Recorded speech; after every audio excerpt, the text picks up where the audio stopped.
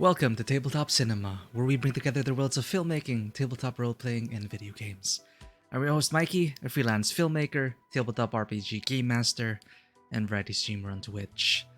I hope that came out clearly. We double-check our instruments today. I guess we're having another back-to-back feature of SCP Secret Files. We just played this last night, and I do want to finish this, Vanwa. So you mentioned that we might have 2 more cases left, so we are approaching the finale, and I'm fairly confident we'll be able to finish it by tonight. Well, tonight my time. So I got my coffee ready. Strong black coffee to handle all the archiving work. It's tough work working for the SCP, but it's an important job. We need to secure, contain, and protect. We fight in the shadows so that people may live in the light.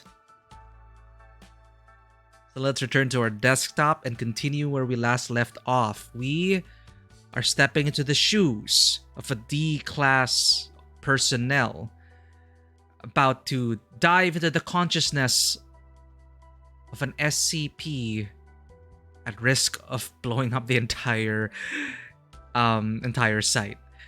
This SCP happens to be, well, on the surface, an innocent little girl.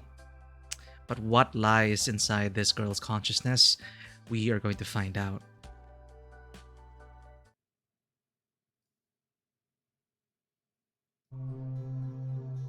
Alright.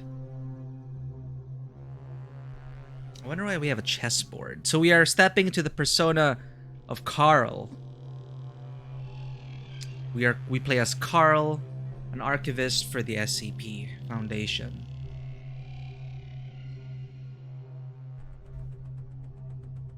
Oh, okay. Is this like bonus stuff? Oh! Collectibles. We're gonna finish SCP Secret Files today, Fisher. How's it going?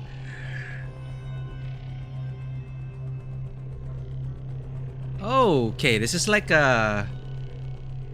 We only have... Oh!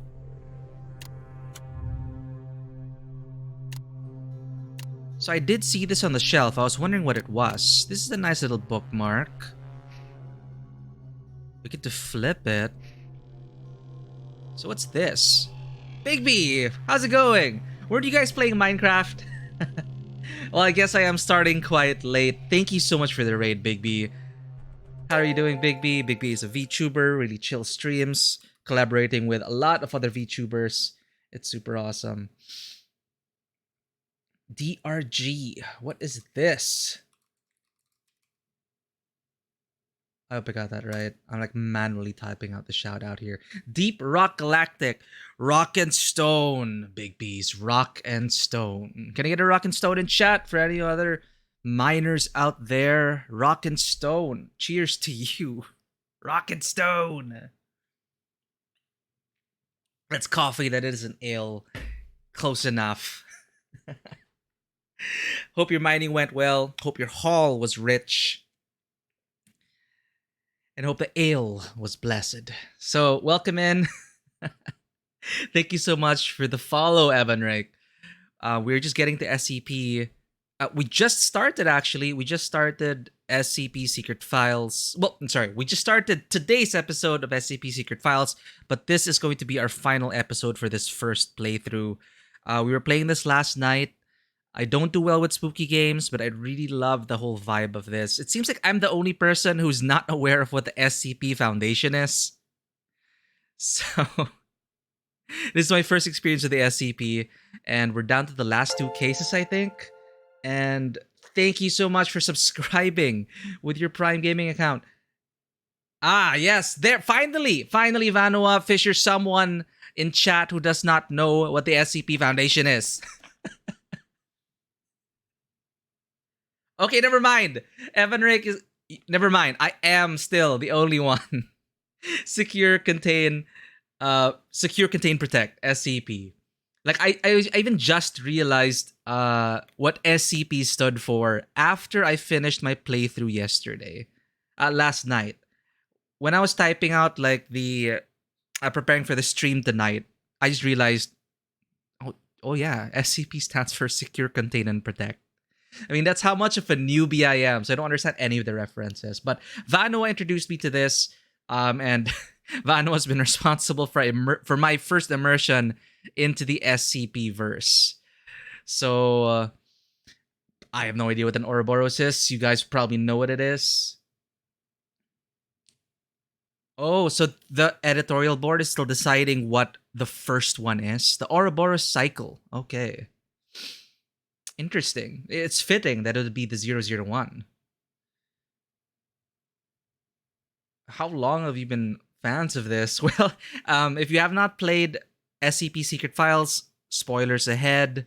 I'm not sure if the cases, please correct me if I'm wrong, Vanua. The cases themselves, the playable cases here, they are still based on stories from the wiki, right? They didn't create new content for this. They basically curated it and brought to life some of the stories, right? So if you wanted to see some of the stories come to life in this way, it is quite a fun game. It's an anthology of games. Each story has a different treatment, and I'm really loving it because I did play Control. If you know Control from Remedy, creators of Alan Wake, original Max Payne, and all that, I loved Control. I super loved the universe. I did not know it was heavily influenced by the SCP. It is essentially like the Federal Bureau of Control, and it's that kind of vibe. But here in SCP, we play as an archivist. SCP Secret Files. This game that we're playing an archivist named Carl, which is why you see that we're looking through our achievement right now. We are looking through the stories, archiving them, and making sure everything's neat and tidy. And we're about to head into the finale soon. Lobotomy Corp? Oh man, that's something I wanted to play because I think you were also the one who suggested it, Vanua, the Library of Ruina. That was on my list, but it left Game Pass, so I kind of I missed an opportunity on that. And I did not want to play Library of Ruina until I played Lobotomy Corp, because I think some characters are from there, or at least a major character of Lobotomy Corp is in Library of Ruina. So I wanted at least to get that reference. And I heard Lobotomy Corp is also fun. So, there's just so many games, so little time. We're getting so many amazing releases. LCs literally have SCP inspired on his game Steam page. Project Moon? What is Project Moon? Yeah, okay. These are more stuff that my wish list is endless. I'm never going to be able to go through this. But hey, you never know. I didn't expect to be playing SCP Secret Files today. This weekend, I mean. But I just suddenly felt like it. Roguelite monster management stipulation inspired by the likes of this. Oh, it's literally in the touchstones. Cabin in the Woods and Warehouse 13. Got it. Oh, Project Moon is a dev. Got it. I have not played any of their other games. So that would be quite an experience as well. But anyway, this is interesting. So you guys will probably understand the references. I'm just trying to look through. Just lowering the volume a bit. It's kind of eerie. So we're gonna dive into another case right now. But I just wanted to check these collectibles as suggested by Vanua. We just contained SCP-1762. We just neutralized it. It's 1762-1 is to be kept in a standard containment cell of Reliquary Research Institute. We saw this already. Documented for further study. It's a cardboard box. The words "Here be dragons" is written on the outside of the box in black permanent marker by Daniel, the titular character of the monthly talk that we listen to. Oh, it'll occasionally open on its own, releasing 1762-2.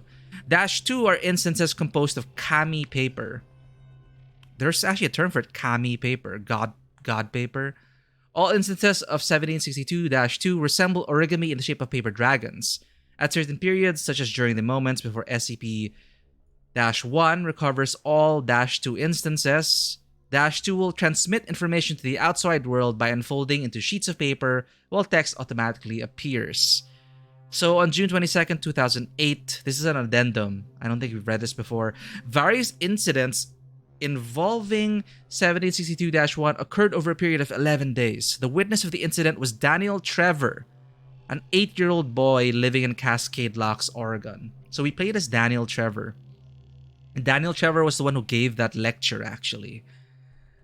But as of now, it no longer exhibits anomalous properties, as in reclassified as neutralized. And it is a pretty wholesome story. So Dash 1, along with a large number of other inactive Dash 2 fragments, have been preserved in the collection room. How nice. So we get a card for it. Here were dragons. Wait, it's 66% off? Oh, crap. I said I'd wait for the Halloween sale. Well, actually, the PlayStation Publisher sale is ongoing right now. Some really great PlayStation hits on PC, actually. So if you have not jumped on that, I highly recommend playing some PlayStation Studio stuff. But I did not know it's 66% off. Until when? Okay, I'm pretty sure it's going to go back on sale for the Halloween. Oh, it's for the Tokyo Game Show. And it's only until today. Sorry, 21.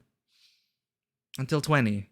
Well, 20 for you, 21 for me in the Philippines here. And it has the art book is also on discount.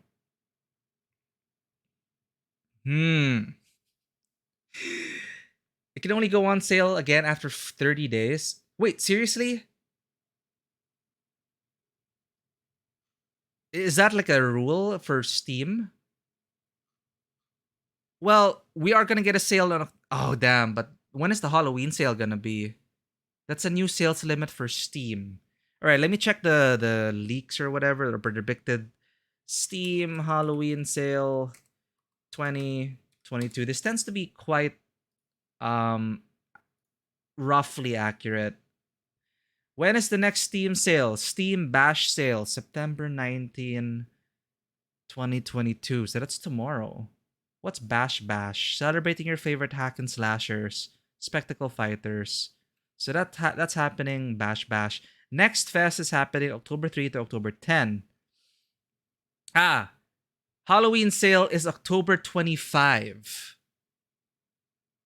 So I think, yeah, it will go on sale again. It's just October 25. Crap. Wait, what's... Oh, yeah. You know, my Steam ID, I don't have many Steam friends. What is my Steam ID? I think you can find it as Redwens.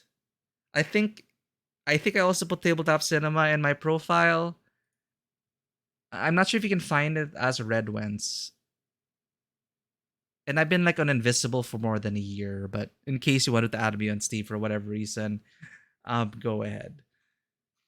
Okay, October 25 is the... I did not know about a 30-day thing, so it will definitely go back on sale, but it's going to be on sale on October 25, and by then, I'm going to be saving up for Bayonetta on October 28. And we're going to be playing A Plague Tale Requiem for sure on October 18. So, oh man, it's going to be busy. Oh well. We got a lot more sales coming up, and I'm currently enjoying SCP right now. So, yeah. Put back. What's this? Why are we missing some cards? Did we not do this, like, did we not do well enough in the other cases that we didn't get them? Ooh, thanks, baby. This is... Okay, how do I do this? Right. Incoming request. I guess this is you. Oh, shoot. Why can't I accept it? Eh? Okay, I can't use the in-game overlay to accept it, so I will use Steam itself.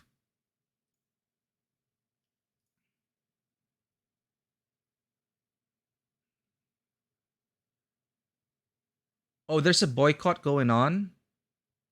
Oh. Well, it's gonna be in my Game Pass already. Plague Tale is from the same... Oh, the publisher of Plague Tale. What's happening with them? Oh, yes, go ahead, Fisher. What do I away? Okay, I think this is yeah, this is you. Awesome profile pic. I loved Hades. Okay, now I'm a bit iffy, Vanua, on that. Um, because I know Atomic Heart was a strange situation, especially because of the premise and the setting of the game. A Plague Tale, however, on the surface is divorced from, well, I'm not sure what the setting is for a Plague Tale, but um, what is happening with the publisher that people are up in arms about right now? Focus Entertainment. What is happening with Focus Entertainment? It's a French video game developer published in Paris, France. Okay, I'm not familiar. What is happening with Focus? If you don't mind me asking, I do want to know. Why isn't it? Did I?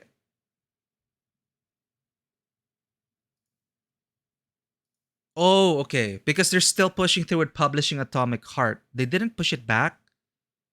There, finally accepted it. Ooh, Russian subtitles mini drama. Okay.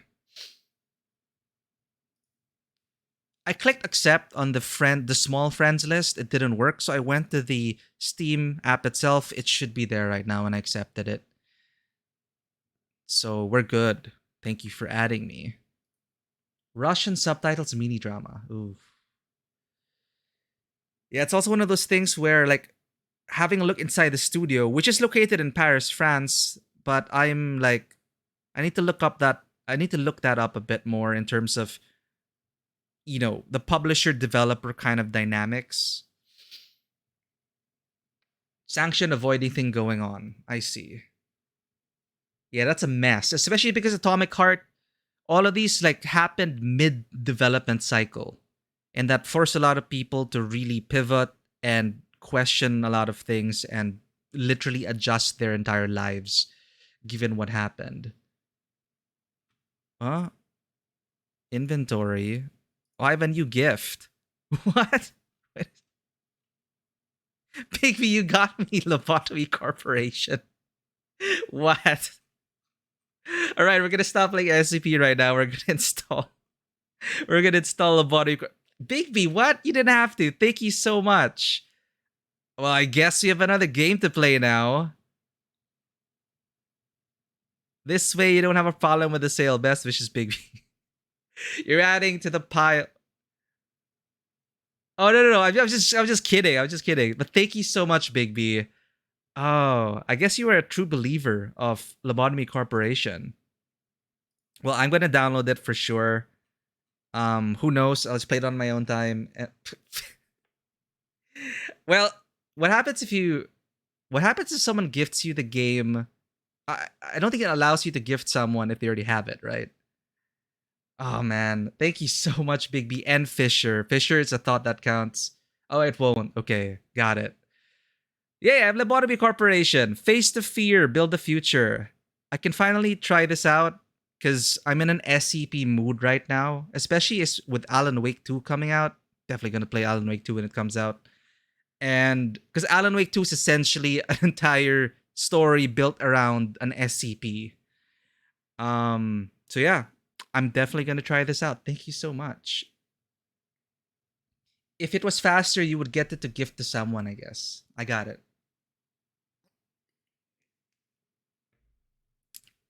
I'm so excited to try this out. Thank you so much.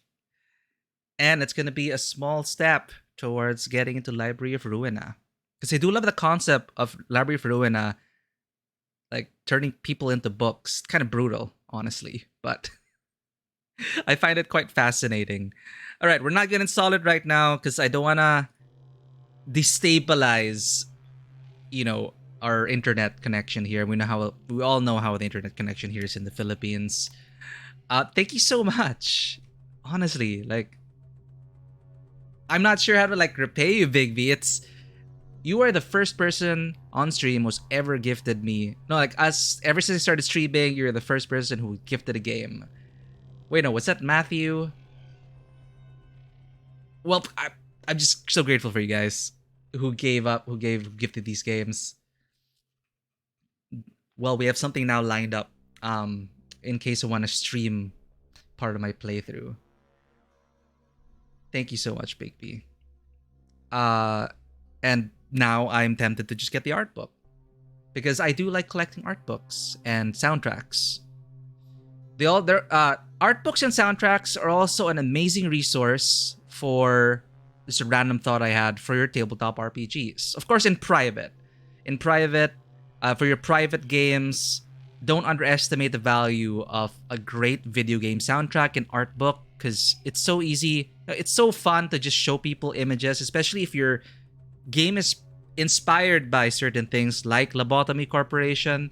Then you have music and art to draw from for visual and audio aids. Shadow, good evening. I'm catching you in these weird hours. The time zone's keeping us apart, Shadow, but here you are. Welcome in. It's nice to see Maple. Vanoa, please add me. I'm not Shadow. I'm not sure for Steam friends as well. Please just add me. But how are you doing, Shadow? Hope you are having a great morning, right? It is evening over here, so it should be like roughly morning. And I just wanted to get SCP done. All right, I gotta. Anyone new who comes in, I gotta ask. Shadow, sorry, I don't remember. Are you familiar with the SCP Foundation?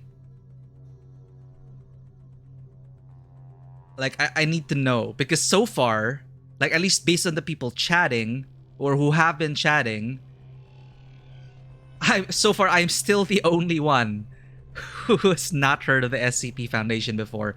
My theory is that they wiped my memory after I got too close to an SCP. That's my theory. All right. Finally, someone who does not know about the SCP Foundation. Well, we are surrounded right now by SCP aficionados. Exactly, Big B's. That is my theory. Because like everyone is coming in and they're saying, "Oh, CC SCP, this is so awesome. Oh, hey, it's the SCP. How awesome, how cool." And I'm just like, okay, like I'm the only one here who does not know about the SCP. So that is my theory. They gave me amnestics. For sure, they gave us amnestics because I have it like a vague imprint that like this should be something I know or this should be something I'm familiar with or at least I was exposed to. Right? And like I probably vaguely recall now an incident where a friend of mine who's so heavy into like paranormal supernatural stuff and by extension SCP stuff, but I can't recall it. So yeah, there it is. Amnestics, everyone. It's literally a hell of a drug. So this is a kind of a psychological horror thing right now, Shadow. It's an eclectic mix of stuff. It is anomalous objects and phenomena and locations. And this is about a secret society. They are secret, right? Are they a secret? No, well, they work in the shadows so that we can sleep well in the light. So they handle all sorts of unexplainable phenomena, like this one heavily inspired by the Yellow King, if you're familiar with the Lovecraft's mythos. But the Yellow King's not from Lovecraft, it's from a different author. Fudge, I can't remember his name. Who wrote the Yellow King? Anyway, it became part of the whole Lovecraftian mythos thing. And this is very familiar to it. It's literally a play that drove people insane. So that's very Call of Cthulhu-esque. And then on the offhand, you have like a very wholesome story about paper dragons stopping a whole town from getting demolished by an earthquake. So yeah. No, I don't think thank you so much, Vano. I'm gonna accept that before I forget it. Because I rarely like peek into there we go. Yanoa, Vanoa, Vanya. I guess since we met as Vanoa, hope you don't mind. I'm gonna call you by the name here. I think I accepted it already. Probably class G gaslighting amnestics. It's like, don't gaslight me, SCP. Oh my god. So we're almost done with the game actually, Shadow. So I'm just letting the coffee sink in right now. I'm looking through the collectibles I have so far. Then I'm gonna be ready to dive into the consciousness of a little girl. But don't be fooled, this little girl is an SCP tagged anomaly, Shadow. This little girl may destroy an entire site. So we are going to step into the shoes of a D-class employee, basically the cannon fodder, the expendables, the experiment subjects, the expendable human resources to try and study this anomaly and stop her from blowing up everyone.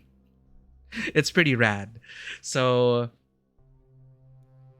yeah, to cause subjects to doubt the authenticity of their memories, for sure. It's like, now it's like, I don't remember, but I should remember.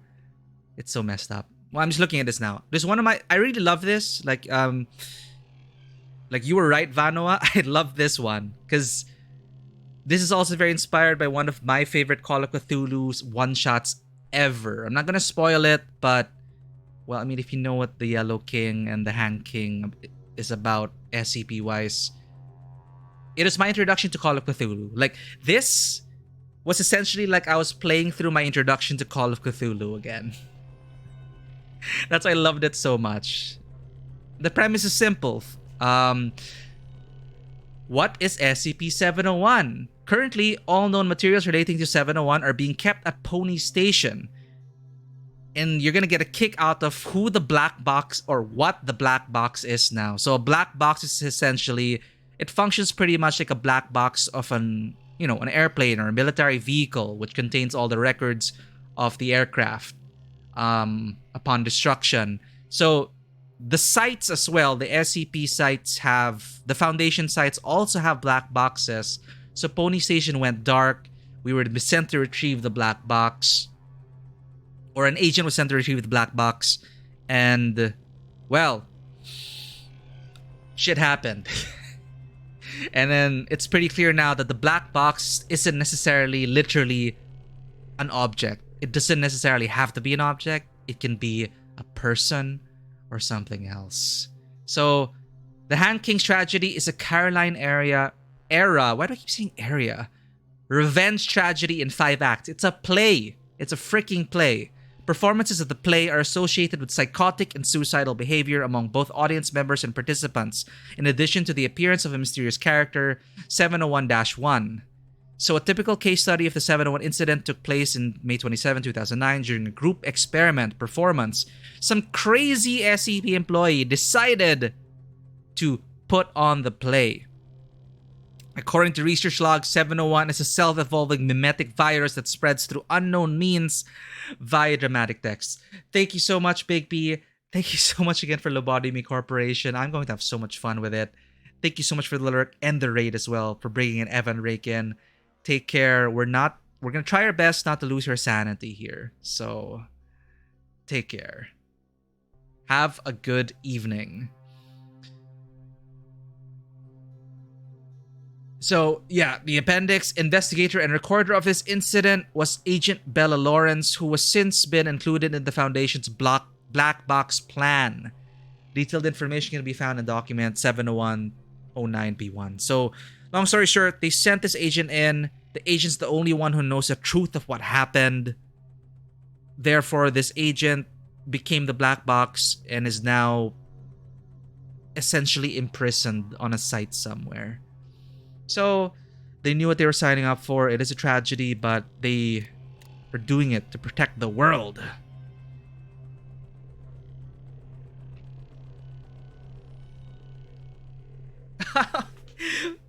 Thank you, Vanua, also.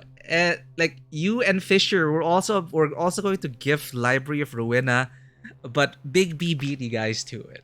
So thank you. It's the thought that counts. There are like 3 copies. There's like 1 actual copy of Library for Winna now with me, thanks to Big B, but 2 copies. Um, it's a thought that counts in my heart. Thank you so much. Glad to have you here as well, Evan Rake. Am I pronouncing your name correctly? I want to get it right. Evan Rake? Evan Rake? Library for Winna, apparently it'll be, restricted to post-Soviet countries. Regional problems, right? Honestly, like, it always sucks when you're so excited for something and then they tell you this is not available in your region or you're not allowed to interact with this region.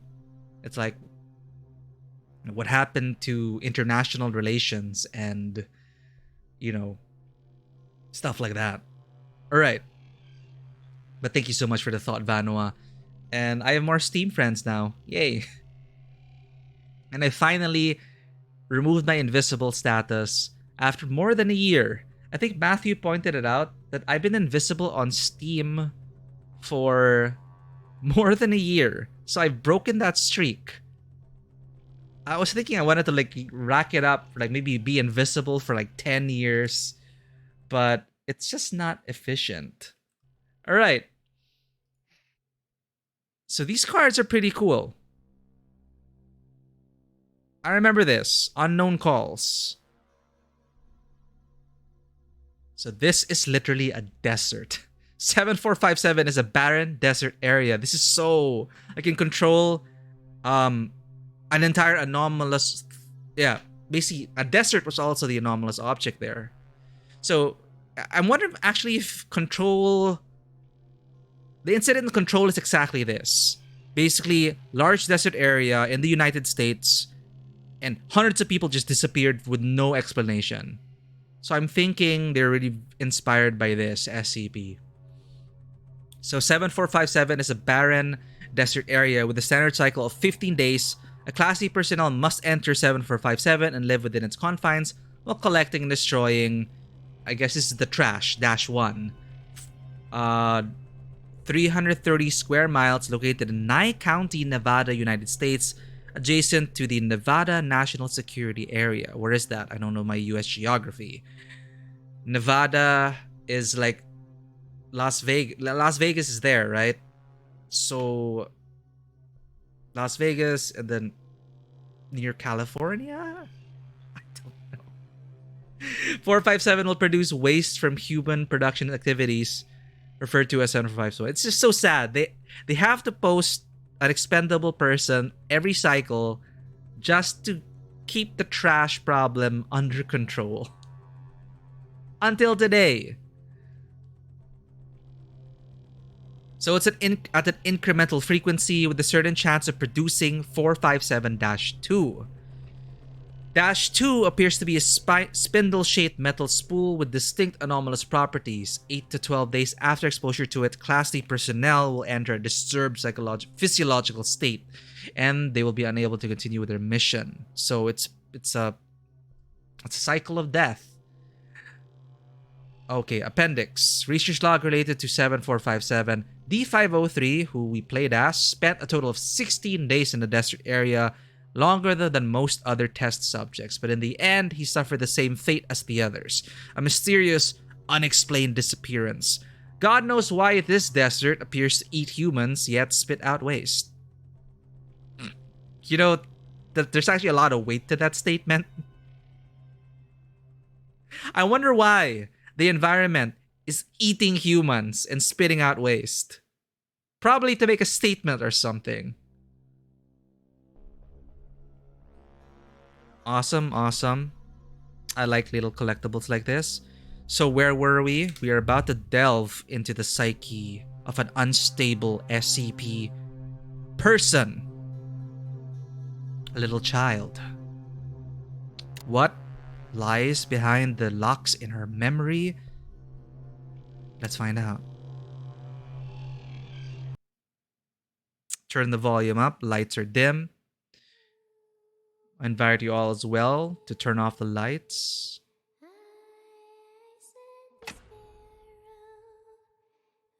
And turn up that volume. Oh shoot. Yeah, if you want to look up our SCP number, what is your SCP number?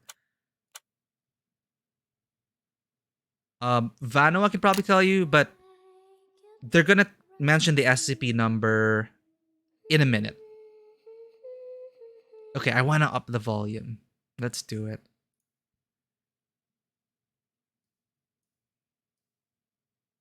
Alright. 239. Thank you, Vanoa.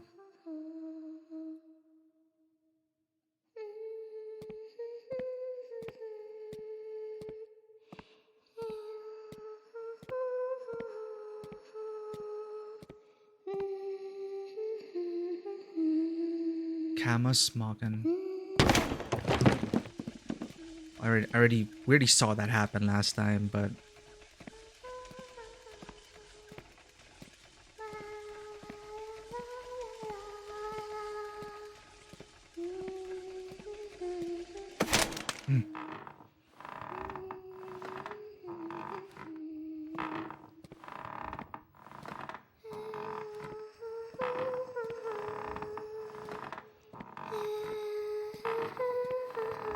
okay.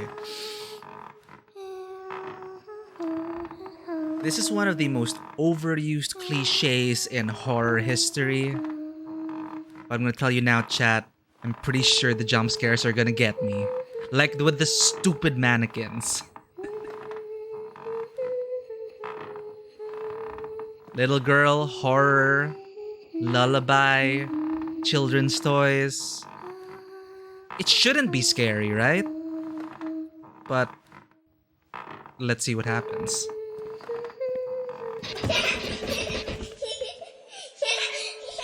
D6744, can you hear me? Son of a bitch! Fuck you! Oh, The whoa, situation is urgent. language. If you were still the way you used to be, you would have done the same. Hello there? Oh. Ah! Oh. Hey, wait! D6744. Anonymous what gifter, did thank you see? so much for the gifts of Evan A little and girl, Joy. but she ran away when she saw me. That little girl is SCP-239. What else have you discovered? Right on the money, Vanuat 239. Thank you so much, Anonymous gifter. Evan Reich, enjoy your ad-free viewing and cats. Of course, I hope to give more value to those subs in the future. Welcome to the table. And enjoy your dragon egg. Sorry. I'm sorry. Help me. It's The okay. girl's consciousness is severely damaged. That probably explains her total loss of energy control. Then This how reminds should me we of like proceed? Persona or something.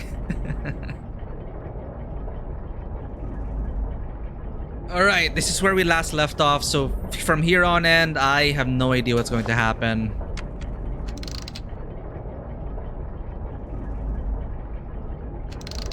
How many times do I have to turn this? Conscious. If there's a solution to this, it's gonna be in there. Good. D6744. You really are the right person for this mission. D6744, I must remind you, SCP-239 is no ordinary girl. She is uniquely dangerous. Do not forget. Yeah, I got it. I'm dangerous too, don't forget.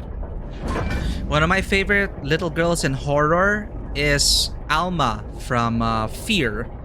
You know, Fear was an amazing first-person action game with bullet time combat, destructible environments. It was fancy as hell. The gunplay was great. The AI was sharp. But it was also terrifying. I've not played Evil Within 2. SCP-000 Anonymous. That's what they're doing, right? SCP is rewarding us. An SCP may be rewarding us right now. What SCPs are available on Twitch? You know, given how SCP is still going strong today, I'm pretty sure that there are SCPs related to Twitch and streamer culture.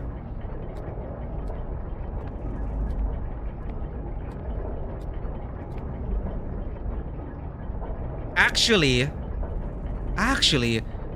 randomly, I was thinking of like streamer culture, not necessarily. Have you watched what's that movie? Cam? Cam. Let me check it out. Movie Cam. Cam. All right. It is actually on Netflix. It's decent. It's very divisive reviews. It's a psychological. If you've not heard of Cam, it is a 2018 American psychological horror film directed by Daniel Goldhaber. It is about a cam girl who awakens one day to discover that she's been replaced on her show with an exact replica of herself.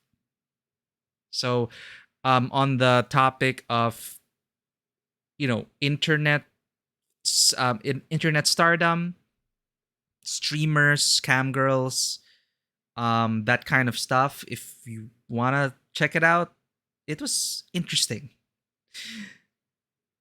I guess you could actually classify it as an SCP. That replica of herself is the SCP. So that's Cam, CAM for Cam girl.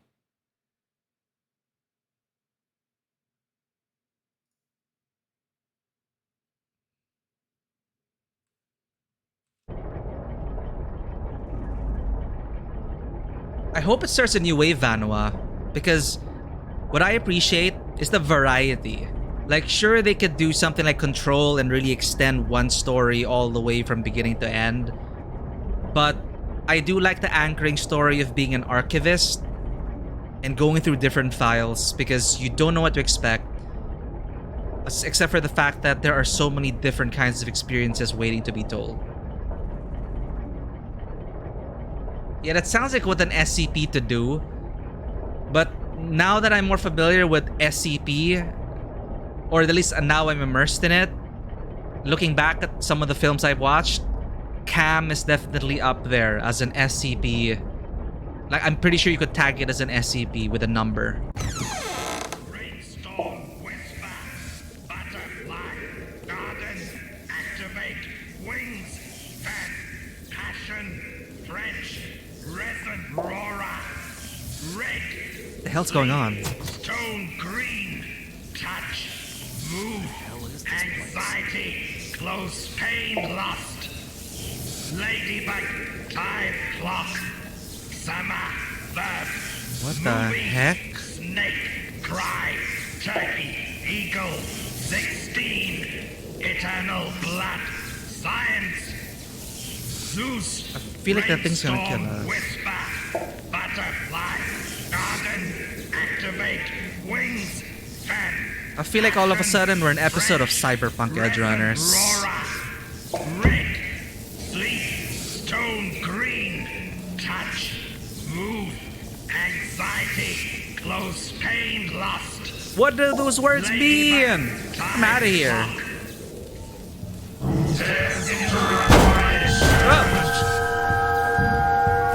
Oh, we got another thing chasing us. You will pay the price. Holy mother of... Run, goddammit!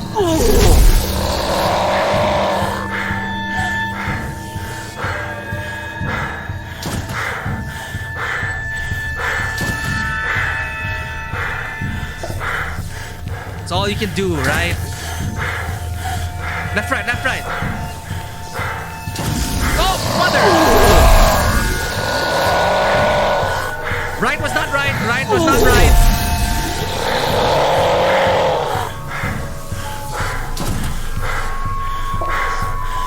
Right! Left!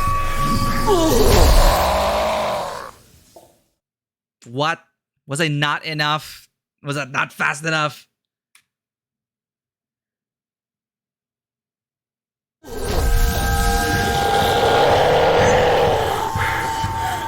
I'm sprinting as hard as I can.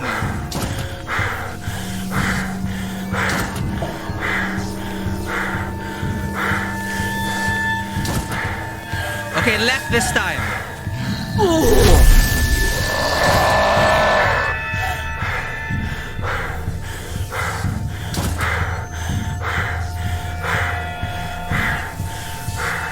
Okay, I don't see you yet. Left. Maybe straight ahead. closer! Okay. I bumped into the shelf van. Oh, goddamn those shelves. Yeah, this is what they're talking about, Shadow. Hell yeah.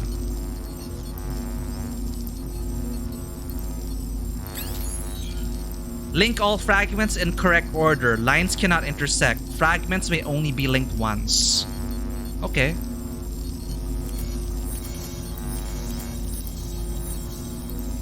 Huh? Wait, what?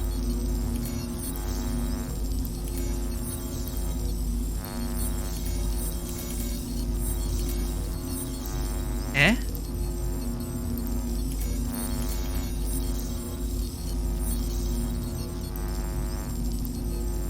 Oh wait, what's the order?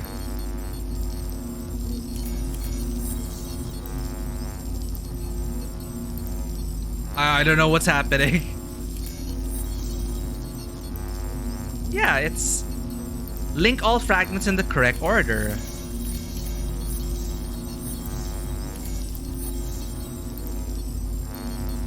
They're not intersecting.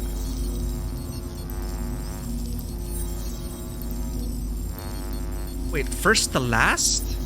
No, I'm following that rainbow path.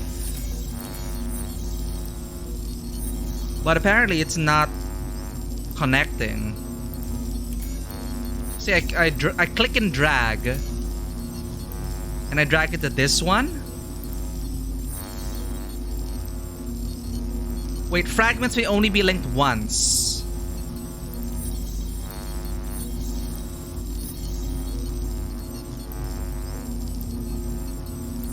What the heck? Reset puzzle. Drag, drag, drag.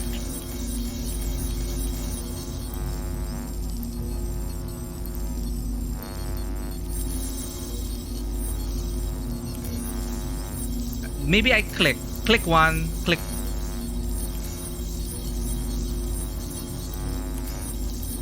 Okay, this is red. Yeah, I'm clicking and holding. Oh, you don't let go. Okay, sorry about that, Banwa. Because I've been clicking and I'm letting go. Click. You're not supposed to. Oh, just like that. So stupid. I'm so sorry. I thought you like click and let go, you connect one. You click and drag, let go to link another. I'm Dr. Pierce. We are now conducting ability control test number 125 of SCP-239. Okay, let us begin. First, set Oh my voltage God. strength to 30 kilovolts. They've been Power experimenting on her. Typical story.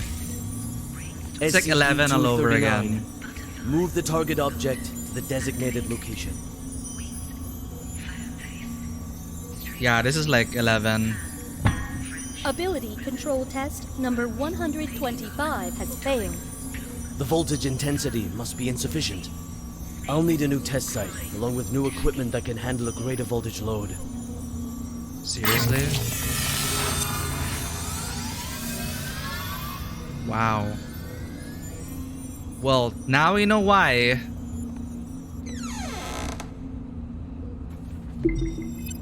This is the R potential development plan. So 239's containment room. The experiment period was 48 months of doing that to the little girl. Sean Pierce.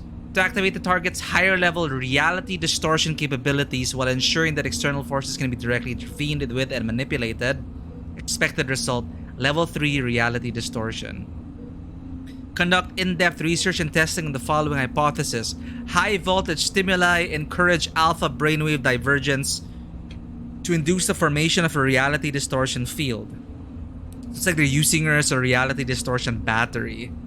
The actual observed effects of reality distortion forces under various voltages will be tracked and recorded, and the correlation curve graph between them will be established. Experiment shall use pulse voltage stimulation as the primary method, with a pulse voltage range of 100 volts to get this, 30,000 volts.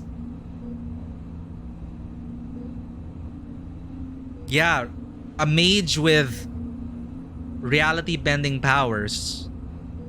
Like, I don't know what it is. Entropy, matter. During the experiment, 239's reality distortion capabilities have been deemed qualified when receiving stimulus involving the following words. Ah, that explains it. Rainstorm, butterfly, fan. With this observation in mind, future experiments shall continue to employ these words to further test correlation amongst related speech sounds, impulse voltage, and ARB development. What is ARB? ARB-1 pulse alternating voltage room, SS radiation feedback device, devices related to telekill headgear. But the results are unqualified. Notes: project to be transferred to Lab 355 in order to initiate ARB pressurization experiments. They're gonna like shoot 30,000 to 250,000 volts through her. I mean, what did we expect from people like this, right?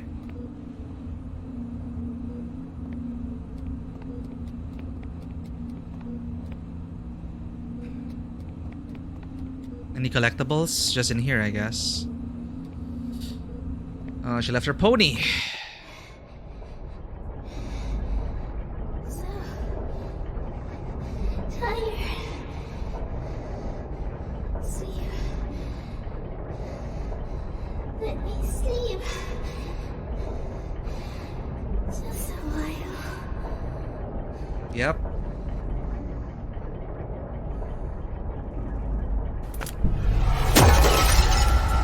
Well, that's the first door down. Ooh. Trippy, you can like see it. Next one.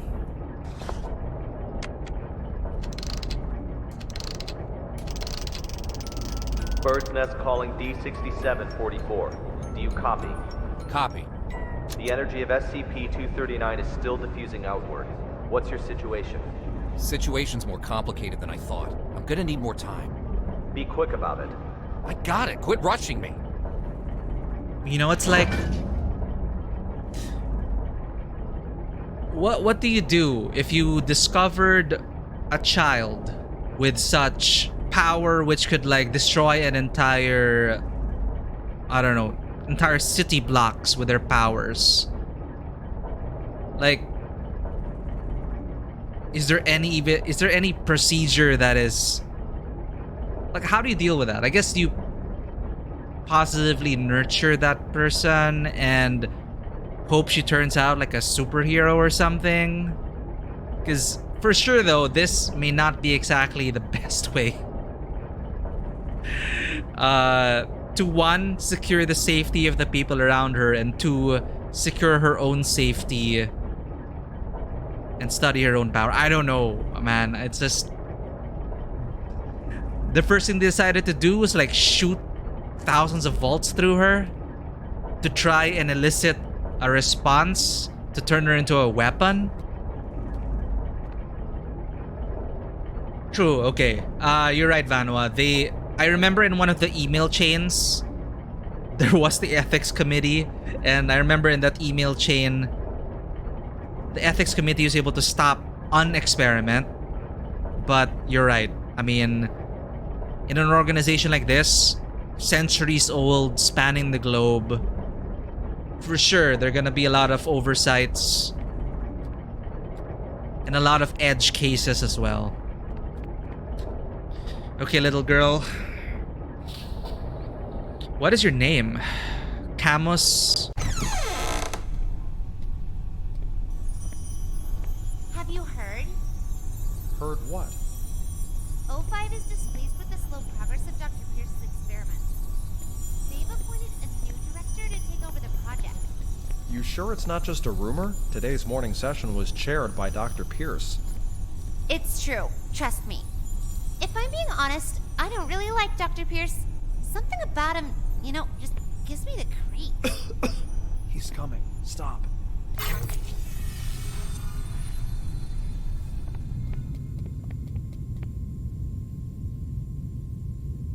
What is this?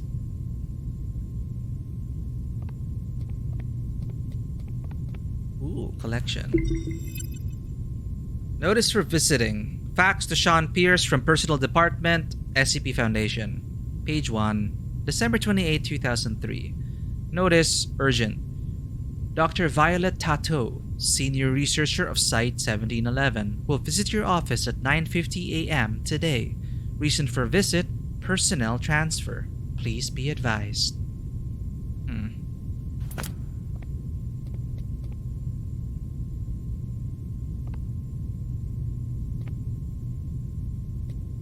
Okay. I've seen that kind of stuff before. Hey, look at this door. Zappy. Don't think we can touch that. I want to try touching it though. Okay, that didn't. I thought we were gonna get zapped.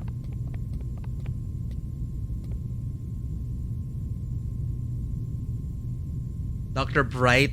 God. I'm pretty sure there's a whole eclectic cast of scientists who've gone a bit too far. For the sake of science. Alright.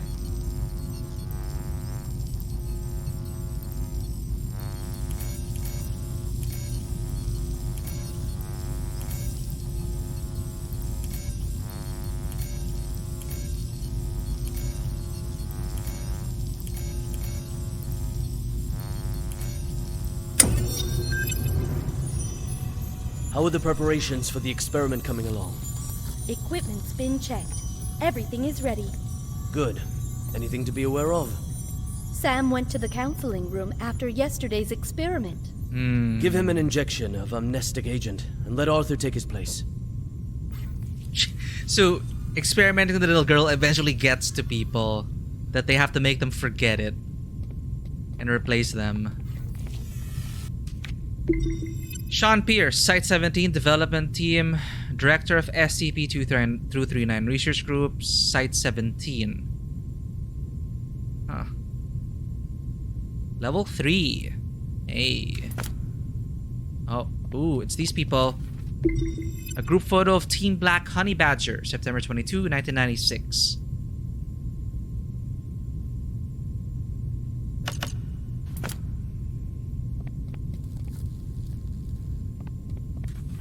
Sean's diary. It's so convenient when NPCs have diaries so we can read, right?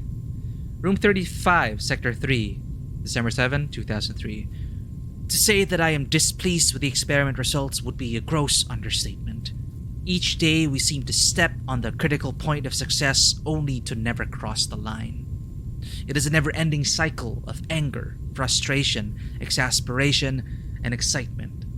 1,000 mixed emotions swirl within me, to the point where I can no longer distinguish one from another. But to give up now is not an option. I know that much. The successful conclusion of this experiment must be seen through to the end. With failure comes experience, and I now know where the main problem lies. The maximum safe voltage permitted by the Foundation is still too low.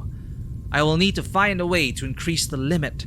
Resistance, agency, free will. Rest assured, nothing will stand up to the power of extreme voltage. And that's where he lost it. Just checking for collectibles. Curious, what do they put in here? General science, physical science, advanced computer mathematics. History. That's where we came from. Always observing.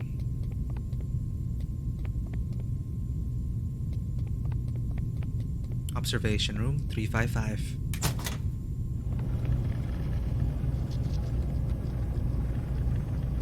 Ooh. Try again. Set voltage strength to 250 kilovolts. You're kidding me, right? Dr. Pierce, the heart rate of SCP-239 has now exceeded 160. Her physiological indicators are quickly approaching their limit. Oh. Perhaps we should consider pausing for a while. Pressurize. Set to 250 kilovolts. Go. Now. SCP-239. Pay close attention to my instructions. Crush that car in front of you.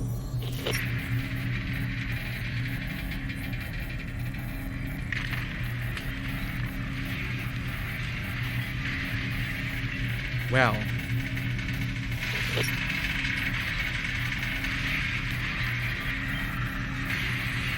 Jesus. What's the meaning of this? Sean Pierce. Violet. Long time, Sean. What's it been? 7 years? I've got no time to play catch-up with you. It's a tattoo. Not a great first impression you're leaving either. Barging into my lab and interfering with my experiments. According to Foundation security regulations, I could have you detained, you know. Still the same old temper. You haven't changed one bit, Sean. Well, if you want to talk business, then let's talk business. You should have a look at this first. This is... No. This is O5's mandate. O5? Effective immediately. Which plan and all SCP-239 experiments will be led by me. No, that's... No! This is a mistake! It's not possible! Don't take it personal, Sean. The simple fact is that the development of SCP-239 is moving too slow. They want a more ambitious approach. A new process, if you will. A new process? What new process? Just what do you know about process? Please, Violet, enlighten me. Does it Sure. involve less Let us end our voltage? bickering with this. Victory comes to those who fight, and to those who last.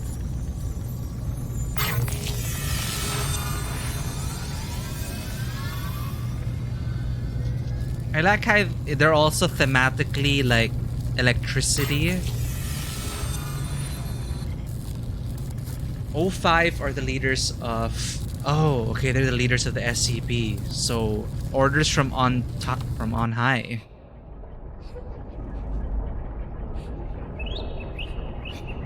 Who are you? Are you here to play? Her mind is so broken, it's like I have no idea how to help someone like this.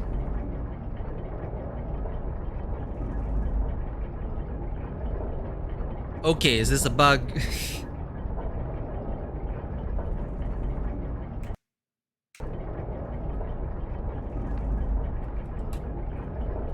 I think we are bugged. Yeah, my mouse isn't working. 5, I believe, is the number of people in the council. So the 5 overseers. It's like I'm stuck on the layer of observing an object, but my mouse cannot... I can't look anywhere else. Crap, I hope it's saved.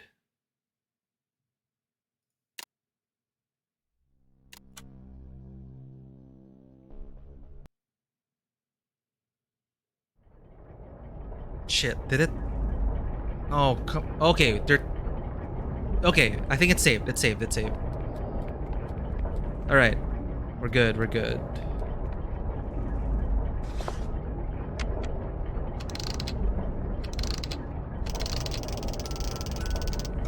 Bird's Nest, do you copy? Copy, loud and clear. Just what exactly is which plan? That's not your concern. Focus on the mission at hand. Stop the spread of energy diffusion released by SCP-239, and do it quick. Yeah, sure. How are we supposed to do that?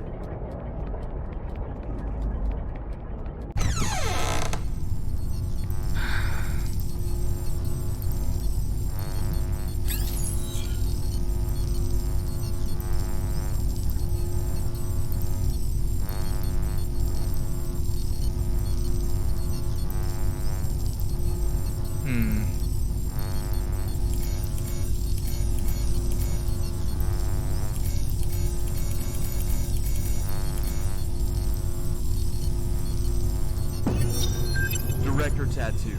The storybooks and toys we ordered have arrived at C3 warehouse. Good. How's the containment room remodeling coming along? The Oh. bed and daily necessities are all in place. So they're gonna make her the seem like demolition a... of the ARB potential development plan will be completed next. Good and good.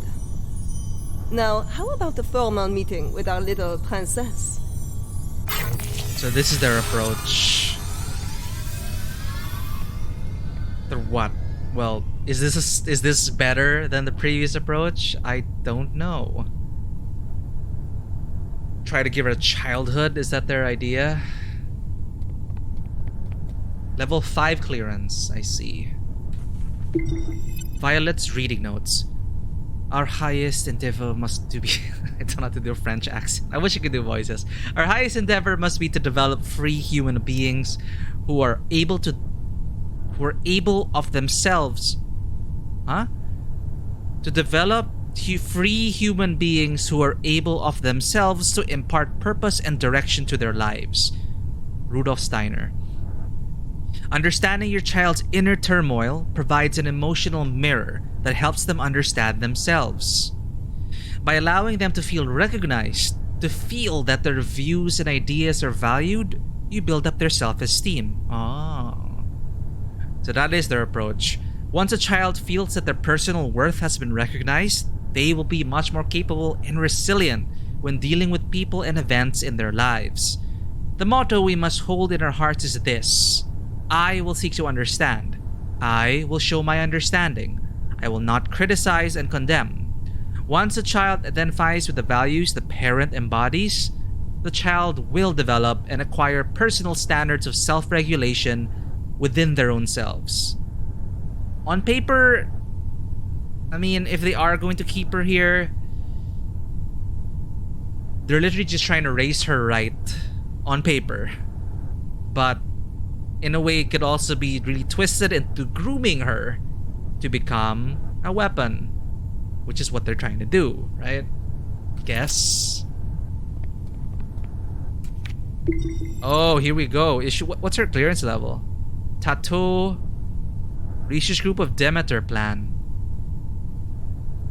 You know, when it's named after mythological figures like Demeter plan, Demeter plan. Sounds serious. She's level 4.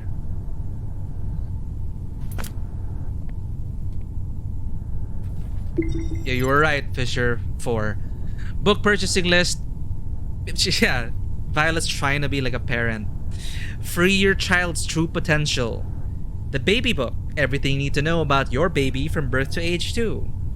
Between Parent and Child, the best-selling classic that revolutionized parent-child communication.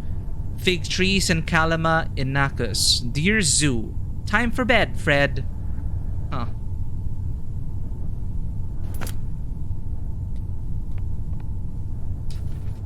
Remodeling plan of SCP-239. Sorry, 239's containment room. Cool. Yeah, they did modify her. Well, now it's a pretty cage.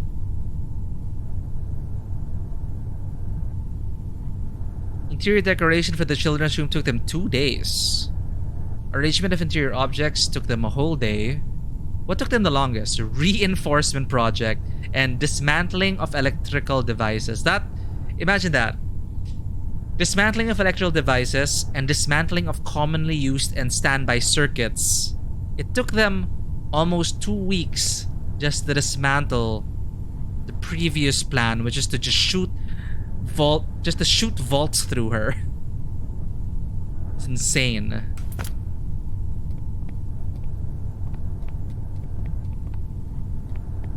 And I like little details like that. Like, you look at that report and you try to look at a pattern and you see that it took them the longest to dismantle all those electrical circuits.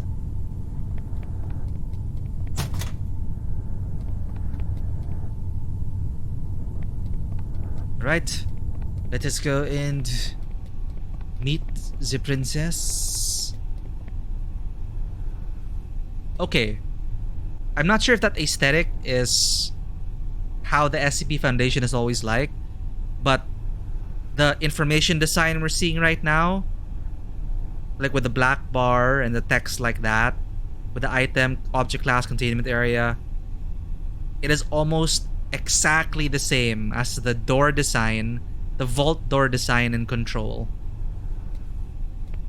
I'm not sure if, because it's released after Control, if they took some aesthetics of Control and plugged it in here, or if this was always the SCP Foundation's aesthetic. Actually, I know there have been SCP Foundation games before, but for you guys more in the know of SCP Foundation stuff, you know, is this like a canonical recreation of the facilities? Probably not even the worst thing that the SCP Foundation has done to Anomaly. I'm pretty sure, Fisher, like black sites like this, by virtue of them being a black site and not monitored, well, they have the support of the governments, but they are not, of course, you know, there's not much oversight. In truth, there's not much oversight, so, you know, if you spook people and tell them that, hey, we have a weapon of mass destruction and it's in the form of a little girl, you're gonna definitely get a lot of people wanting to control that asset.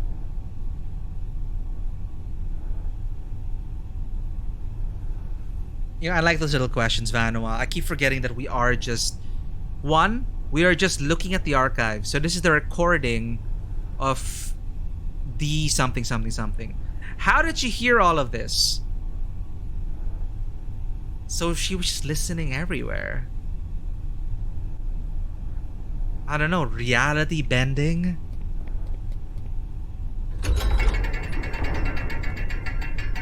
Well, let's meet her.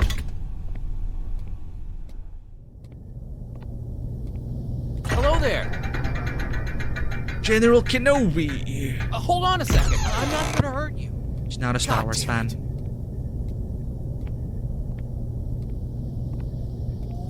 Hello there, child. Are you having nightmares? Monsters. Monsters. Scared. Scared. When you feel scared, just close your eyes. Imagine something beautiful, and those terrible things will disappear. Who are you? Mommy. My name is Violet Tattoo. You can just call me Violet. I will take care of you from now on. No one will hurt you ever again. That is pretty smart, though. Leveraging, you know, using that as a way to break into her. I mean, it's terrible, but that's already immediate, like, I promise you're never gonna get hurt again. Considering what she came before. Like, let's say Violet is actually trying to do this as ethically as they can, given the circumstances surrounding her as an SCP. God, she gave us a real name, right? Camus Meg... Damn it. We don't even know her real name.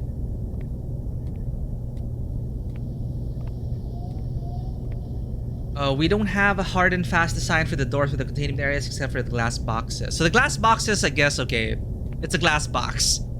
I think this is also a typical design for, especially for what I realized, it's a very convenient cinematic tool. Because it is also scientifically sound, but also helps for camera angles, because you get to have the interaction between the subject and the people studying the subject. Especially if it's like this, it's also very isolating. The glass box in a large room filled with display ports, it really gives the subject the feeling of course, isolation, being observed, being treated like, well, an object, stuff like that. So it's a great visual... It tells a great visual story. Yes, and it makes sense in real... How's it going, Magpie? And yes, I think that's what I meant by scientifically sound. It also makes sense in a real-world observation setting. So it's cool, but it also can make sense if you want to describe it. Okay, Magpie, I have to ask you. Are you familiar with the SCP Foundation? Pretty sure you are. So far, I've only encountered one other person on chat who's not heard of the SCP. If she's scared of monsters, give her SCP-6330 or give her SCP-999. I don't know what you guys are talking about. I'm just worried for the little girl, alright? How are you doing? Alright. That's it for today's bedtime story. We'll have a little test tomorrow. You need your rest. Afraid. Sleep. Nightmares. SCP-239. Oh, show her Daniel Are you Dragons. afraid of having nightmares again? Yes. Afraid. What storybook did I give her? Just remember what I told you. When you feel scared, just close your eyes. Imagine your little friends in the stories all running out of their books to come play with you. Aw. Then you won't be afraid. Get some sleep now. Remember to imagine those beautiful images. Well, obviously we know Violette's just trying to turn her into a weapon, but... Imagine. Imagine. Beautiful images.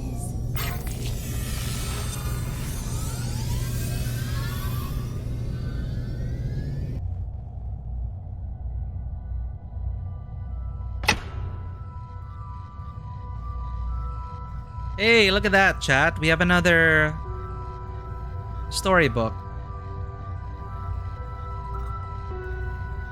I'm not surprised, Magpie. Fine.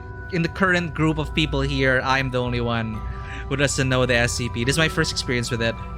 That said, which SCP did you write, Magpie? Plug it in here.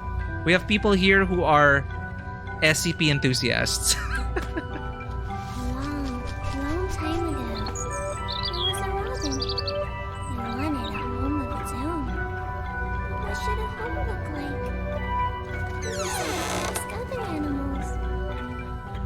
Oh, man.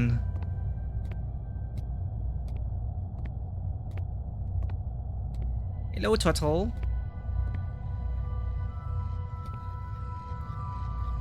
Jeez.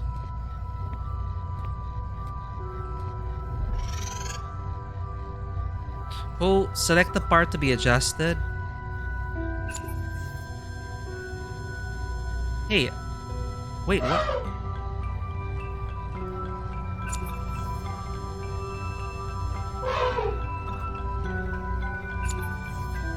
Oh. Whoops. Oh, there.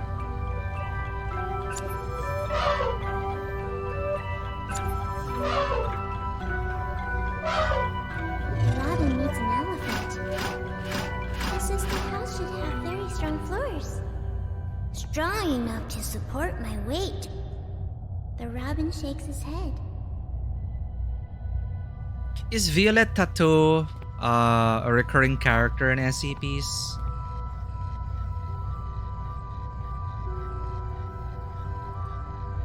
I wonder if you're ever gonna reveal what you wrote, Magpie, or are you gonna leave it a mystery for all of us?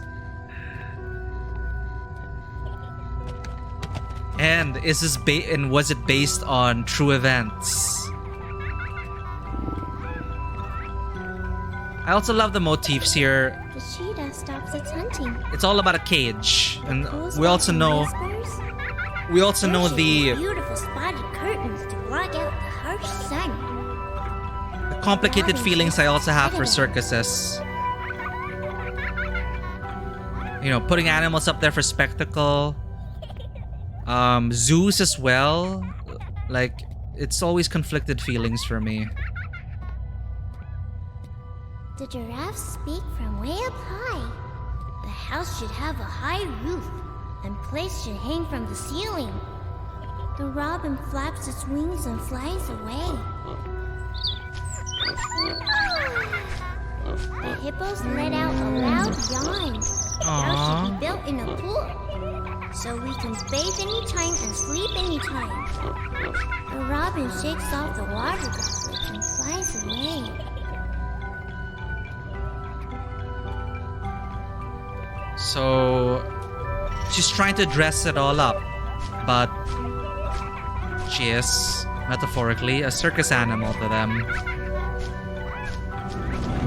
Flappy Bird.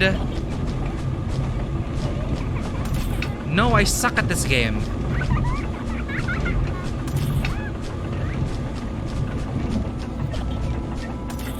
Thankfully, it's not as hard as Flappy Bird.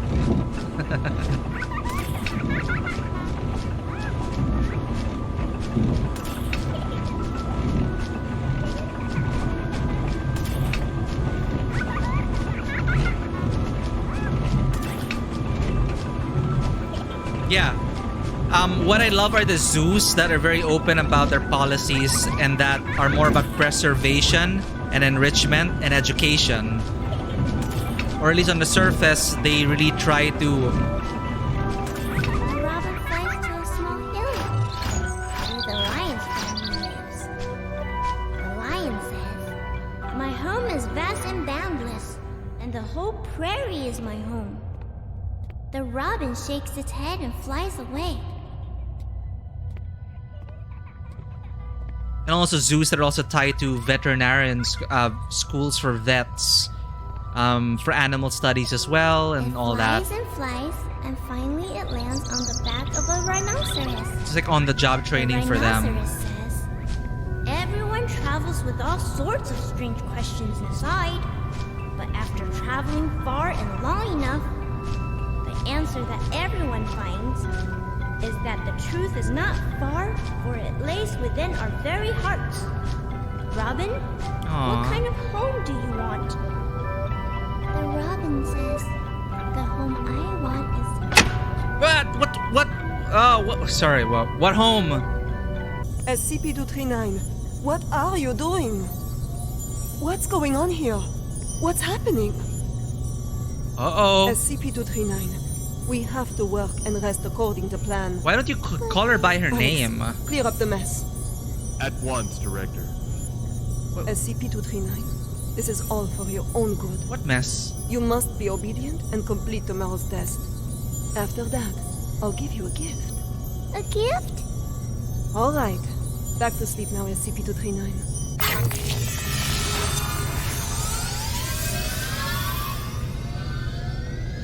You know, if Violette Tattoo read all those books on parenting, she could have at least started by calling her by her name. If she even has a name. What? They deleted 515? Maybe 515 is in this game. Oh, this elevator's so familiar also. I'm actually wondering now if this game... Like, since this was released after Control, if they decided to use Control as a touchstone for the aesthetic of the Foundation.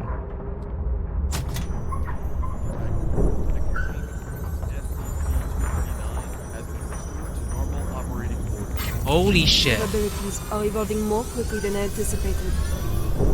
The commissioning of the experimental site must be completed at once. The formal presentation is next week. I'll see to it, Director. What shall we do with these creations of SCP-239? Destroy them. She has been following her orders. She's been creating life. Oh crap.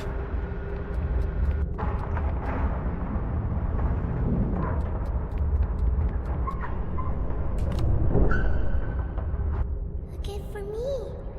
Happy.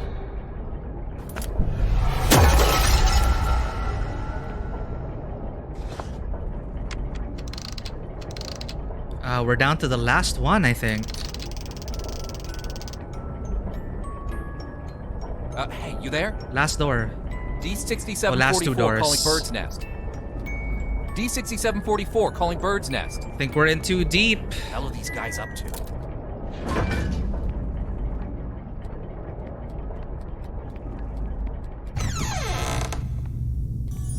Director Tattoo, the experimental site has been fully prepared.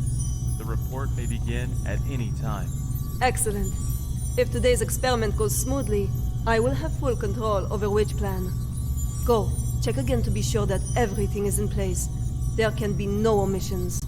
At once, Director. Yeah, you go ahead and do that, Alex.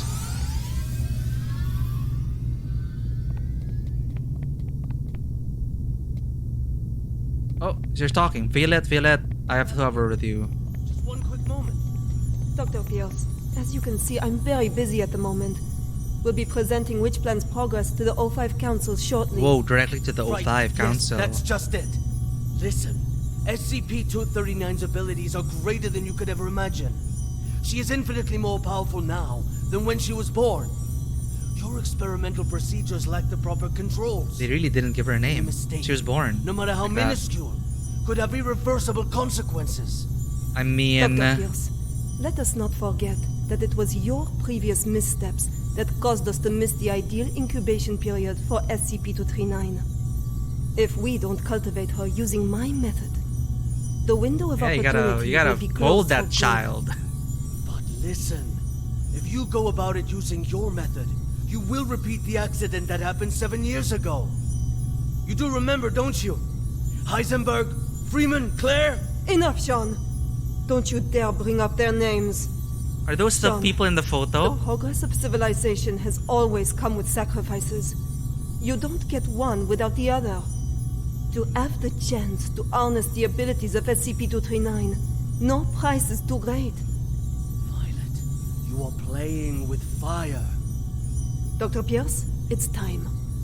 I suggest you go to the first floor to get front row seats to civilization's next leap of progress. Yeah, have this little girl just dream up the next Violet! world. Listen to me! Violet!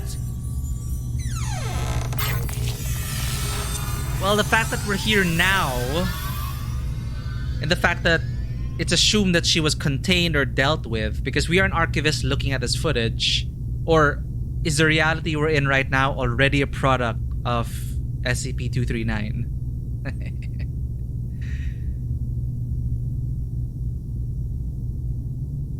Oh, it's nice. It's over there. SCP-515. Well, don't delete it now, Magpie, now that we know what you wrote. The page was marked for deletion, however, because certain pages on the site depend on knowledge of this article, usually tales or supplements, it has been retained. The following article stories make reference to this page. Duke Till Dawn, Incident 239-B. Damn, people even referenced your stuff. Oh, your SCP is a camera. Oh, nice. Actually, did anyone else in chat, have you all contributed to the SCP Foundation? If so, post up your SCPs. So I opened a tab. Thank you for sharing, Magpie. You submitted a lot. Congratulations, Magpie. They got 515.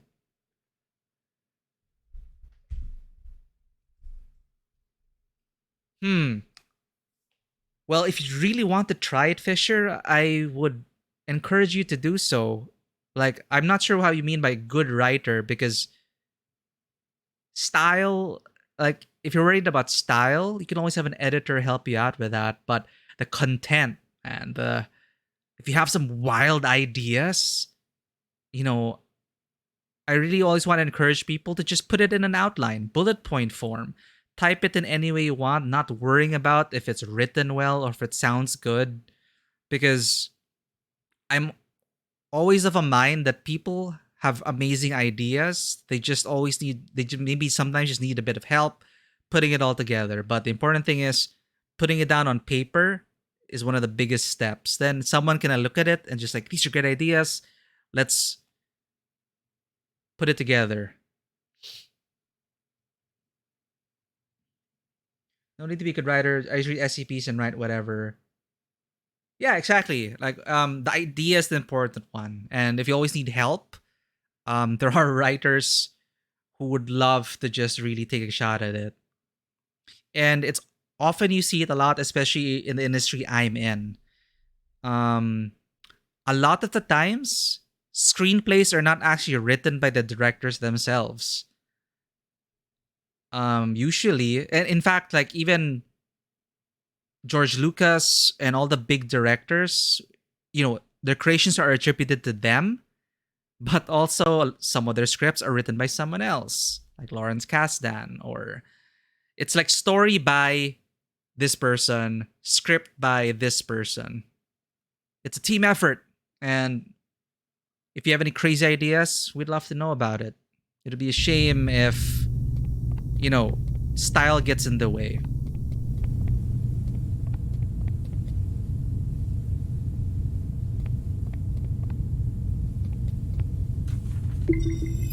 "239 test plan. Convert pure water into wine." Jesus, they really are using her powers to... She's basically a goddess. "Resurrect birds that have been dead for more than 12 hours. And even if it's all just bent reality, it's as close to the real thing as you can. "Create a fig tree. Turn living things into molecules." So you're essentially Dr. Manhattaning people. Holy crap. Oh.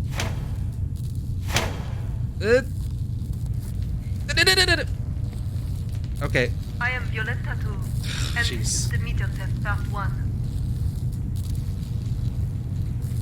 SCP-239. Do you remember our friend here? Yeah, you mentioned reality bending powers, Vano, but not to this extent. Can you make it come out and play with us? Okay. Oh, where did I see this before? I saw this in a movie.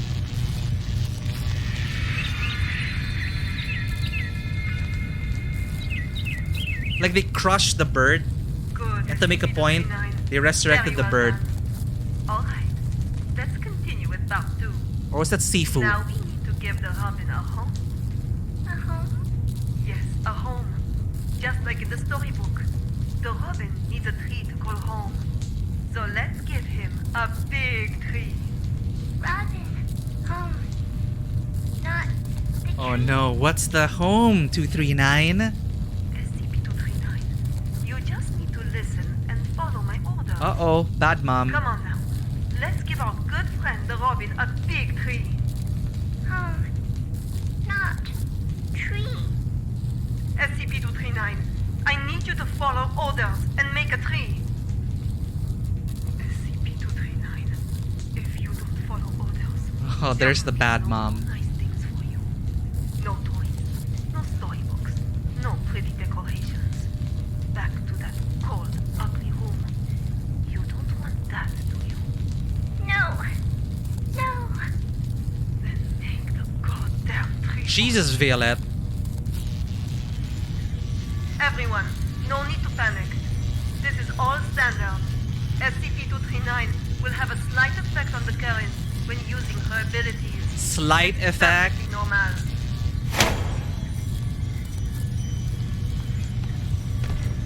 Very well done, SCP-239. Good. Perfect. As you can well see, under my guidance... Ah, right. There, she's presenting to the more and O5. more powerful each day. Over time, we will expand She the needs this to experimental convince the concept, and you O5. will see even more advancements. SCP-239, you can stop now. That's enough.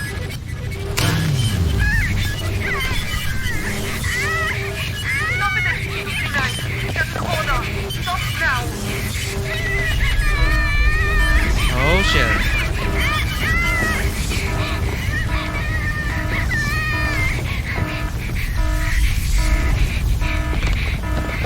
Holy crap. God damn it! Why won't it open? John? John! I think this is why you don't see John, Violette. the backup door outside. Help me open it. Come on, quick. Because I think she dies here.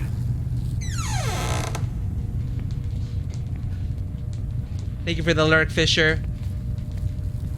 Yeah, good mom and bad mom. Interesting twist in good cop, bad cop.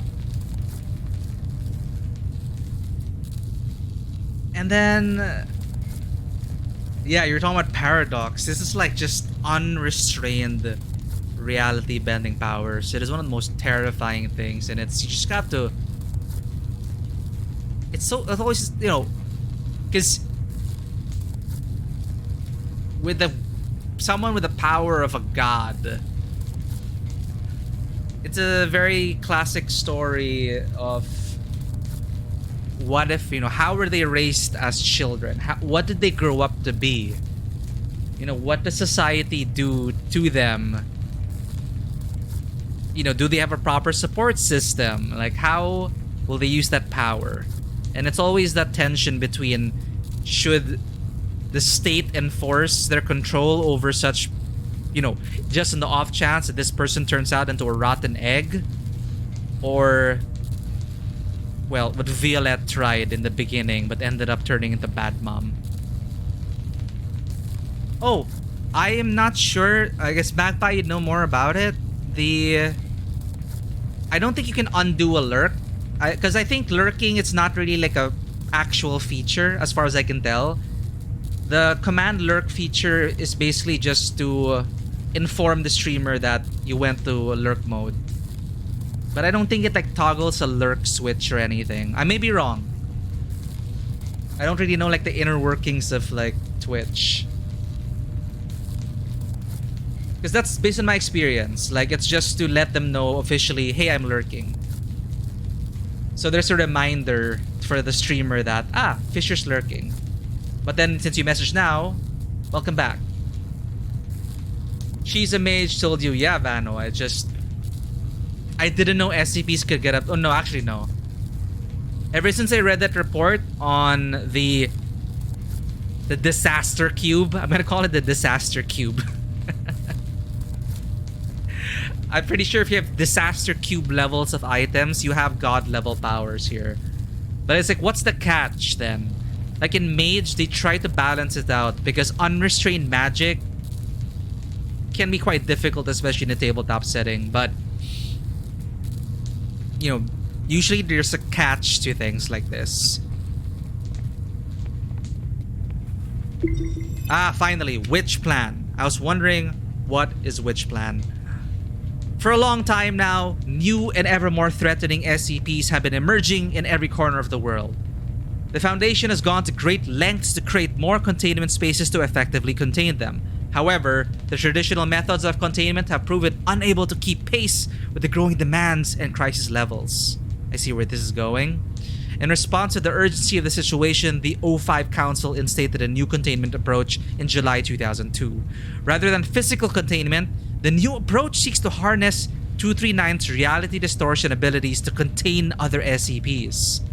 Makes sense. This project has been given the code name Witch Plan. At 2100 hours, October 22, 1998, a baby girl was born at Amrita Hospital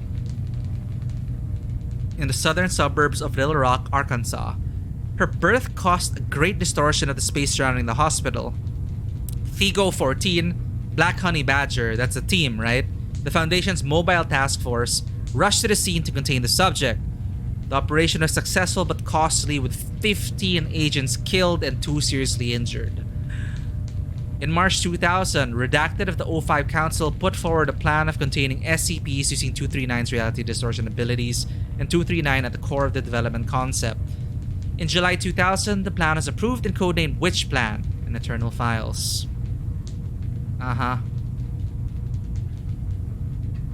Yeah, I think it's that. The picture we saw around. Oh, let me catch up. I think I summarized a few things here. Making references to existing SCPs make it easier to get acknowledged from my experience. Yeah. Then you're building like, it's a cooperative world building SCP style Magpie. That is, I do get that actually. Since you're connected to everyone else, your article gives birth to more fiction. So that is why it's still there. I remember there is an anime called Shinsekai Yori from the New World with an interesting twist on superpowered people's education and safety of it. Okay, I have not watched My Hero Academia. Is that... I know it's kind of lighthearted, but does it also deal with like how to raise supers properly? Because I'm thinking right now, yeah, she killed like 15 agents as a when she was born. All right, so that is not her fault. Um, but to raise her properly for the witch plan, perhaps raising her to really convince her that you can save the world. So eventually, essentially raising her as a superhero. I wonder how challenging that is. Pretty sure it's quite challenging. Let me open that in a tab. Shinsekai Yori.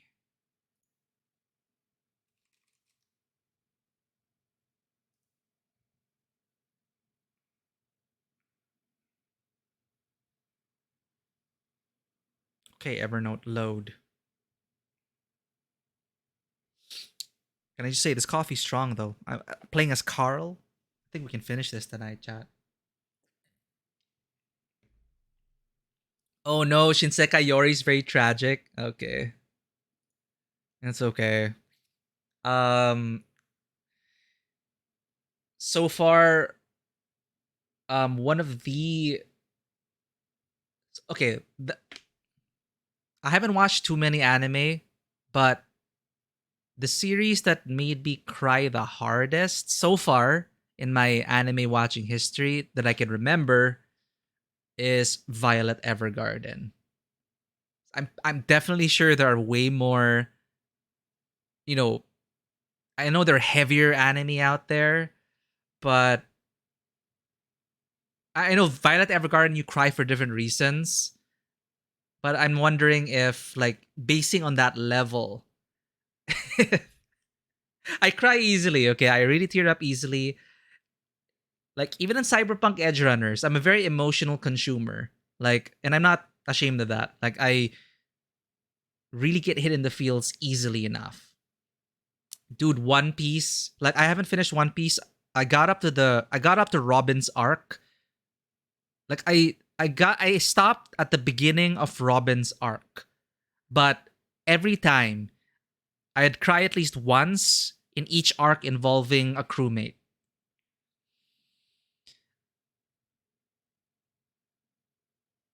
Like, of course, I cried during the moment with Nami. Everyone, man. Everyone up to, like, Robin. So, Three-Eyed Magpie, yes, I was able to watch and finish Edge Runner. Surprisingly exceeded my expectations. Like, because I was super, super disappointed by the game. All right? I was so disappointed by the game. But I think Edge Runner did well in terms of trying to put everything together. Of course, I'm seeing the similar discourse of how people are attributing cyberpsychosis. I knew it's going to be a touchy subject. I just knew it. I opened Twitter and I immediately saw discourse about how archaic, outdated, and supposedly very problematic the trope of what's the term? Cyberpsychosis? Is that how they call it? Going nuts because of your augmentations. Anyway, it's a touchy subject. I understand why it can be interpreted as a very problematic piece of material, but for what it's worth, I came in knowing what psychosis is supposed to be with the intent of the creator, and the creator even describes how the people arguing about cyberpsychosis and how it's an outdated trope online are unaware of the fact that the creator never wanted to imply those kinds of augmentations as the cause of cyberpsychosis, especially when it deals with gender transformation. The author was explicitly clear that augmentations, like life-saving augmentations, and gender modification augmentations, none of these contribute to cyberpsychosis. Like the author was clear on that. But understandably, if it's not explored properly in the video game and in the anime, you're gonna get a lot of discourse about people saying so people aren't allowed to like augment themselves if they don't have a leg and they put on a leg and they go crazy. No. If you don't have a leg, you replace the leg, you're totally fine. I understand sorry, just a segue, but it was on my head for a while because I made the mistake of lurking too long on Twitter. yes, the original intention, understandably, Vanoa. I'm not gonna I do not want to invalidate people's feelings about how they receive the portrayal of augmentation and cyberpsychosis in Cyberpunk the video game, especially the video game, which did not treat trans people very well. Not at all. It is very a lot of the early material were transphobic, literally transphobic, in Cyberpunk 2077, and got a lot of flack for that. They actually had to adjust and edit some content because they received a lot of flack for that. And they totally missed the point of Mike Pondsmith, which was, yes, it is about the literal dehumanization usually brought about by corrupt and evil mega corporations literally treating you like they're literally dehumanizing you and treating you like an object to the point of you going crazy. So it's simply that. Like, and Cyberpunk is all about fighting against that. But the tragedy there is that to fight against such impossible odds, a lot of people, augment themselves beyond what is necessary, which eventually becomes a mix of terrible cocktails. It's analogous for substance abuse and the desperation, to highlight the desperation of people oppressed by the ruling class. And Cyberpunk is all about being a cyberpunk, rebelling against all that. But again, yeah, the tragedy being you push yourself too far, Choom, and you go crazy for it. It's a terrible, shitty world. Anyway, that's just my random thoughts on it. No, I'm not surprised. Like, knowing Magpie in real life, I have since accepted that people have different thresholds for crying, and it doesn't mean that if you didn't cry, you didn't like it. Like, before, I used to think that, oh, you're so heartless, you didn't cry in that scene. Like, have you no empathy or sympathy for these characters? But I understand the joke. But I hope you liked it anyway. I hope you liked what you watched. You sold it one too many times. I have a few IOUs for it. I get it. How about becoming a corporate drone via their subtle programming? Yeah, all these different layers, Vano. But let's be real. The original Cyberpunk setting was written in the 80s. I'm not sure, but decades ago, right? So I understand how today, looking at it today, it is totally valid looking at it from that critical perspective. I totally get it. It's just, I think it should also factor in with the creator openly saying, yo, wait, this is what I meant. But it's complicated, right? Because artist intent doesn't necessarily absolve you of the harm you've caused because of the portrayal in certain media. So you can validly criticize them because they did not expound on cyberpsychosis well. They did not. In the game and in the anime, I already could see it. That is my one big criticism of it. It definitely sends the wrong message about cyberpsychosis. But that is not what cyberpsychosis is, according to the author himself. So take it with a grain of salt. How's it going, Nate Kappa? We're about to finish. Sorry, I just got distracted by it. I don't know why I started talking about cyberpsychosis. But hey, that's my ADHD going everywhere. Let's go. I'm a sucker for parental drama, whether as a kid or as a parent. That's what gets you. Thank you for bringing that up, Magpie. We not only do we have our own thresholds, our emotional thresholds for when we let it all out and cry, but it all comes down to what grabs your heart. Like for me, for you, it's about parental drama, whether it's a kid or a parent. For me, I realized it was dealing with stories that focus on the elderly and the challenges that they encounter, brought especially from the perspective of the younger generation. Like I'm talking about like dementia, Alzheimer's, and elderly problems like that. I without fail, if they try to feature that in a game in some form or a movie, I really start choking up right away because it deals with a lot of unresolved issues of, feeling like you didn't do enough to get to know your grandparents, or that feeling like a generation is literally fading away without their stories being told. Look, I understand, of course, like a lot of the elderly, boomer culture, right? You can like, screw a lot of them. Like, some of them really are terrible people. But in general, I never got to know my grandparents well enough because one had dementia and the other one had Parkinson's disease. So growing up, there was no actual way to actually get to know them.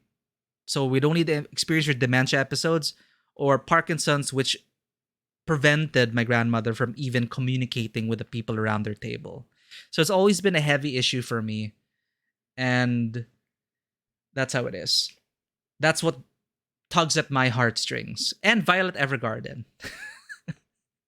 Violet Evergarden actually was very cathartic for me during a very dark time in my life. I will say that. I owe a lot to Violet Evergarden. I do recommend it as an anime, but I also understand if it's not everyone's cup of tea. Anyway, let's get back to it. We are about to deal with an SCP, Nate. A little child is going crazy. Yeah, that is short. The whole cake. What is this? Is that the one with the big mom? Whole Cake Island art. Oh, okay. I don't know that. Let me get the elephant out of the room. Corporations that exploit its workers via extensive overwork can't make a good piece of corporate criticism. That's why Cyberpunk 27 is so doomer in its story and afraid to make any statement, even by a radical character. I totally agree with that, Vanua. How... No. Don't be sorry about it, Vanua. That is totally valid. And the way to twist it as well, Vanua, like, I wholly relate to that, especially as a Filipino. Because Vanua, what we have here, what became very popular, especially in what people call the golden era of Philippine cinema, is, and I think it's related to, highlighting the corporate exploitation of workers, etc., etc. In the Philippines, it was what people eventually termed poverty porn. I'm pretty sure you've also been familiar with it. It's like highlighting the worst possible situations that the country is going through. It's not just unique to the Philippines, it's unique to a lot of developing countries.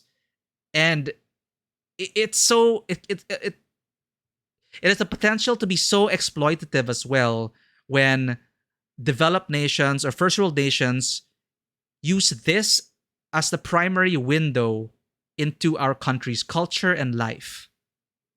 They think like highlighting the worst of the worst that's happening in society. I totally get that there's a time and place for that. But when it becomes an entire movement of cinema and when it is taken to the extreme of the West relying on that as to picture and put together what the country's all about, that's what they're going to get. That's their window. Because these are the films that made it across the pond and won awards at Cannes or whatever in these international film festivals. Poverty porn from the Philippines was always a best seller and to get so many awards. Because it's so real, it's so raw, it's so sad. I totally get that we need films like that to raise awareness of it, to criticize the systems in power and the systemic oppressors. It's just in keeping everyone, it's a terrible situation. Don't turn your eyes away from that. My point is, it's just that. And that's why I agree with you, Vanua. That's mostly what we see from a lot of cyberpunk fiction. They're always so focused on, the big bad corpo exploiting its people. It's like, yeah, we know that. We already see that in real life. It happens in real life all the time. So, that, the doom and the gloom, it's poverty porn. It's essentially that. Which is why I also tempered my expectations with cyberpunk edge runners, because it is essentially that. It is typical street kid, a Hispanic kid, by the way. Tropey, yes. Stereotypical, yes. Gloria Martinez, the struggling mom trying to make ends meet from the ghetto. Typical, right? That's how cyberpunk begins. Especially, hell, what's the poor district called? It also Santo Domingo. Okay, that is what, and I relate to this hard because we were colonized by Spain, so we take a lot of name conventions from the Spaniards as well. So yes, we also have like Santo Domingo Street.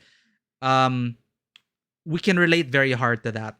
So, I kind of rolled my eyes like, okay, here we are again, another doom and gloom story. This Hispanic kid from the slums of Santo Domingo, being oppressed by the foreign corporations, etc., etc., etc., etc. But all that said, I still enjoyed Edge Runners, but I would not call it a significant step in evolving cyberpunk storytelling. So Vanoa, thank you for bringing that up, because now I'm reminded of a counterculture to that is hope punk. I'm not sure if it's exactly a response to cyberpunk, but I noticed, well, there was like a bump, especially in the independent scene. There was a bump against cyberpunk. There was a movement, a kind of a small movement that I noticed in my circles, who were also tired of the doom blah blah blah, doomer stories of cyberpunk, how it eventually devolves into. So yeah, solar punk is one of it. Hope punk, I think hope punk was like the umbrella term. Solar punk is one of them. But you get stories like Citizen Sleeper. Like if you played Citizen Sleeper, it skirts the edge between the typical corporation bad doomer story. I mean, that's the premise of it initially, but it's so filled with heart and so filled with hope. And there are people who are actually, that's what I loved about, that's what I really loved about my playthrough with Citizen Sleeper. And I liked how a friend of mine actually related, like, why Cyberpunk Edge Runners works better than the video game was because Edge Runners was almost trying to be like Citizen Sleeper in the sense that,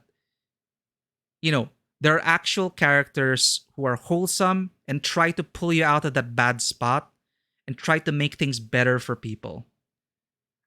It didn't go all the way, but what I really appreciated about Citizen Sleeper is that you really felt the heart and then the love of the community just trying to make ends meet and make a future for themselves and feeling like they can actually make a change. And I think that's the important part, which is about like hope punk and cyberpunk, because going back to the roots of cyberpunk, where a lot of people it is a lot of doom and gloom in that era, right?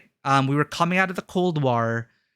People were afraid of being, the markets being quote unquote colonized by Asia, especially Japan, right? Japan being a rising power in the market. All these things combining into a very doom, gloom, the future is shit. That is cyberpunk, so we have to fight. But now we've gotten to a point where we're already experiencing that in real life, where we feel like our efforts in real life are ineffective to change a lot of the systemic problems in every single country around the world.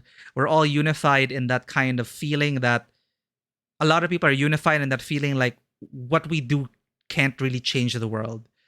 So that is why a lot of people are getting tired of cyberpunk. In summary, that is why I'm looking more into hope punk, solar punk, and stuff like that, because it's trying to recapture that spirit, which is why I loved Citizen Sleeper it's more in the hope punk category because you feel like you're actually making a difference in the community one step at a time, because you cannot change the world on your own.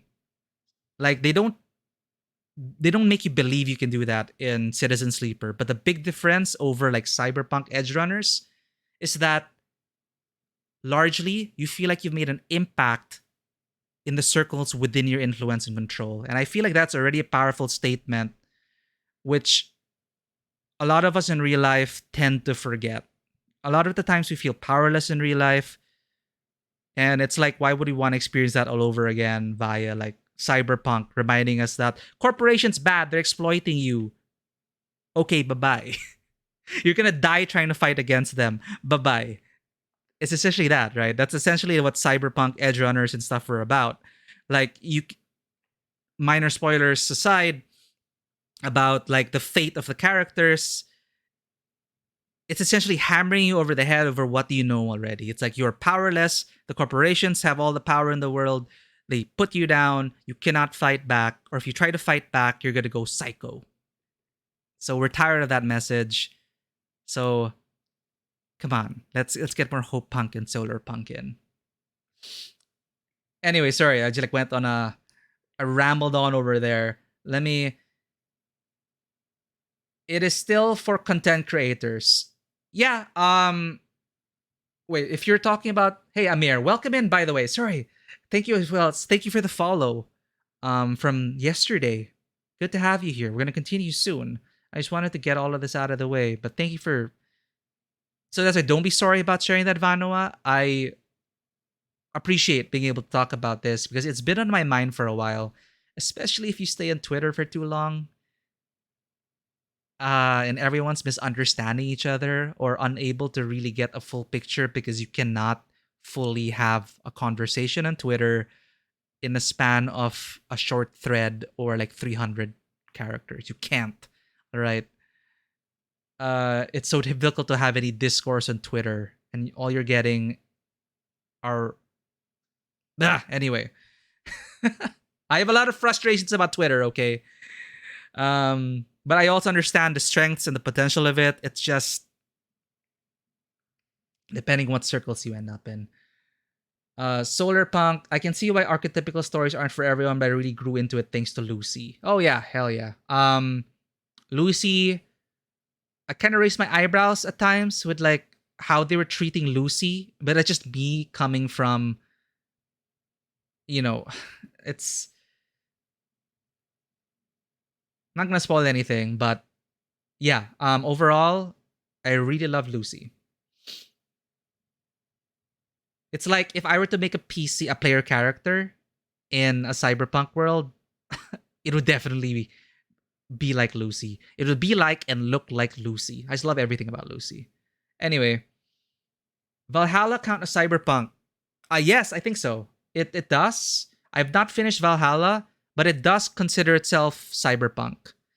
And I think it's on the more positive side as well, because everyone acknowledges that that a lot of the corporations are shit, but the draw of Valhalla is the intimate space of that bar, and people able to have a discussion about their problems and really communicate with each other, which is what I loved. I played a few hours of Valhalla, and I immediately could see that this was not a typical doom and gloom.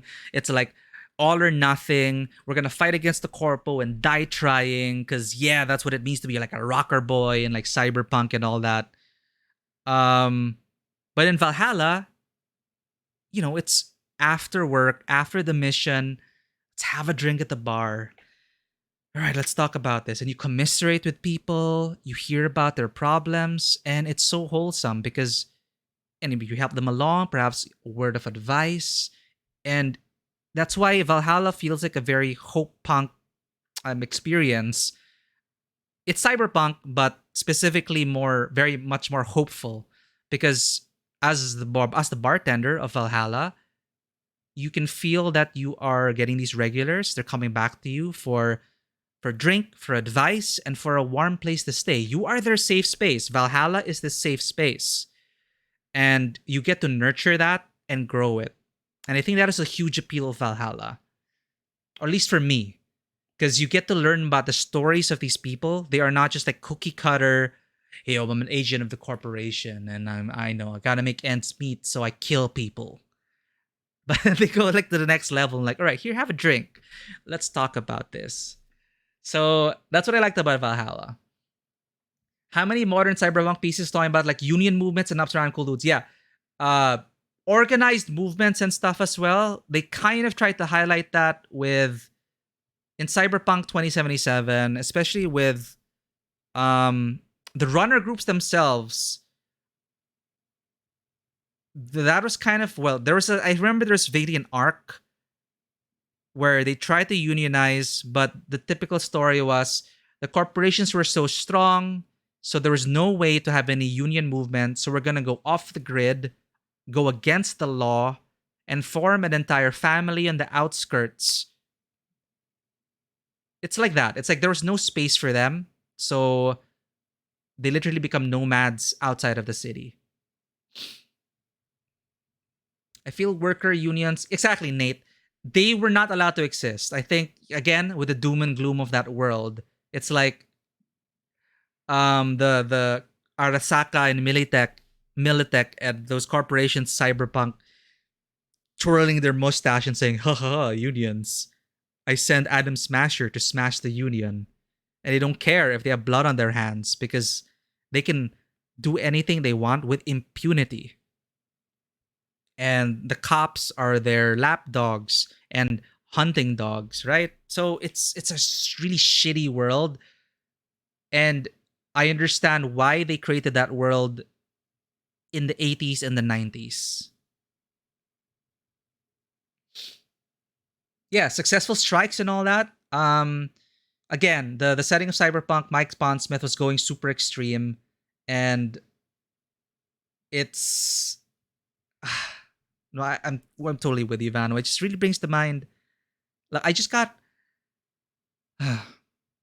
okay. Silver lining. In the past decade, this is why I'm so much happier with where independent Philippine cinema is in. Because yes, we get poverty porn still, but it's already started to shift to, dare I say, hope punk. Because it's not poverty porn. This is the reality. We have people in poverty and powerless against the government. So how do we spin a hopeful tale about, supporting each other and not letting the city consume you? So that's what I've seen a lot from the independent spaces right now, on top of other creative stuff which deal with, because look, we were so trapped in depicting our own poverty that we forgot that we had an entire culture to dig into and showcase to the world. I myself feel like a foreigner in my own country because I am unfamiliar with our own mythology and our own cultures. With, understandably, it's because, colonization, they erased a lot of our past and a lot of our culture, and we're very Christianized for centuries, literally. Long story short, we were so occupied by showing to the world that, hey, we're so poor, it's so sad, watch our movies, to, hey, we're poor, but look, we're this way and we're trying our best. And also, we have beautiful aspects about our culture, our language, our people. And it's a response to decolonizing the narratives, because even the poverty porn is largely it's largely from our post-colonial mentality, because all those creators are operating under the principle that the Philippines is shit, you have better life abroad. So the goal is to escape the Philippines and work abroad. Today, it's still kind of like that. There is a better quality of life if you emigrate and if you have international clients, even for the simple fact that they pay much better. Like, if you can, snag international clients. But again, I'm liking how, especially in the independent films, we're seeing more hope. We're seeing more appreciation for the self. Where I feel like slowly the spirit is kind of a bit more proud internally, because we have this thing which we make fun of, which is called like Pinoy pride, which is Filipino pride. And it gets to the ridiculous levels of if this Filipino American or if this American celebrity has Filipino blood, people can't help but latch on to that because they feel like it'll help them uplift their image. Because foreign is better, right? It gets to that level. So, why am I talking about this? Thank you so much, though. The coffee's doing a number on it. But yeah, there are all these different things. Big businesses prevent a lot of unions from creating with various nefarious ego tactics. Yeah, that's why all those big corporations, it's like we are living in a cyberpunk world already. You know, that Mike Pondsmith wrote cyberpunk in like the 80s. And he predicted a lot of things, which is happening today, which was happening then. And he was just trying to write a story of punks going against, anti-consumerism and yeah, essentially that. So meanings evolve, and I think it's about time we get more hopeful narratives in. I really enjoyed how Valhalla's storytelling, it felt like the best type of world building where you watch from the sidelines without being the key mover that most games kind of force you to become. Yeah. And I like how those kinds of bartending games, like I enjoyed Coffee Talk. I haven't played many barista games. I played a bit of Valhalla. I finished Coffee Talk. I'm waiting for Coffee Talk 2. But I love the charm of those games because they remind you that you don't have to be all powerful and all influential to make a difference in people's lives. You could be a barista listening well to someone's story and giving them not only an ear to listen to, but a good cup of coffee and good conversation.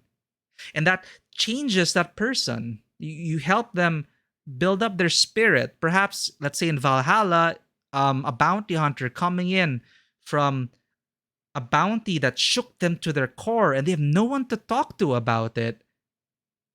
And they can't help but spill their guts to you over a tequila or something, right? And you as the bartender, you're not going to go out there and solve the bounty hunter's problems. You're going to listen to this person in this moment right now. And in that space of control and influence, you could encourage them. Perhaps maybe consider a different line of work or try to reassure them that they did their best or it's not their fault or something. And then they're going to leave your bar or leave your cafe changed in some way. So that's my favorite thing about it. It's like learning about people, but also just by being there and just earnestly trying to help them. Of course, if they want advice. Sometimes what I liked in Coffee Talk is they remind you, or was it Coffee Talk or was it Necro Barista? It is Necro Barista. It's another barista kind of thing. Fascinating stuff. You talk to dead people. Necro Barista, in the very beginning of Necro Barista, they tell you that not everyone wants to hear advice. So wait for them to be the one to open up and ask for advice, which is also very important because sometimes they just need to let it out at that moment to help them decompress and perhaps carry on with their bounty hunting duty the next day. So yeah, now it's making me want to play Valhalla and finish it. But thank you for bringing that up. That's how I kind of feel about it. I was so crazy about the cyberpunk aesthetic before. Like I loved Blade Runner, blah blah blah. But after overexposure to the doom and gloom and make me realizing how similar it was to all the poverty porn that we were shilling to the West back in the in the 70s, I believe. It's gotten me a bit more hopeful because I am seeing movements definitely of we can't keep reminding ourselves about how shitty the world is. Let's go back to empowering ourselves through media and the stories that we consume to remind us that, hey, It's not all doom and gloom. We're not gonna go cyber psycho. We can actually make a difference. So yeah, that's thank you for my TED talk. Sort of similar stuff here. It is more in school literature than in movies, but yeah, just pure pain of village patriotic creators like life under colonial occupation. Yeah, there's actually a lot more to our culture, but we were very focused at this. Yeah, we're still trying to decolonize narratives. And that's one thing I do appreciate about Twitter, because a lot of my circles are on Twitter, and I do appreciate seeing the threads trying to decolonize narratives. Obviously, a lot of them go too far, in my opinion, but these are discussions that we ought to have. Just Twitter's not always the best place for discussion, chat. Hell, I'm here like talking and talking, and I know like I can't hear your voices, so it's just me talking, and it's very different. Like the streamer chat relationship that we have, because I'm just reading your text. I can't get like the full story from it, but I do appreciate everyone like messaging and keeping the discussion alive. Thank you for the hydrate and posture check. No, but thank you, Vanua. And again, please don't be sorry about bringing that up. I'm glad you brought that up, because that is totally valid criticism. And I just realized how much I'm just so annoyed by all the doom and gloom, okay? Like, call me like a Care Bear or whatever. It's just, I try to be... No, look, I went through that phase as a kid already. I went through that phase as a teenager. Like, the short stories I was writing always had terrible endings because the world is shit and nobody understands me, and the teenage angst and shit. My poetry was about death and, doomed love and all that. But, growing up, it's like, ugh. Like, can we make people happy?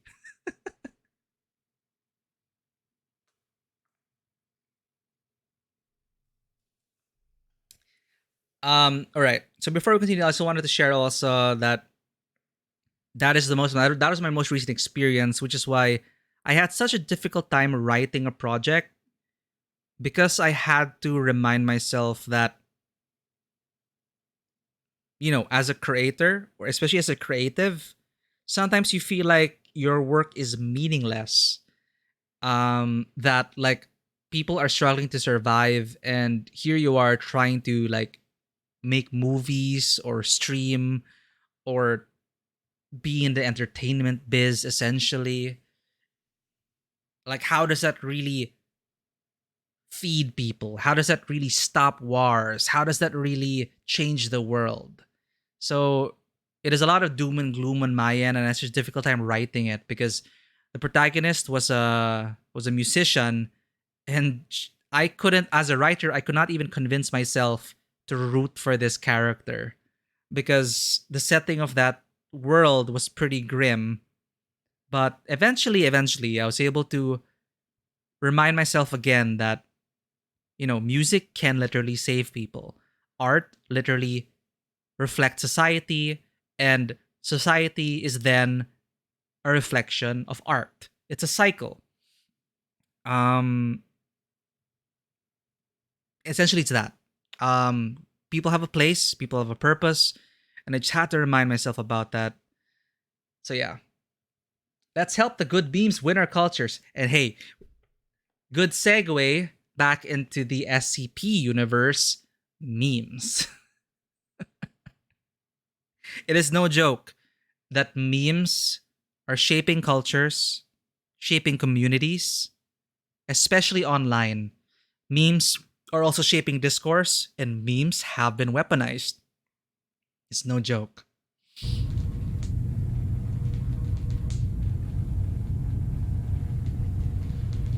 So, Vanna, we gotta find those counter memes. We gotta counter meme those co-opted, especially language and memes being co-opted by problematic groups of people to oppress other people, using their own language and twisting their memes. It's war. It's meme war. It's no joke. Alright, so we learn more about Witch Plan. And I totally get why they want 239's help with this. Because having someone with reality distortion, or essentially one of the most powerful beings in the world, to contain increasingly complex problems and anomalies. In fact, 239 might be so powerful that she can probably fix anomalies by changing the reality or the very foundation of those SCPs. So all the more, they really should have... It's hard, you know, they were not treating this child right. But how do you deal with that? Let's find out how this ends.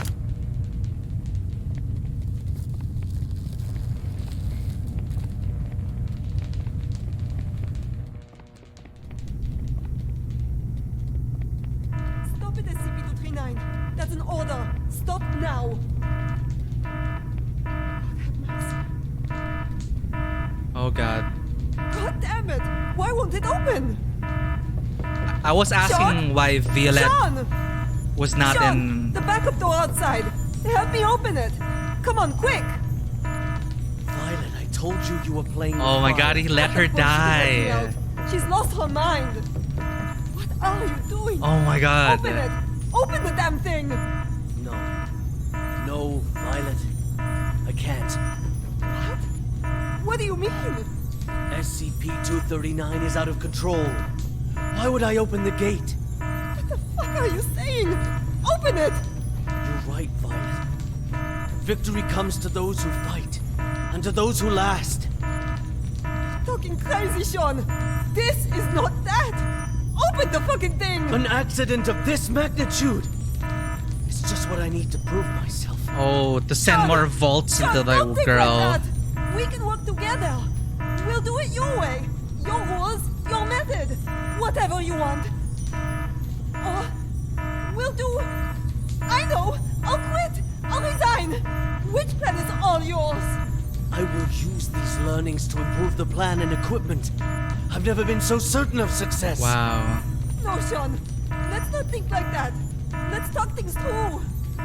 You have proven invaluable, Violet. You will not die in vain. No, Sean, no. No, you fuck. You fucking Sean. I quit. Sean, She blew up. Like Dr. Manhattan style. She was atomized. Oh. That's all that's left of her? Holy crap. A bit of a jump, different subject. You know, in Norse mythology, there's a lot of acceptance of being gay and women having more rights in marriage. Try being fathered by two different men. Yeah, that's also not something a lot of people forget. Because the Christian narrative overtook a lot of different cultures. The past, especially the classical era, people were totally gay. Ancient China was super gay. It is totally normal. Until some people decided to put it in their holy books that it was sinful. And yes, we had a lot of matriarchal societies as well. But the winning narrative ended up derailing a lot of that. And a really sad thing, Fisher, I also hear that Norse mythology has also kind of become a dog whistle for... You know, it had a lot of elements which a lot of problematic people could latch onto. It's just sad to hear about. It's like, and we shouldn't let, of course we shouldn't let them win. We shouldn't let them win and let them take control of the culture. It's a culture war. We were just talking about memes and culture wars, and it's a real thing. And I refuse to give up those spaces because that's what they want. They want that response. They want that response of people to leave those spaces because they moved in and bullied people out. So yes, as you said, Tyr being fathered by two different men, and low-key not giving a fuck what form they would take. Yes, Fisher, I mean those people, because they're ooh, Norse mythology. They're depicted as mainly white and ubermensch, right? Let's not go there. You know what I'm talking about. It fits their narrative and they twist it to fit their narrative, and it pisses me off. The last piece. I'm sorry.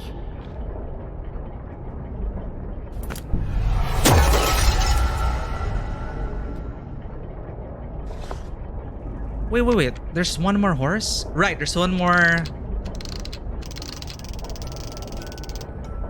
You know what's sad? D6744. The energy output It's is still getting out of hand. a How much carousel. longer? Like, it's pretty. So this is the and wish cute, planet, huh? Are we anything more than tools to you? but it's still a carousel. It's not about that. This is about saving the world. Either you fix this, or we're all screwed. That's what I'm doing. Then move your ass and do it already. Yeah, suck my nuts. Quitting the Foundation was the best damn decision of my life. Oh, he's a former Foundation member.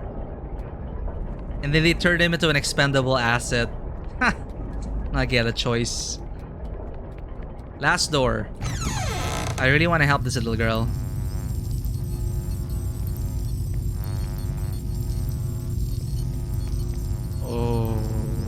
Okay.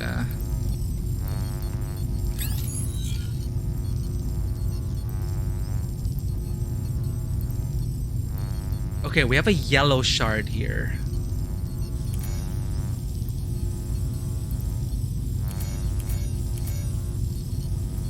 So you cannot connect the yellow.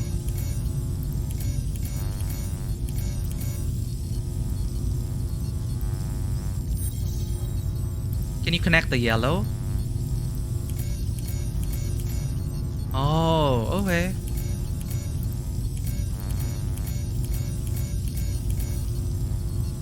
Sweet. I now present to you the ARB Potential Development Device 2.0. This device is capable of not only Then better he took stimulating over. the potential of abnormal objects, but can also automatically turn on the respective electric field control, so long as the abnormal objects exceed the preset amplitude. This will ensure that the experiment is foolproof, with zero chance of runaway. The tragedy of Directed Tau 2 cannot be repeated. We must learn from our mistakes. Well, you We know, must not what comes forget around the goes enormous around. power of SCP-239. Violet And we used must his treat blunder security as a to top further her priority. gains. He's doing the same Otherwise, thing. all of this will be for nothing. Do not forget the credence we live by. Secure, contain, protect. This we must uphold at every turn.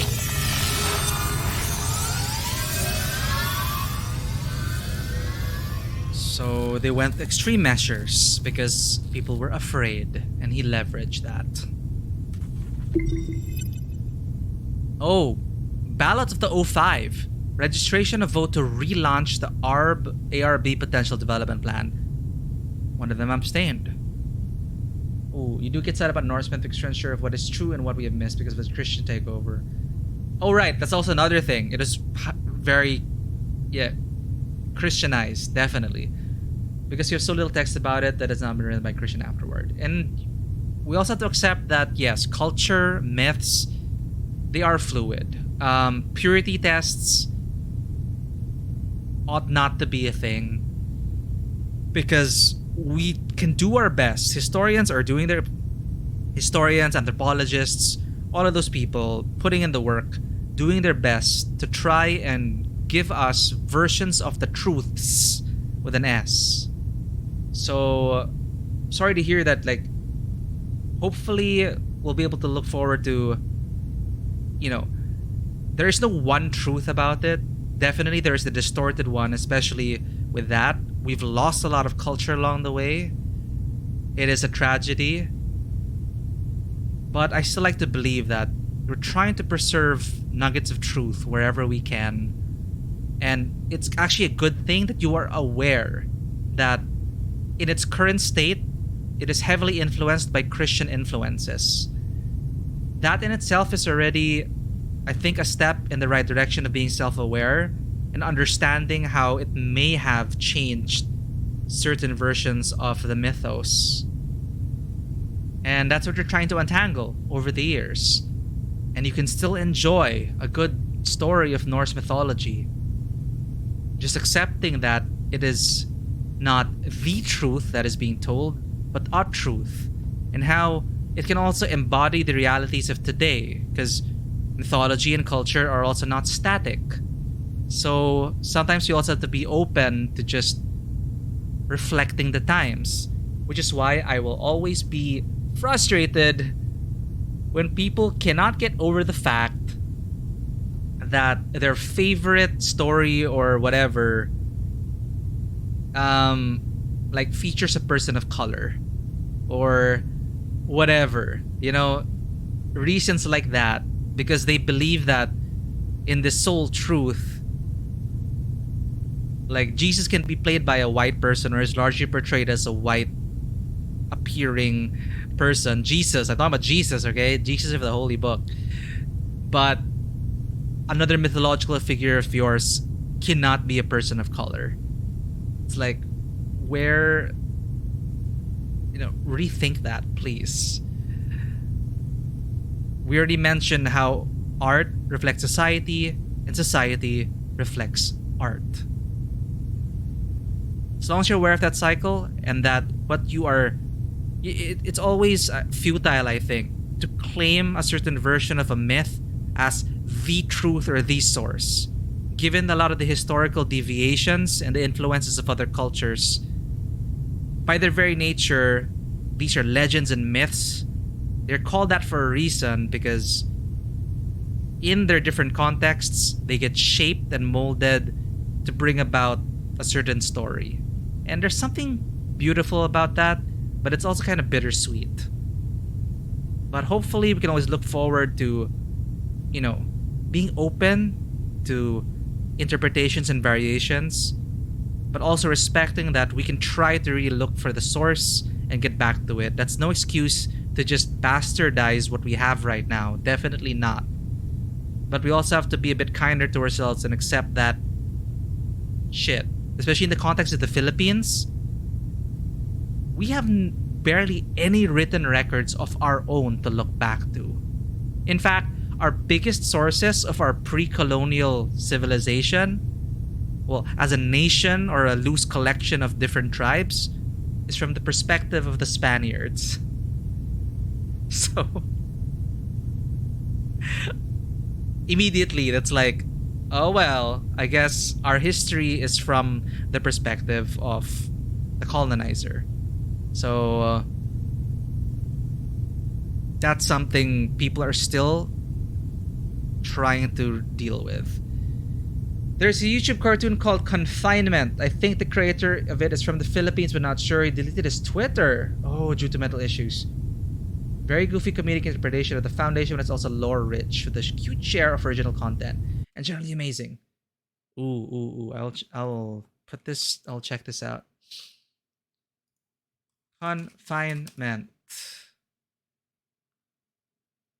Oh, I think I saw this. Confinement update Lord Bung. Is that the one? It's verified. Lord Bung. Confinement update plus spoiler content optional. Ooh, alright. Thank you for the recommendation. I'm going to check it out.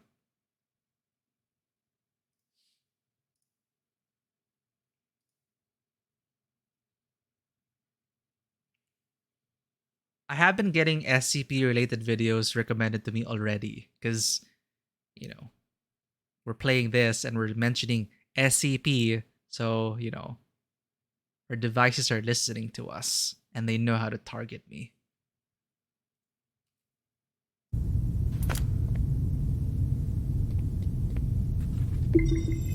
This one agreed.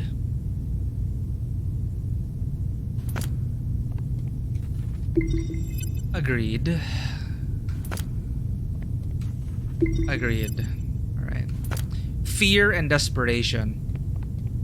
With the enemy escalating, the SCPs growing more complex, and coupled with this, and with the power, the solution dangling before them, or they believe to be dangling before them, I can totally understand why this is happening. Violet's death certificate. 2003, November 18, Violetta 2, deceased. Cause of death, fractured skull, hemorrhagic shock. Amelia Joe, deceased. Progressive cervical hematoma. Lab 3003, Sector Site 17-3, used for the experiment was severely damaged. Special equipment storage room 6th floor above 3003 was also severely damaged. Undamaged equipment was removed after the accident. Roof of Lab 4011, Sector 4, below Lab 3003, was structurally damaged. It remained idle at time of accident. No resulting collateral casualties or other types of containment damage recorded. Background of accident. Well, she called herself Violette Tattoo, but people have been calling her Violet Tattoo. I guess if you want the French pronunciation. Which plan director had been working on the meter plan in place of Dr. Sean Pierce's ARB plan since December 28, 2003.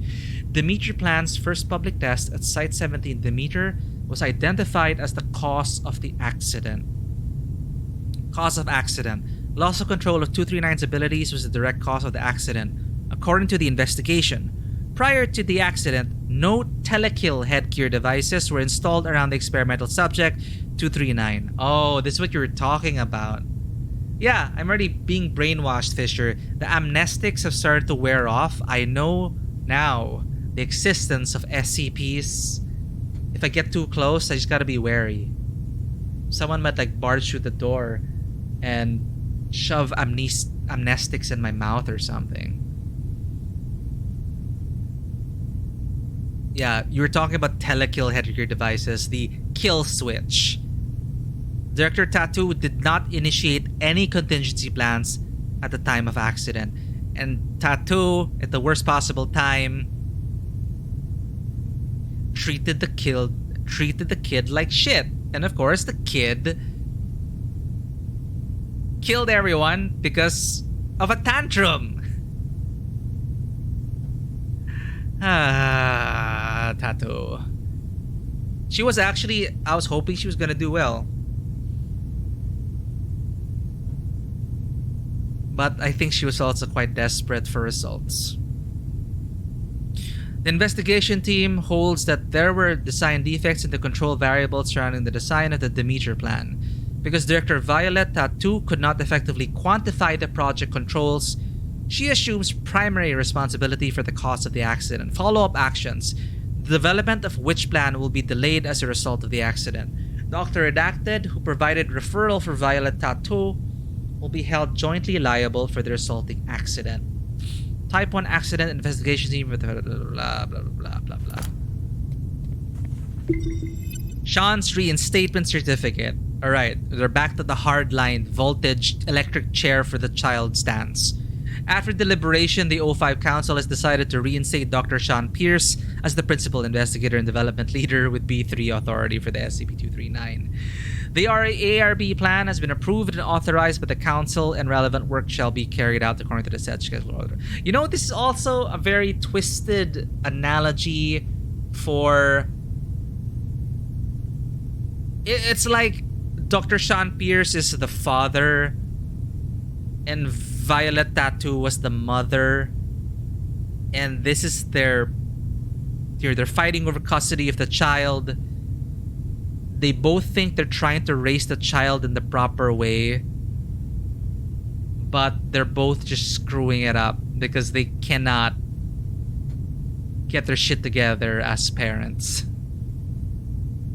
Because you can be a separated couple or a divorced couple and still be able to at least help your children, help your children through those moments of the separation and the divorce or whatever. But, Dr. Sean Pierce and Violet Tattoo, they're just, nah. Kid's going crazy. Telekill's mental shielding material. I see. I guess Tattoo was so confident in it, or didn't want 239 to feel like a test subject. ARB Potential Development Plan 2.0. Activation, simulation of high pulse voltage, direction, interference of auditory guidance, controllable, inhibit free will. According to the experimental records from the early stages of the ARB project, it has been confirmed that the reality distortion abilities of 239 are proportionate to the pulse voltage when stimulated by certain words. Application for use: ARB2 Pulse Alternating Voltage Room. The ultra-high pulse voltage generates 600,000 volts. Holy crap. Can more effectively promote 600,000 to 950,000 volts. It can more effectively promote the advancement of the project. Expected period 3 months.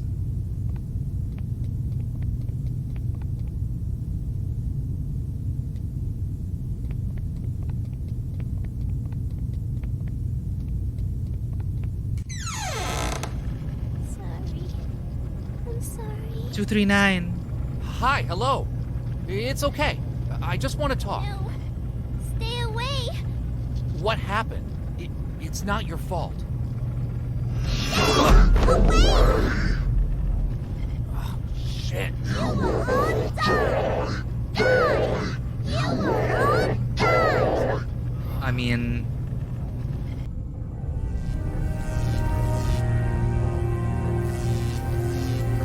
It's like...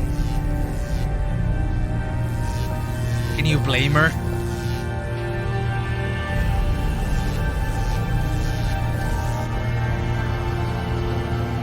Oh my god, it's like a mental bomb.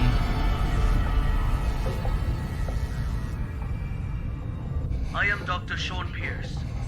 December 25th, 2005. 16:30 hours. This is the first experiment of ARP Plan 2.0.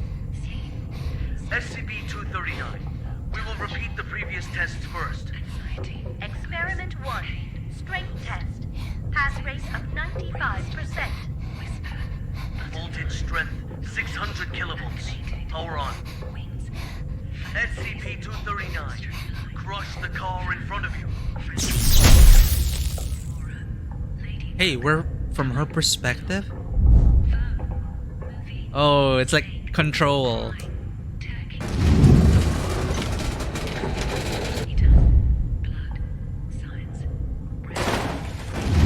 Didn't 11 do this in Stranger Things? She crushed the police car, which is after them, right?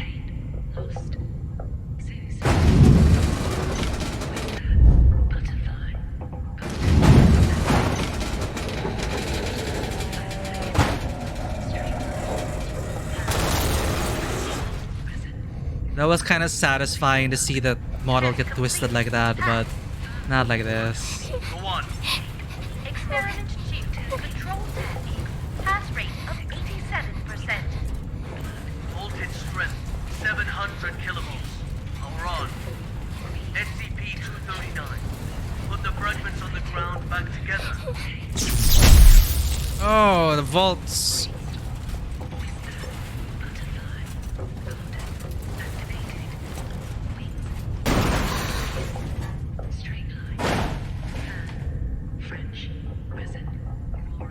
Test completed. Pass. Good. We'll now begin the new test. Experiment 3. Creation test. Pass rate indeterminate. Voltage strength Oh, wow. 800 kilovolts. Power on. SCP-239. Reassemble this junk into a truck. A real, operational truck. Not some fancy replica. There it is. Very well done. Don't you understand what I Oh said? god. Reassemble that goddamn truck! Wow. Very well done. Yes, father. This experiment cannot be discarded halfway. Make it quickly. Just like what you did before. Don't relax yet. We are getting very close. Oh no, this is just meant to torture you.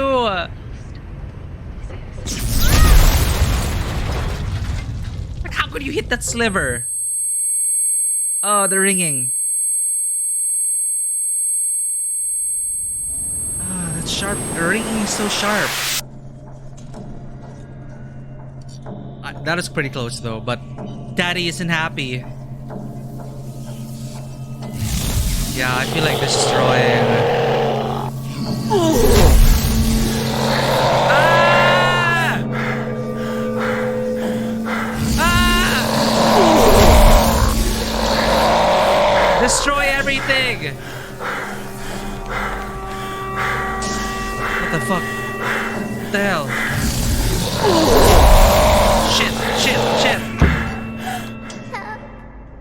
Help me.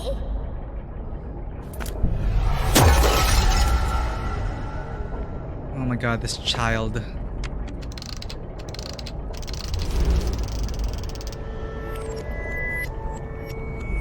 Happiness. 6744. Nicely done. Hold on. The outflow of energy of SCP-239 has subsided and is now beginning to dissipate.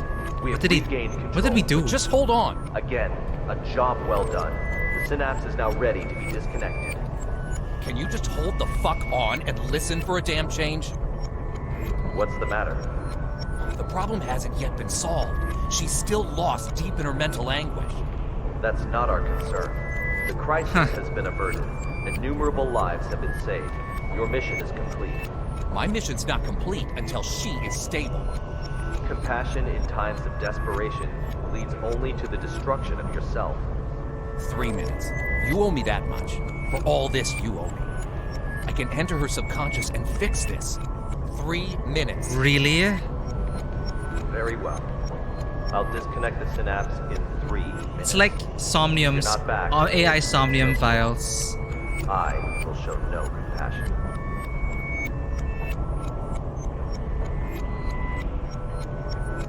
Wow, I can't even twist it.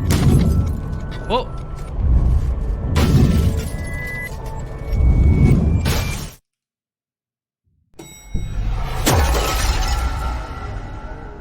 Yeah, man, Fisher, the look, there's a way you can get the tinnitus like ringing sound. You can do it right, but the way it's mixed here, it literally was hurting my ears. Like, it's in Call of Duty, it's in all sorts of war games, but it's so subdued and it's not sharp. But the way they mixed it, it's painful.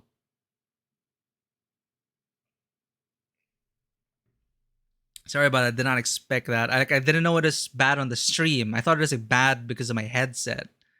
But apparently, also on stream, it's painful.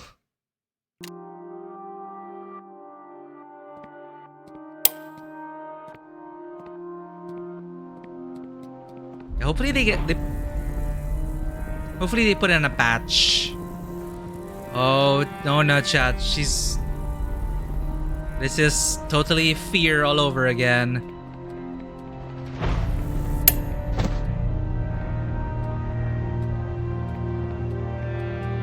The amniotic fluid has broken. Send to delivery room 2.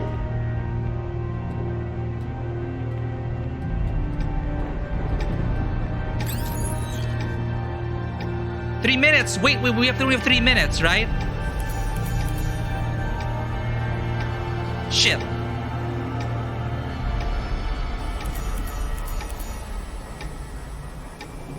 Fuck.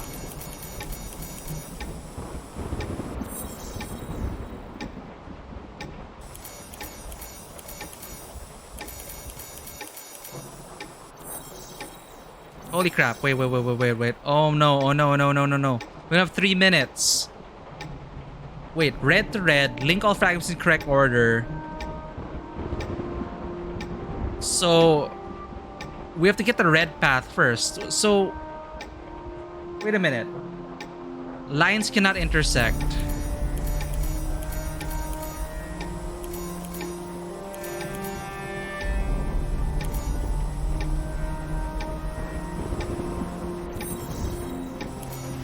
So it's red to red. This is red to red.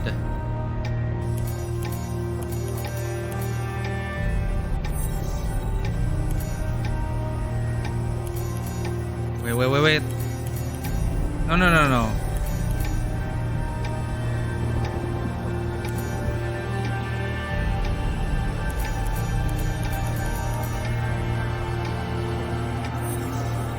Am I supposed to connect yellow to yellow?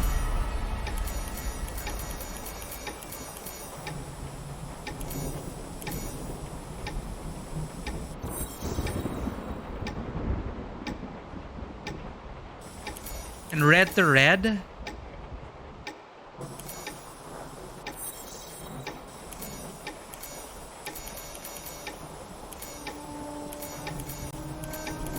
Well, what's the correct order?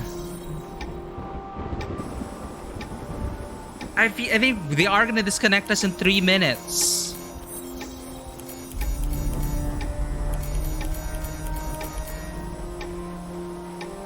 Lines cannot intersect. So it's one straight path.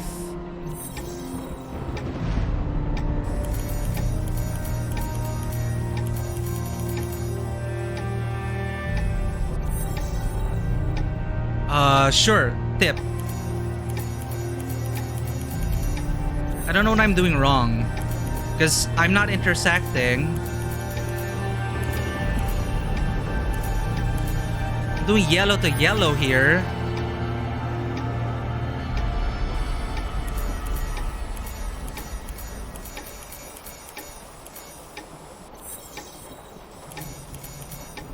God damn it. So red.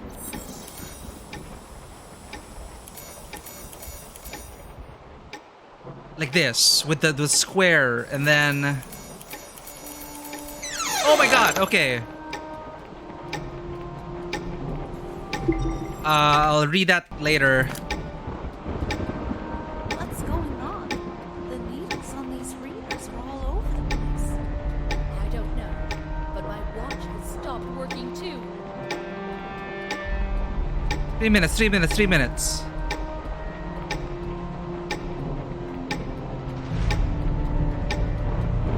Pick up collectibles, anything we need. Oh, you gotta be kidding me.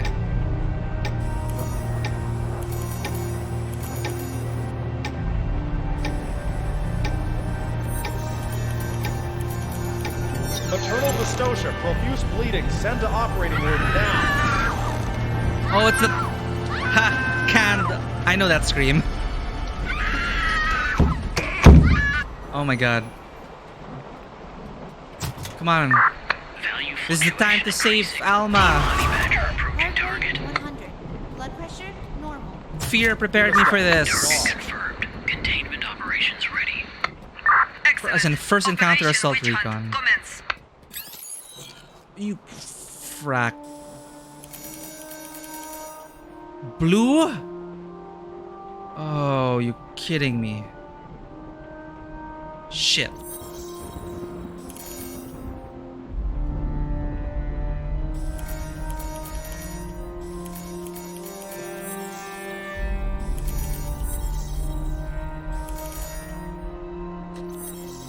Oops.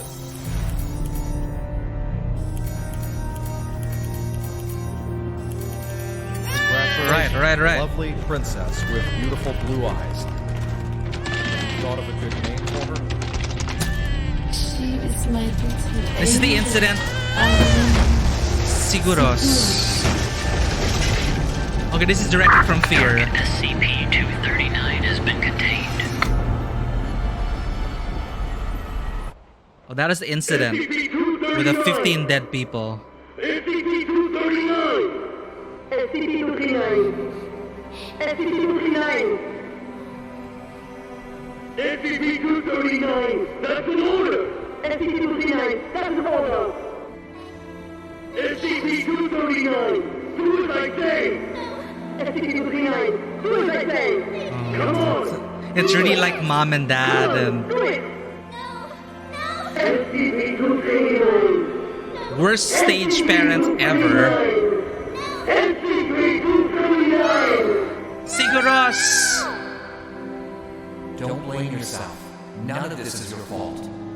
Call her Siguros. You weren't meant for this world. Those eyes. Imagine.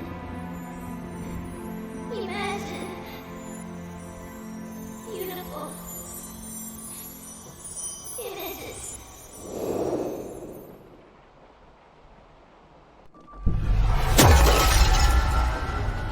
Robin says. The home I want, my home is squishy all over, with shiny warm lights and no more cold steel. Filled all the way with beautiful star Did we stickers. make it? And colorful lights everywhere, everywhere. Everywhere I go, they twinkle, twinkle like little eyes. So many good books, with the cutest animals inside. They only say nice things to me. They You know what? always want to chat with me. This is actually, well, she listened to Violet's advice. So many beautiful decorations. Hey, it's the dragon. Soft bed and mountains of toys. I can play all day, anywhere I want. Cameo of another SCP. I'll have my favorite toy, a beautiful carousel. I'll ride and ride, and it will take me anywhere. There, I will not be yelled at. I will not be punished. I can sing as much as I like. I hope so much to live here forever. Oh my god. My home. Sikuros is home.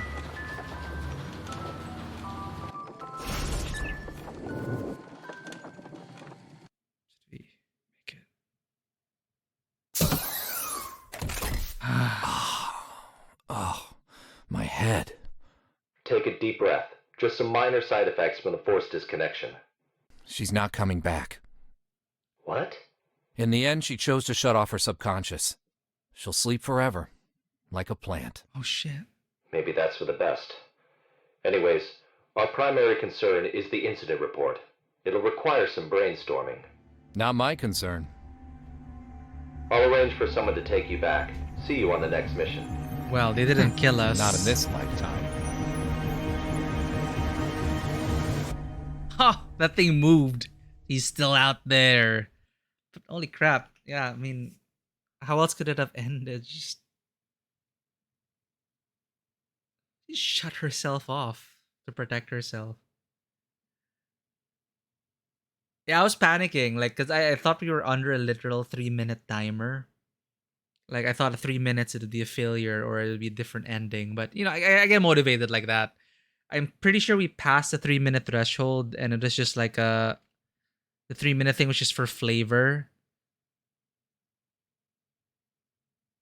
But, you know, I kind of took the 3 minutes seriously. So I got in character there. I was like, no, I need to stop her. That's true, Fisher. I needed to stay calm and just believe in the lines. Believe in connecting the lines. So, consciousness intrusion operation SCP-239-01 red. Which plan? Red. Early containment archive of SCP-239. So, yeah, this is essentially us as Carl reading through all the reports. Favorite storybook for SCP-239, Animals of Africa, hence the animals in their cages and the circus and everything. The meter did not go well. Sean's new test plan is just shoot more electricity through her. Worst parenting ever. But in a way, I guess Violet's approach left a lasting impression, or because this is the first time. It is the first time she was treated as a human being. And Violet's advice in the beginning essentially was to make a perfect reality for yourself where no one will bother you. And just shut herself off from the world. That's sad. That is so sad. Oh man, paperwork. I didn't sign up for this. Okay, I literally did sign up for this. As Carl Astana, we signed up for this. Alright, let's do our due diligence. It is an archivist job. Is important. You need to file this properly and stick to the facts. Pentobarbital intravenous drip and telekill lead alloy coverage are two important containment procedures that remain essential at this time. As for whether a new round of consciousness intrusion is necessary, our group of specialists will need to discuss further.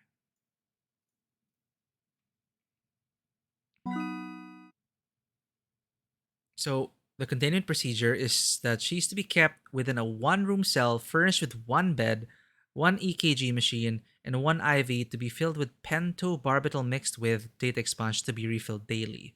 Under no circumstances is 239 to be removed from her containment area at any given time. The walls of the cell are to be coated in a telekill lead alloy. So essentially, she's just on life support now. Like, she shut off her subconscious. But if she shut off her subconscious, what about her conscious mind? How does that work? Can the conscious mind like operate without the subconscious? Like, what's her state now? Only Class 2 personnel are allowed any contact with 239 at any time.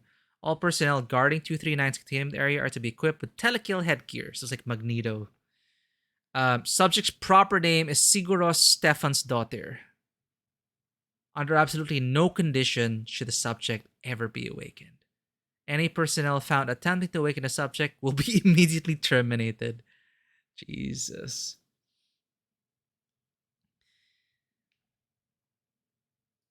Okay, this is about which plan. In response to the urgency of the situation, the O5 Council instated a new containment approach in July 2002. Rather than physical containment, the new approach seeks to harness the reality distortion abilities. Yep, this is which plan. Boop.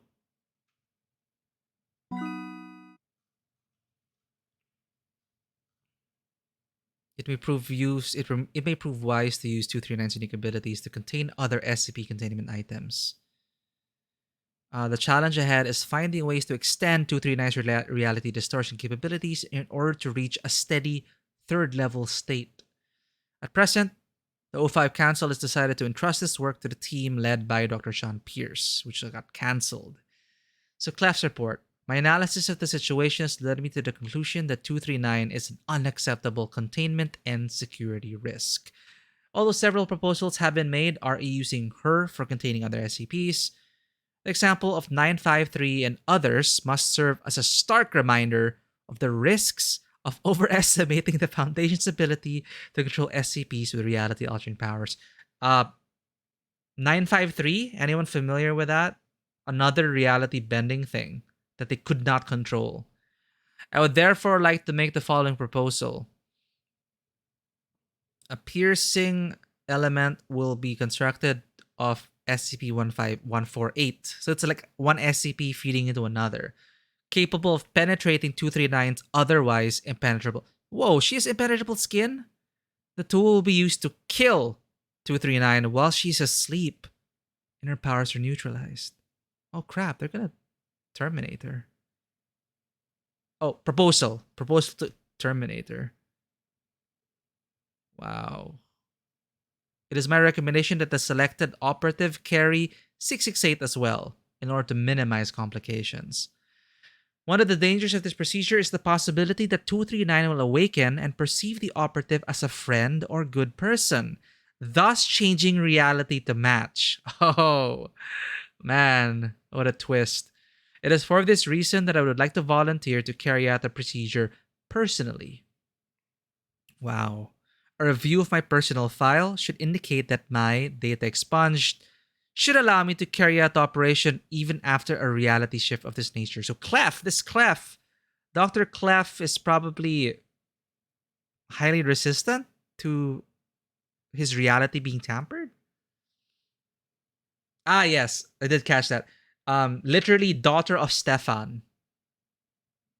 Siguros also, of course, reminds you of the music from Siguros, but I like that little, like, I was always wondering, like, man, just call her by her real name. They never bothered to get a real name because they didn't bother to give her a name and they didn't know her real name. So it's only going to the deepest depths of her subconscious that her subconscious as a child, as an infant, as a newly born child, hearing her mother's voice, Siguros. I mean, it was on the carousel toy, right? So she locked herself in that carousel toy in a way, and that's why our character like punched through it to get to her deepest depths. And I guess she trapped herself there. How sad. So ARB potential development plan. Mandate from O5 Council to transfer Miss Violet to 239 project. We saw how that turned out. The Animals of Africa's her favorite book, The Meter Plan, Accident Investigation. On the cover of the investigation report is a small block of text written messily in a rush. 239 turning 8 years old soon. Subject's risk factor far exceeds value recorded in old file. Must reevaluate. Obsolete data. 239 appears to be an 8-year-old girl, 1 meter in height and 20 kilograms in weight. Subject has shoulder-length blonde hair. Upon closer inspection, the subject's eyes shimmer a gray-green shade. Subjects seem to emit previously undiscovered form of radiation, which has been named redacted. These waves seem to be harmless in low concentrations, but in higher concentrations, they could break down matter on a subatomic level.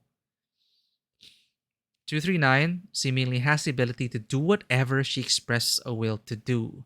Put simply, the subject can do anything that she truly wants to do on a basal psychological level as long as she is conscious. Fortunately, she only seems to be able to affect herself and her immediate surroundings. Therefore, if she can see it, she can change it. It would not be the most prudent course of action, however, to try to test how powerful she can be. Imagine like showing her an image of another place and say, change this place. Excuse me. SCP Foundation does almost never refer to SCP by their real name, partly to make them less human, the personal. That is true, Fisher. It is also for the sake of the employees, because as they said in the orientation and the briefing, you may die. Don't get attached. They're already telling us, do not get attached. Thanks for bringing that. That does make sense. They already tell you, do not get attached. Because the SCPs could use that against you, or it may compromise your own position. So for the safety of everyone in the Foundation, these are SCPs. Do not get attached. Refer to them by their title. Forget about their real name. Treat them like a potential hazard to our known world. Understandable. Extreme measures for, well, extreme anomalies. Like any mage in the technocracy opinion. Man. Well, you see, this is why the mages have such strict rules and regulations, because they're trying to contain themselves. Or, well, the world would literally be their playground.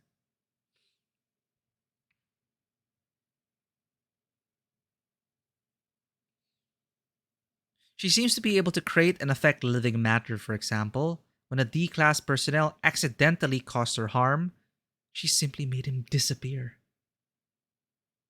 Fortunately, when the subject was made to feel guilty for what she had done, she made him reappear.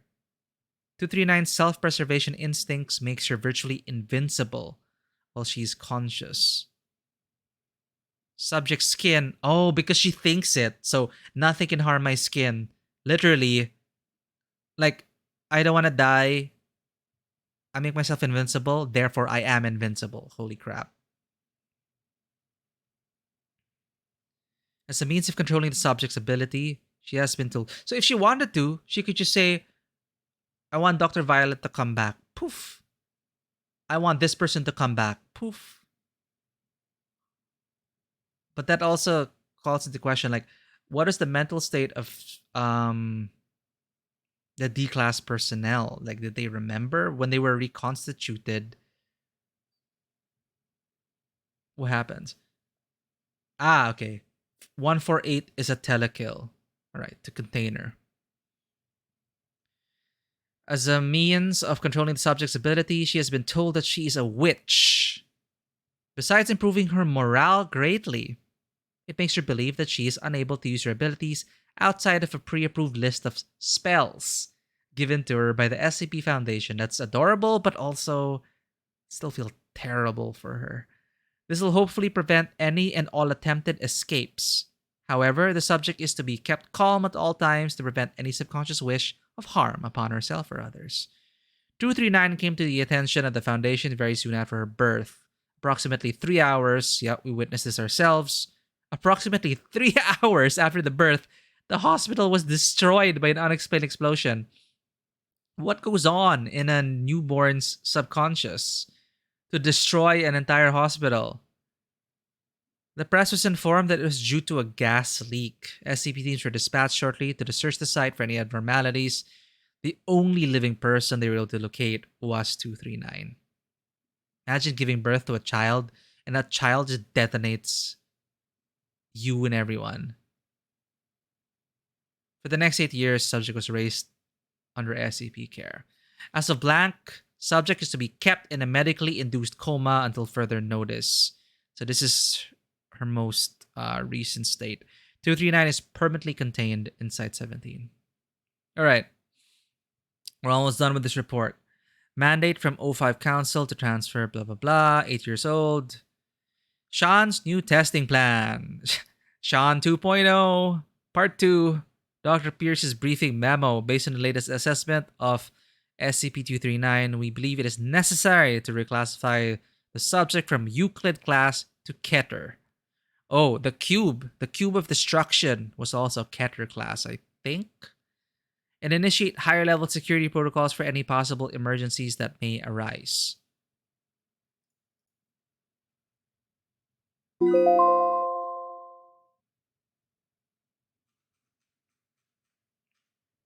Yep, Keter class. Submit.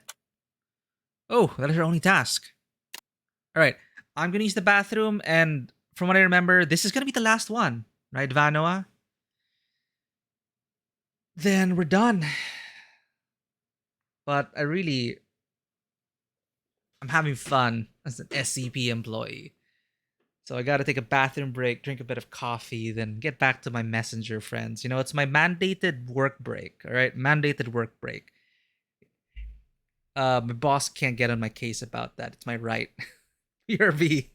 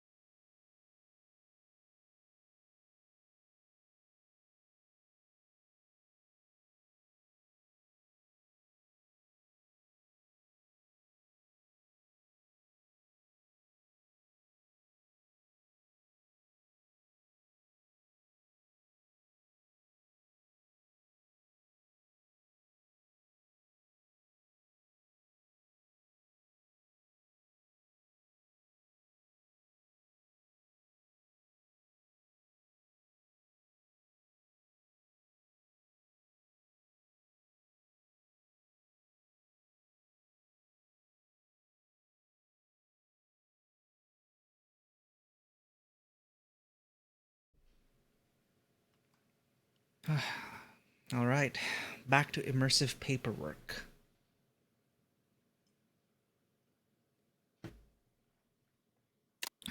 Man. I wonder if my coworkers want to go for another pizza party or something. Well done, young man. Thank you, Director Hour. With the reality distorting anomaly classified as Keter, it would seem keeping the subject in a state of comatose is the only viable solution.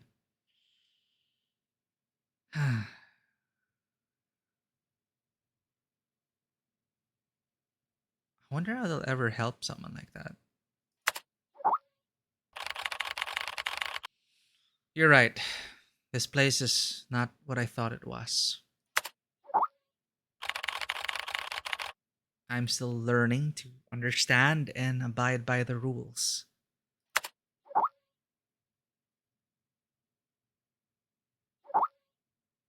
When I handed this task to you, I was frankly rather worried about whether or not you would be able to complete it. It seems you are ready. What do you mean? Carl, someone wants to talk to you. New message from unknown contact open. Hello, Carl. Who are you?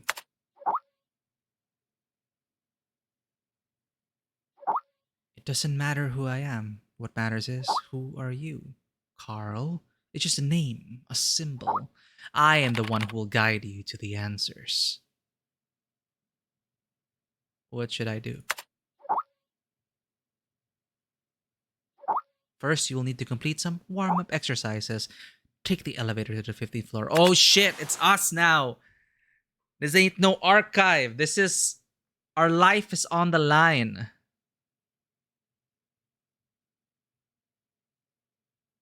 Oh, 05? I don't know. An SCP reaching out to us?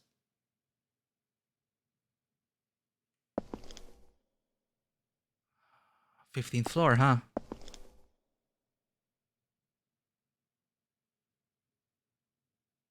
Can I explore the place? I want to explore the place.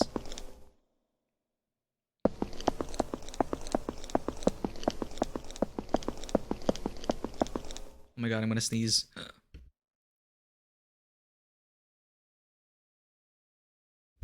Excuse me.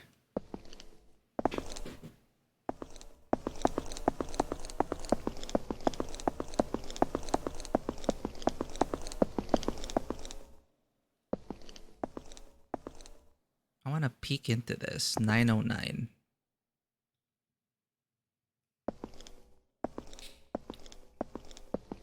Ooh. What's in here?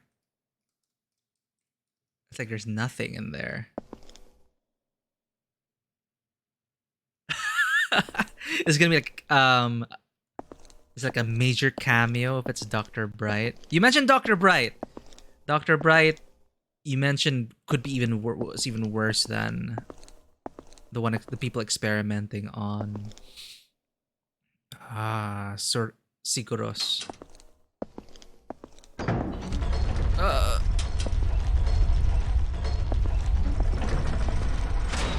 So what were they assessing us for?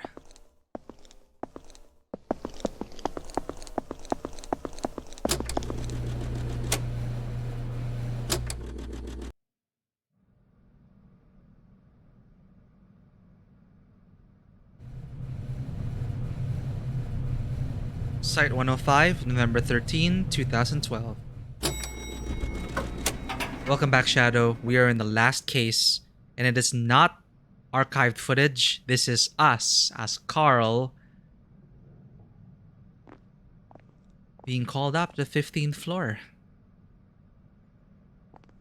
Sure, say something about Dr. Bright before we reveal if it is Dr. Bright or not.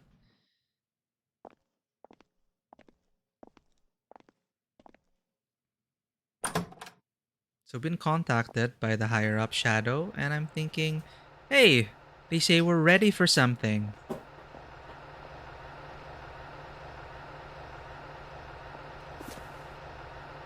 Amnestic registration form. Kate Lawrence, Sophie Mars, Sebastian Shaw. Alpha, Beta, and Omega. So there are different types of amnestics. So 10, 10, and 5. What? Don't bake bread in the lounge. Don't you feel nausea yet? 0426. Oh, I remember a code. A keypad. Sit. Oh. Huh? Carl, you'll have to follow my instructions. Do exactly as I say. There is an access card on the desk. Take it and exit through the door on the other side. The passcode is 0426. It's some Matrix shit. Okay. Find room B426 and run the program on the computer.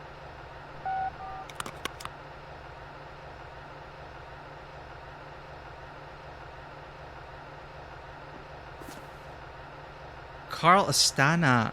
They gave us level 3. Oh, temporary access.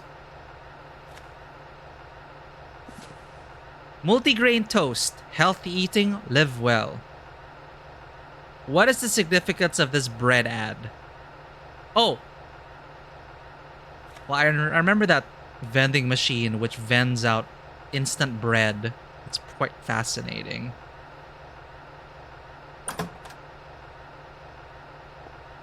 $100 plus items he's not allowed to do. Well, 0426.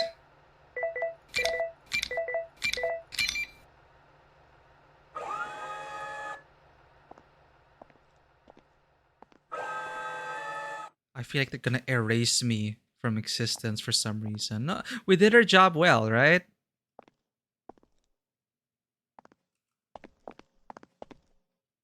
B426. Where's B426?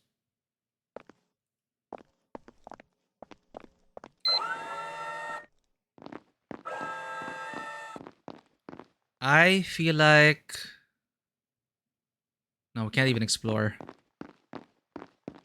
Nope. Good soldiers follow orders.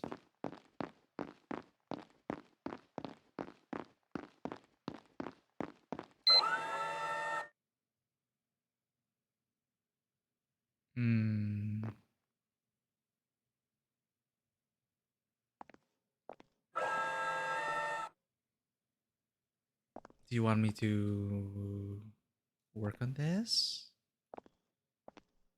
Is this thing on? Hello, yes, you are recording. Oh. Oh, okay, it's just that. Okay.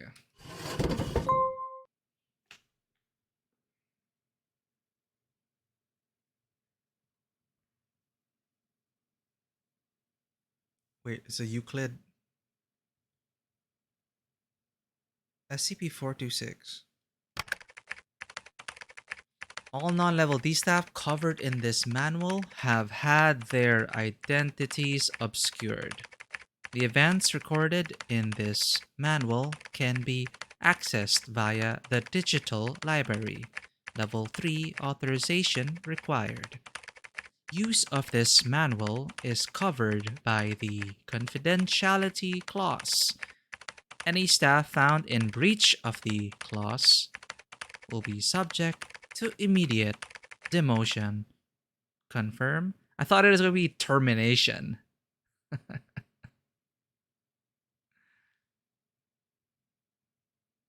Sure. Accept.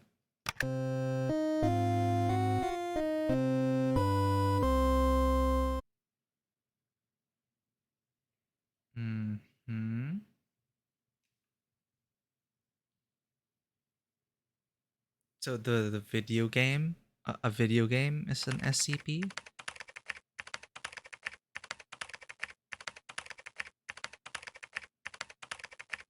Jason Grias, D081, is a 28-year-old black male in good health with no history of mental illness. He was sentenced to life imprisonment for murder. Nicknamed Chimney, his psychological condition was normal before he entered Site Redacted. However, he developed negative and pessimistic tendencies while in prison. Well, along with severe symptoms of nicotine addiction, hence Chimney. Physical examination records showed that D081 did not acquire any physical disabilities. Date of test, this is recent. July redacted, 20 redacted. Jaded, skeptical, and exhausted. Life and living are tough. When being awake and sleep are no longer regular, only the number of cigarettes left can give me a general sense of time. Only smoking can get me out of bed. Oh, I saw this in the trailer.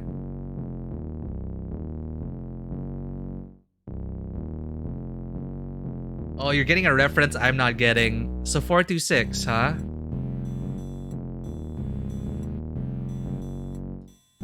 I need to smoke on the toilet first. One small single bed, but cozier than the one in jail.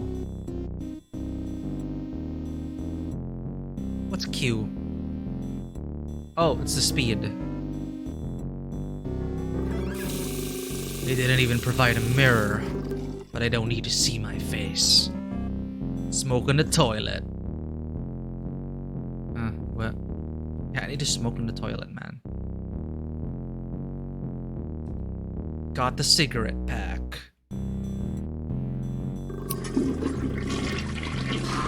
At least you're still alive. That's right, man. I've been paying attention, you know. I can feel your life energy. What? Not just yours, but all lives. The transitions that happen. Making the most of life transitions is a beautiful thing, and they exist in abundance here. What the fuck are you talking about? They always lead to unknown opportunities where everything is uncertain. I can see the man-made chaos, distorted by another force that can't be called life. Idiot. Anyway, at least you're still alive. Yeah, what a great ending. Done taking a shit. G081, time for your task. Let me finish this cigarette. Come on, give me a break. I always follow orders, don't I? I can't even smoke anymore. Hurry up. Damn it.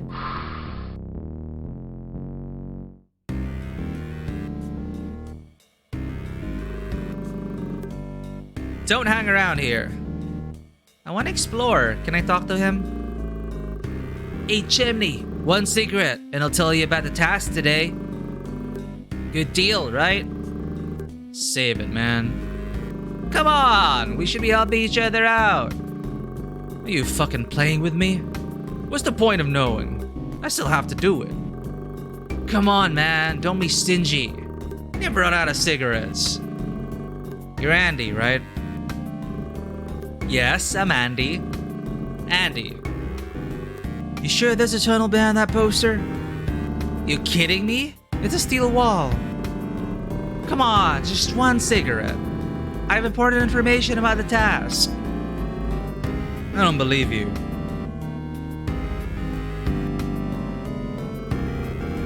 Stay away from me, man.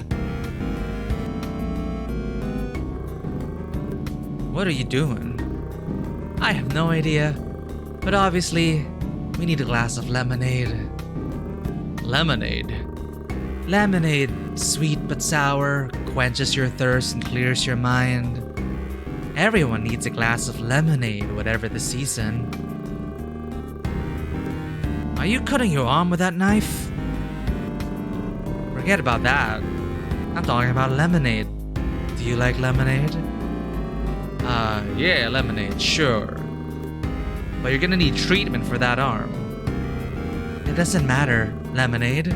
We need more lemonade. He's out of his mind. Well, shit. This guy's so nice, just letting me roam around and talk to people.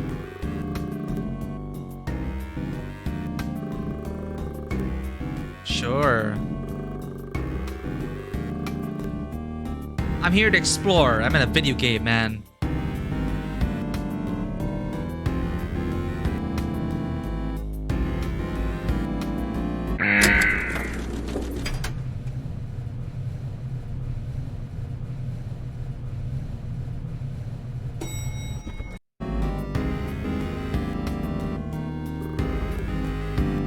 Get ready. Ah, I get it. Security check.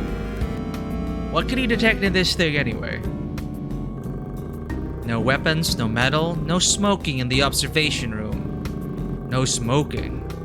You have something against me, huh? Shows hands.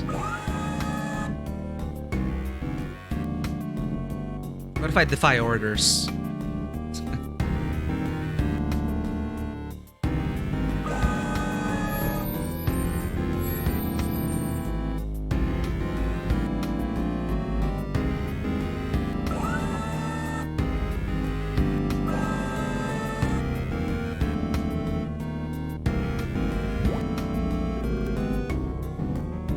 T081. I can hear you. What do you want me to do this time? There's a room on the bottom floor.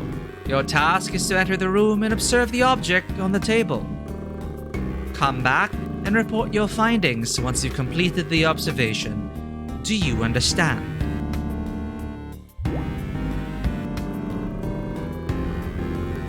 SCP Foundation is full of fucking freaks. Well.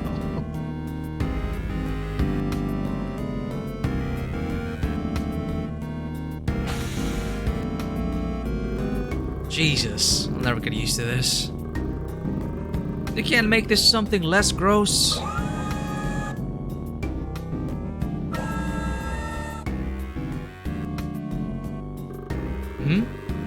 This painting is called Los Angeles at 4 a.m. Interesting.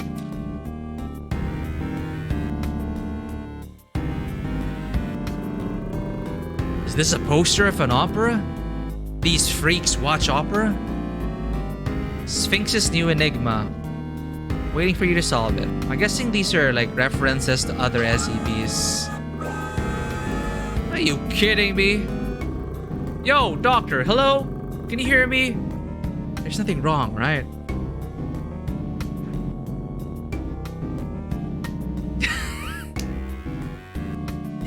In Control, there's a mission exactly like this, but it's so twisted. It's like a killer refrigerator. Like if you turn,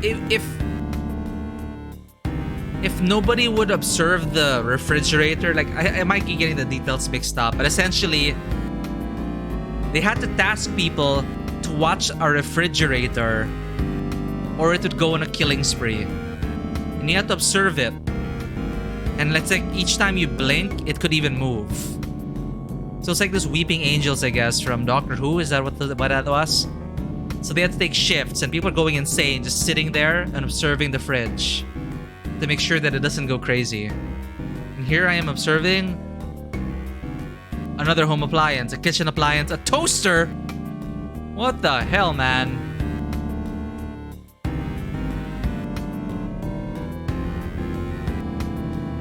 Okay, I see it's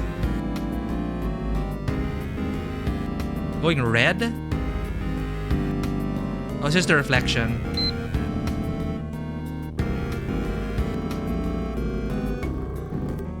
Looks like what I need to observe is in here. What the hell is this?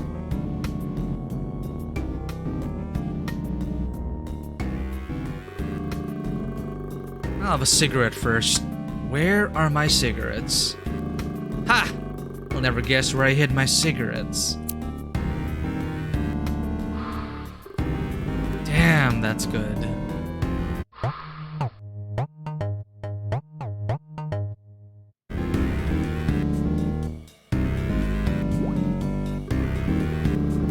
You can start reporting. Well, on the table, I'm a toaster.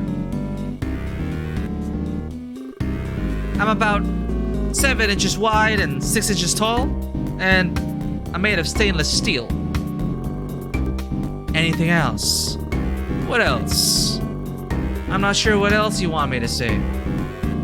Anything else? I'm not sure what else you want me to say.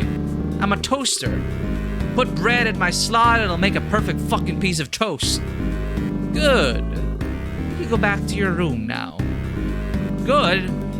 What did I just say?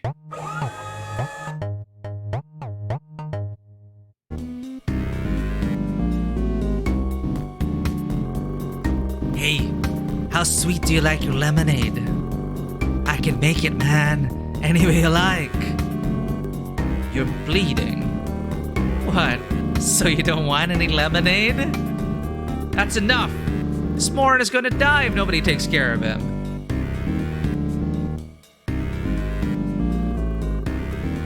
You came back alive.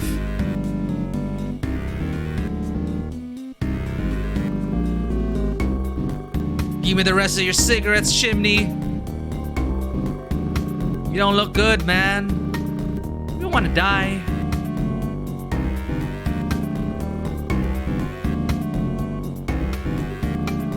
Yeah, I'm trying to enter. What, is it down here? Oh. Hey, Chimney. There's something different. Some wonderful smell on you. What is it? I sense it now. You're going to experience a new life. A different kind of existence. Shit. That sounds fucked up, man. You've changed. You're no longer bound by limitations. There's no beginning and no end. Only chaos. Toaster. Can you shut up? Is this the end of a life? I don't know. Maybe you're evolving. Why am I even trying to understand what you're saying? You're feeling different now, right? I do feel strange. I think I'm just tired. Life needs motivation. Maybe you just need a cigarette. A cigarette? No. I don't need a cigarette. I need to charge up. Because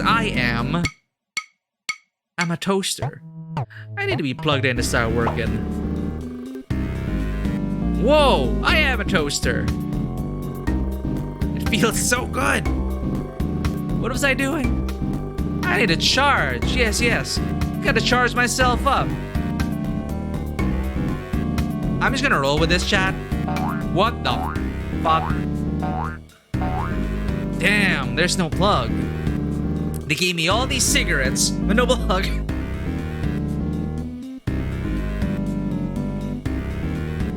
No idea what's going on. Maybe I can make one myself.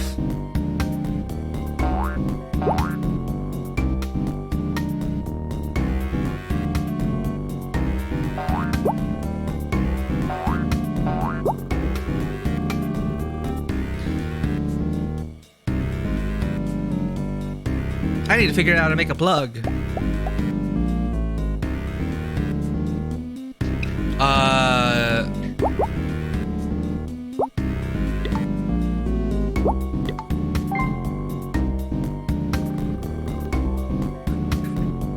Good, this is it. I can't wait to charge up.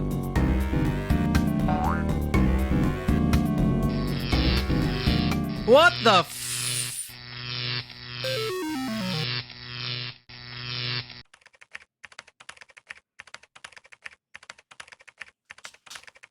D081 observed SCP-426 closely for about 30 minutes. During questioning, he could only provide a first-person description of SCP-426.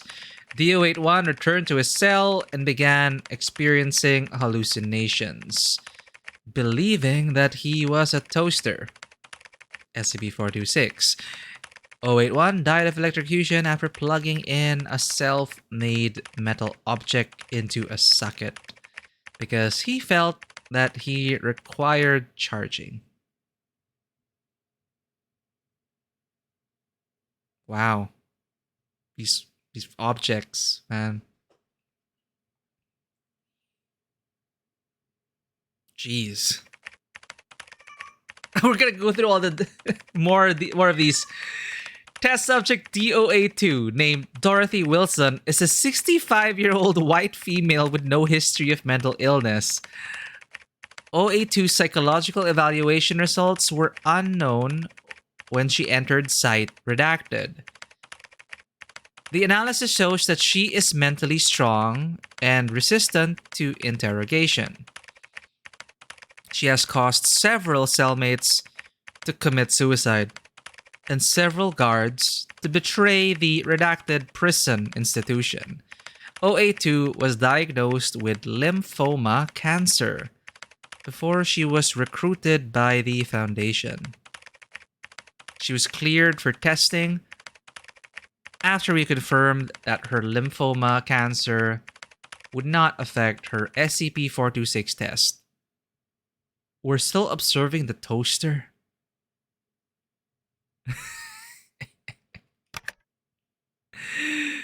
Mrs. Wilson. Mrs. Wilson.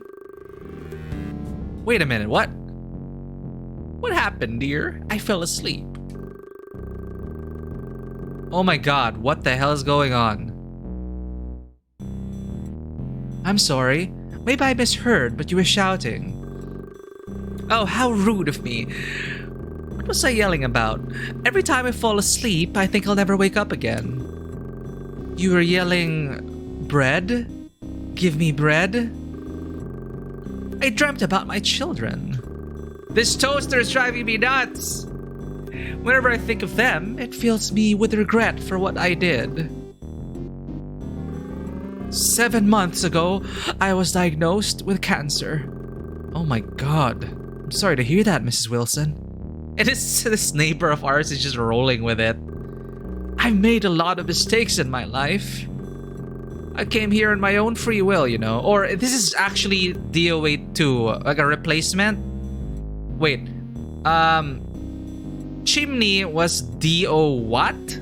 Was it also DO82? I came here on my own free will, you know. I think of this as a kind of redemption.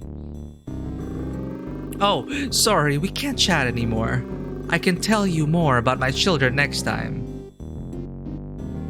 What the hell? People should take care of how they look even when they're old. I wish everyone thinks like this. Maybe I should return the stolen access card under the pillow.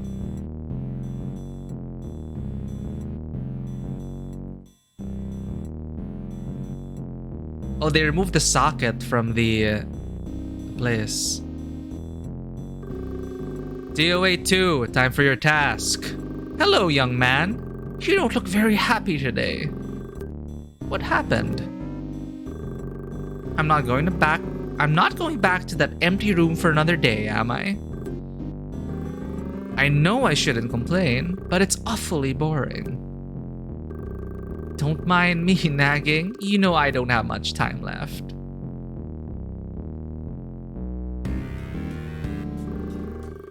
No admission here, ma'am.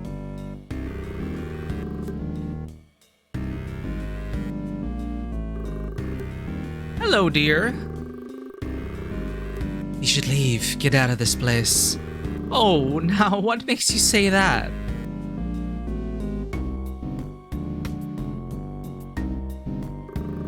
You know, Mrs. Wilson, you remind me of my mother. That's very kind of you, my dear. Just kidding. My mother can go to hell. In fact, hell is too nice for that. But seriously, you're a good woman, Mrs. Wilson. How does someone like you end up here? How did I end up here? Oh, it's nothing. I actually decided to come here myself. What the hell? Sorry, but why? Why are you doing this? My dear, that's a secret. Nice women should be allowed to have secrets, don't you think?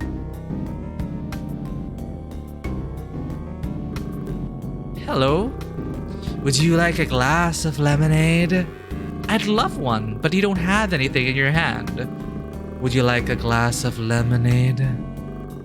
Well, yes, I'd love a glass if you have one. Would you like a glass of lemonade? Young man, is there something wrong with him? Is his hand alright?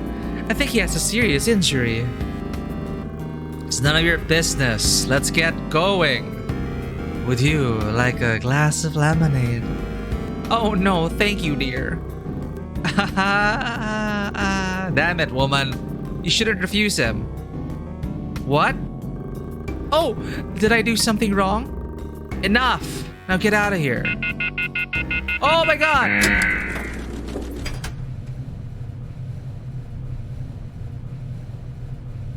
killed him for refusing his lemonade.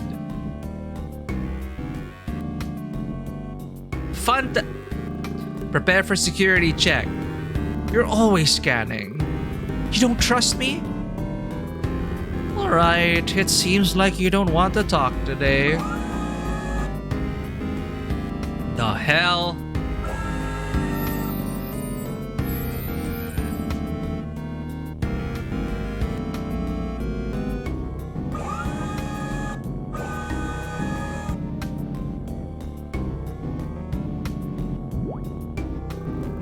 Good morning, Dr. H.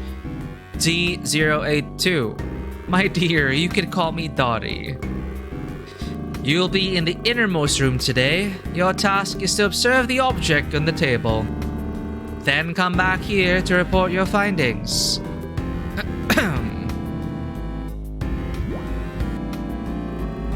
You really should be more clear about these tasks. But this one sounds simple enough. Just as well, I might not be able to stand for too long.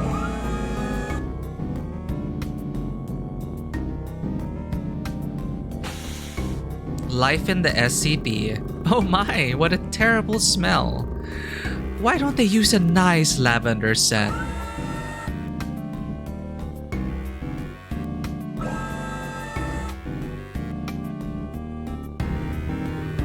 Los Angeles at 4 a.m.? Why does this painting remind me of basketball? What? This show looks interesting. I probably won't get a chance to see it though. I better hurry along. I don't want to be rushed. This looks familiar. I'm sure the empty room I was in before is just next door.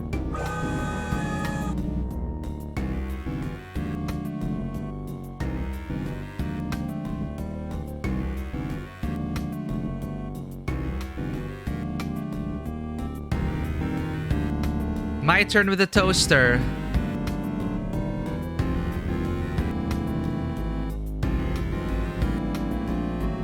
My god, a toaster.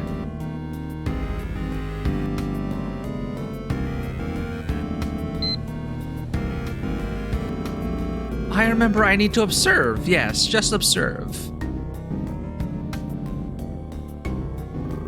Oh, is that my tinnitus flaring up? Or did I just hear something wonderful?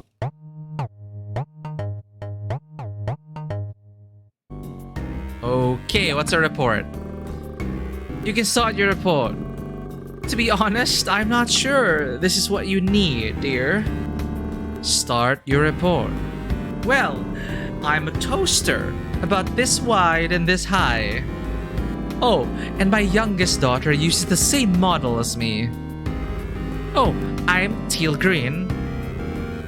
I think I look good in this color. Yes, I like this coat of paint. I think I can still work. Sorry, excuse me. What else? That's all I can say. Sorry, I'm not as observant as I used to be. Good. You can go back to your room now. Thank you. I'm glad to hear that.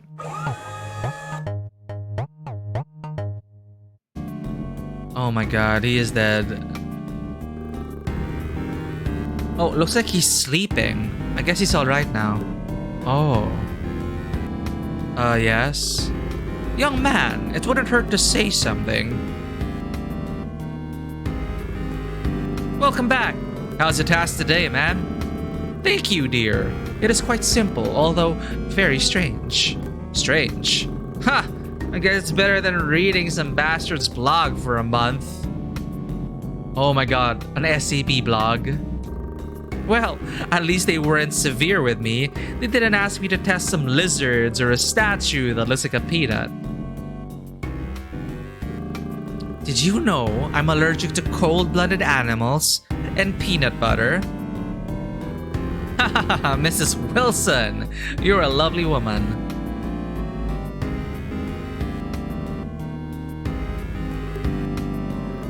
My dear, what's bothering you?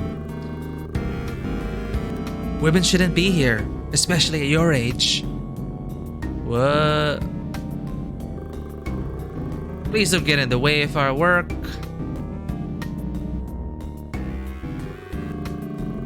Hey, Mrs. Wilson, how are you feeling? I don't know. I mean, how do you feel after that task? Oh, I feel not too bad. Yes, I feel like I'm good. That's great, Mrs. Wilson. To be honest, I was a little worried. I thought, I feel good. I feel great. Yes, wonderful. I have to do something. What do you mean you have to do something? Mrs. Wilson? Mrs. Wilson? You know what? There's been a little voice in my head. I think it's time for me to fulfill my duty. I'm a toaster. Time to get to work.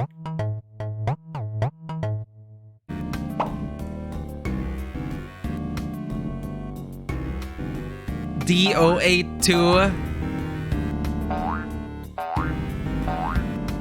I see bread.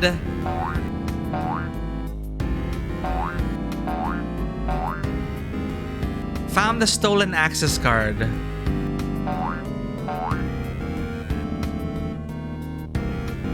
Huh. Bread, bread, bread. Stuff myself with bread. Work, work, bread, bread. Oh my god.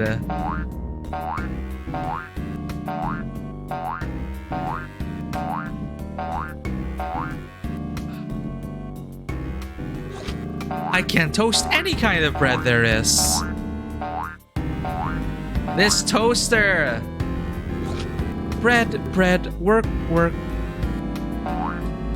Even through the trash. This is not enough. I can toast more.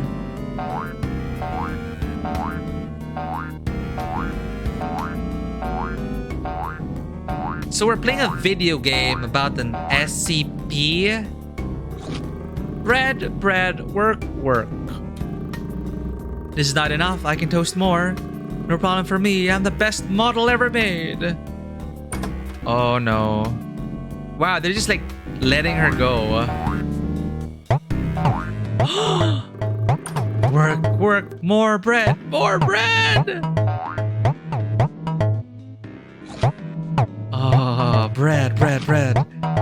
Bread.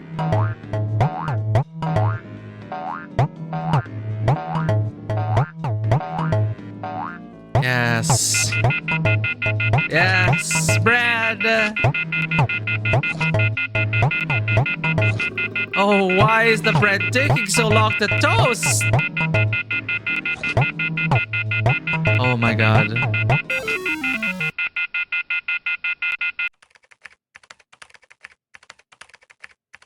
DOA2, observe the object closely for redacted minutes.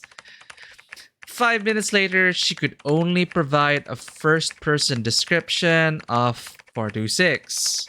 082 began to develop hallucinations 50 minutes after returning to her cell. She believed that she was a toaster and that she needed to toast bread. She died of internal bleeding due to acute gastric dilation. The autopsy found 16 kilograms of undigested bread in her stomach. What a way to go. This toaster has like the highest kill count so far. 083. So these are different subjects. Test subject 083, named Adam Moria, is a 38-year-old white male with no history of mental illness. He was sentenced to life imprisonment for murder. His psychological evaluation results showed that he had irritable, violent, and manic tendencies. Before entering site redacted. Remarks. 083 yelled, "I'm a toaster! My insides need to be cleaned," after coming into contact with 426. Redacted times. He then swallowed 550 ml of dishwashing liquid and fell into a coma.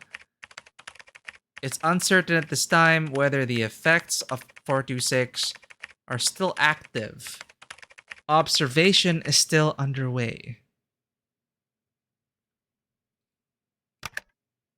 Damn it. Fuck all of you.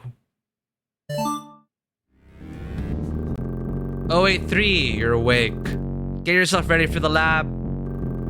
What the hell am I doing here? What did you do to me? No one has done anything to you. Huh, that's convincing. Do you think I'm a fucking idiot? After the task, you drank industrial strength dishwashing liquid. Huh? What the hell are you talking about? Don't frick with me. I'll kick your goddamn ass. 083, what are you? What? 083, what are you? I'm your fracking grandpa, that's what I am. I'm gonna knock out your teeth, one by fracking one. 083, come out and get ready for the lab. Shit. Damn, why am I dizzy? I don't feel right. It feels like part of my brain is missing. Like I'm... I am a toaster. I am a toaster. I am a toaster. I am a toaster. This toaster's terrifying, Chad. I'll never look at toasters the same way again. Me neither, unless he's a real threat. Hope he doesn't do stupid things. I should be a toaster. Oh my god, you're alive! 5 kilograms of bread, dishwashing liquid, a sponge? What else did he swallow? What do you mean? Toasting bread, keeping my parts clean. That's what a good toaster should be doing. I'm a toaster! Bro, word of advice, watch out for the dude next door. He's been staring at your ass. Hi, cutie. Take this pocket right here and your life will be all peaches and cream. Yikes.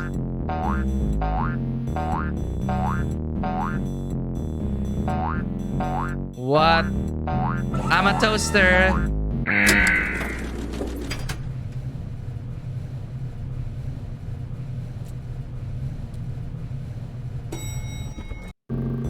Tick tock, tick tock, tick tock, tick tock, tick tock, tick tock. 083, what are you? Feeling dizzy with a headache. I'm a good toaster.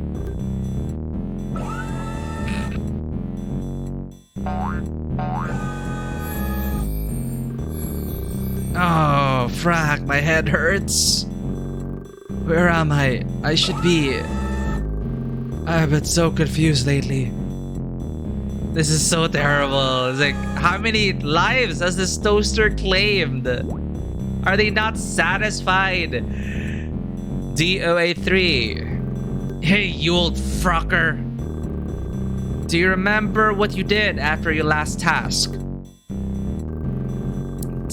083, are you willing to reobserve the test subject? Listen here, I ain't gonna do shit no more. Just kill me now, you bastards. Fuck, my head is gonna explode, shit. Guard, send 083 back to his room for observation. Yes, doctor. Damn it, I've had enough, you old fucker. 083, return to the living quarters.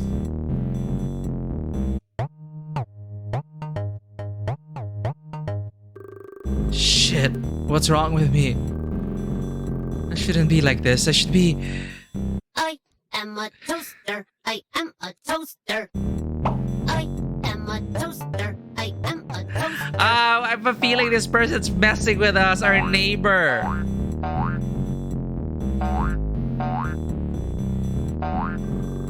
Oh, 083, do you have anything to report? Come on, man, I'm broken. Broken? The doctor wants to know how you're feeling. I'm definitely broken. I don't think I can toast any more bread. Bread? Do you have a screwdriver? There's something seriously wrong with me. Do you need to go to the clinic? Open the door. I need to be fixed. Oh my god. Bread! I'll try to toast this bread. That way I'll know if I'm really broken. Damn it, let go of me! There's something wrong with me. This is bad. Oh no. Oh no. DOA 3, stop everything now! Oh, sir, attack! We have level D prisoner breach! I am a good toaster! I am a good toaster. Good toasters follow orders!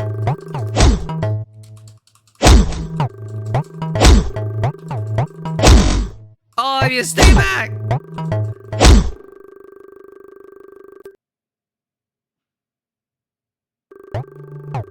OA3, stop everything now! OA3, we can kill you now! I am broken. OA3, what are you? I'm not a good baby bear toaster. I can't toast anymore, but yes, I can fix myself. I am a toaster. I am a toaster. Oh! He gutted himself. I don't like this toaster, man. Oh my god, Dan Mother! I didn't see you. How are you? Thank you for that care package. I was just pretty fascinated by it. I'm a toaster, Dan Mother. I'm a toaster. That's what I am. I needed that care package. How are you, Dan Mother? I heard about the... Are you feeling better now? I hope your toenail's okay.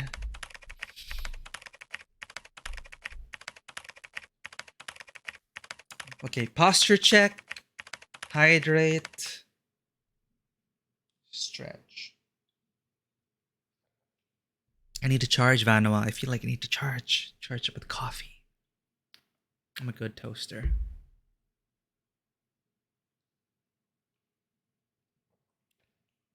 Pain rank went down. That is good to hear, Dan Mother. You know, people underestimate the pain that comes from toe/toenail injuries.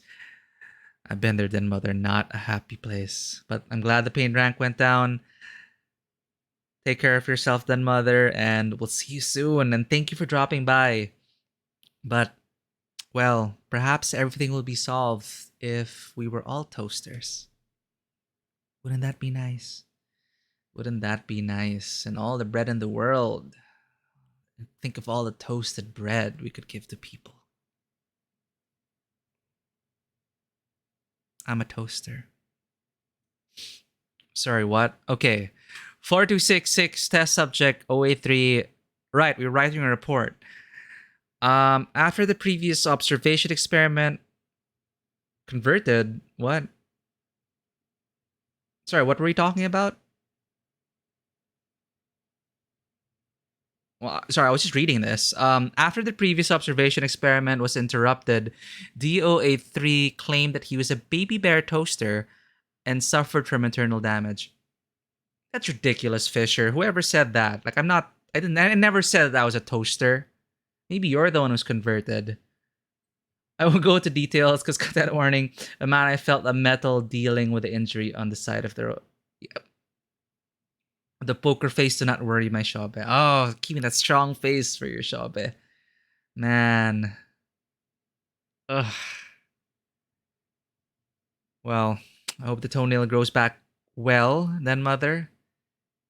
And I'm pretty sure it took a lot of strength to get through that. Welcome back, then, Mother. Warning. For some reason, Fisher, like, I was just playing this, and now Fisher's saying that we are all toasters, so I'm not sure what's going on. So, you've been warned, then, Mother, in case we continue playing this SCP. I have no idea what he's talking about. Upside Darth Vader band-aid. Oh, colorful bandages. Colorful band-aids. I love it. Well, that's the worry. I don't know. Are you okay, Fisher? Do we... This is just a joke, right? Like... Oh, no. Nah, I'm sure he's just joking. See how ridiculous it is then, Mother? It's just... Toaster. How ridiculous. No, I'm just kidding, everyone. It's just... I'm playing into it. But yes, before then, Mother... The toaster thing is quite catchy. We're already in the third subject, I believe. And... Well... Be warned. I didn't expect it. We're about to finish then, Mother, actually. This is the last case for SCP Secret Files. And apparently, we were contacted by what I presume to be like the higher-ups. After evaluating us, they thought that we were ready for this. So, there's something about this. This SCP-426. It's a toaster. And I don't know what else. So, after the previous observation experiment was interrupted, OA3 claimed that he was a baby bear toaster and suffered from internal damage. He requested repairs. On the way to the clinic, OA3 behaved aggressively and attacked the guard with a lethal weapon. He cut open his abdomen and claimed there were breadcrumbs jammed inside. OA3 eventually died of excessive bleeding. This toaster is like one of the most terrifying objects right now that we are experiencing.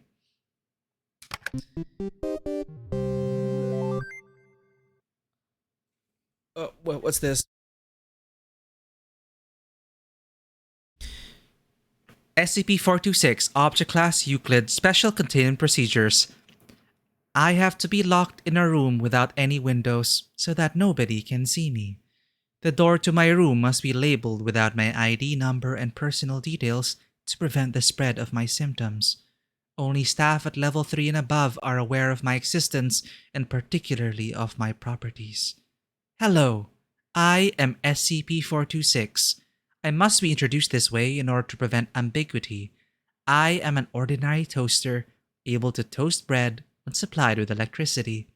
However, when any human being mentions me, they inadvertently refer to me in the first person. Despite all attempts, there is yet to be a way to speak or write about me in the third person. This is so freaky.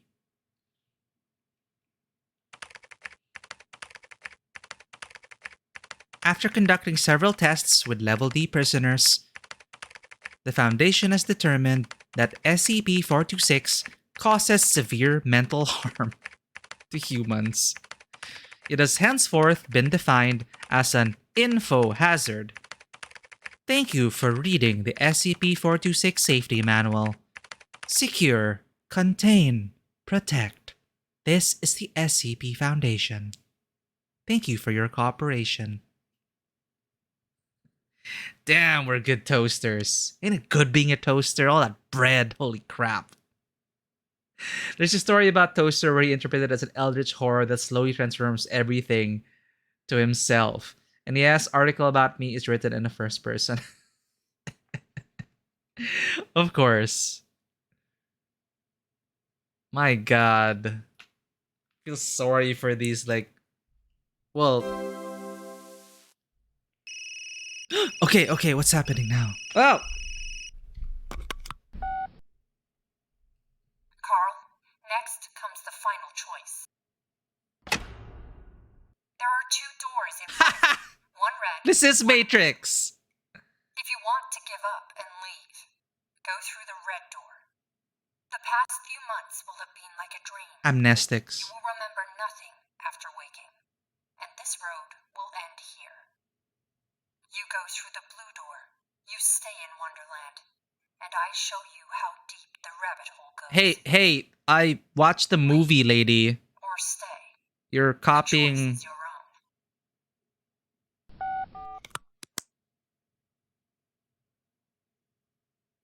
Oh, hell yeah. Let's see how far this rabbit hole goes. No question about it. Huh? Swipe.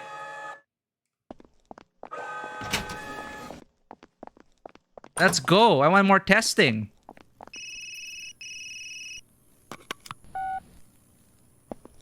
Good job, Carl. I'm glad you made it through. Have you ever felt like there were memories in your head of things you never experienced? Whispers of people you never met? These were not hallucinations. They're your actual memories. Carl, you are not a rookie at all. You are a member of Mega 5. You always have been. My name is Marion Wheeler, Captain of Mega 5. Mega 5? Welcome back, Gardener Carl. Now, we need to talk about 55. Cliffhanger. Wait, it's over?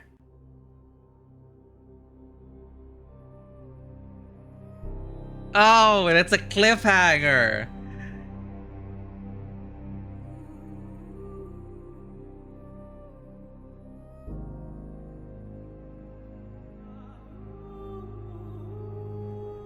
Yeah, the Matrix reference, of course, is way too on the nose. Like, maybe it would have been okay if, you know, it's because she quoted Morpheus exactly, so that kind of took me out of it a bit. But I did appreciate the choice. It makes sense in the setting.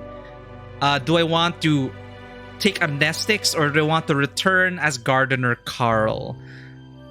As to the cliffhanger thing, well, of course I want more. Is it gonna be a full-on sequel, or is it gonna be a DLC? But thank you for recommending this game to Ivanova. I did not expect... No, honestly, I thought like Control was such a unique thing. But, well, this thing, SCP Foundation has been around since 2007. Wait, special thing... Oh, it's a Chinese team? Oh, interesting. In case you wonder, Anti-Memetics Division Hub DLC. Oh, okay, so it's gonna be DLC. That's the project they were talking about? Wait. So Major 5. Is that the 05?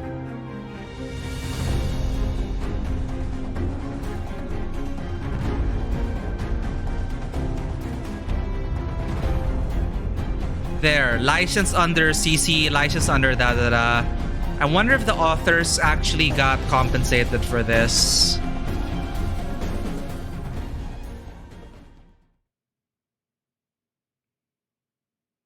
Okay, that is really interesting. Game Zoo Studio is a new indie game studio, and SCP Secret Files is our very first title. We've poured our blood, sweat, and tears into the game over the past 3 years. It took them 3 years to make this, to bring something different to our players. As this is our first title, your feedback, ideas, and suggestions are very important to us. We want to make outstanding games, and in pursuit of this goal, we're always looking for ways to improve our own games as well. We look forward to hearing from you and hope you enjoy this game as much as we enjoyed making it. Mayor 5, I believe, is a team, not the actual 05. Understandable. Anti-Memetic Division Hub was directly mentioned. Okay, so this is the...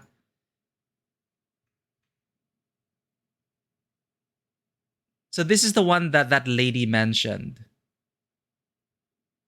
Wow, we are gonna wage war. Anti-memes. 5555. That's the one, right? Direct sequel to There Is No Anti-Memetic Division. Da-da-da-da. Epilogue. No, this is not your first day. Anomalous anti-memes are another matter entirely. How do you contain something you can't record or remember? How do you fight a war against an enemy with effortless, perfect camouflage when you could never even know that you're at war? Awesome. Well, that was super cool. By the way, check your inventory and then want to sidetrack your stream. Oh, what? No way. Did you guys get something for me again? What is this?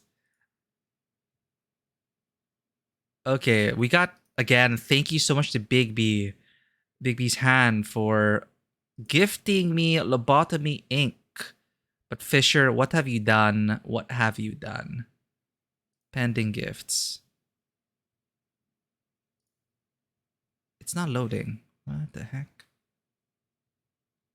No way, you got me that Nonary Games? Did you read my mind, Fisher? Oh, okay, it's in the wish list. Okay, you read my wish list. I totally forgot I had that there. Thank you so much for the gift, Fisher. I guess we're gonna be playing a bunch of or diving into this. The Nonary Games, I wanted to get into this because I played one of the developers' later games. What was it?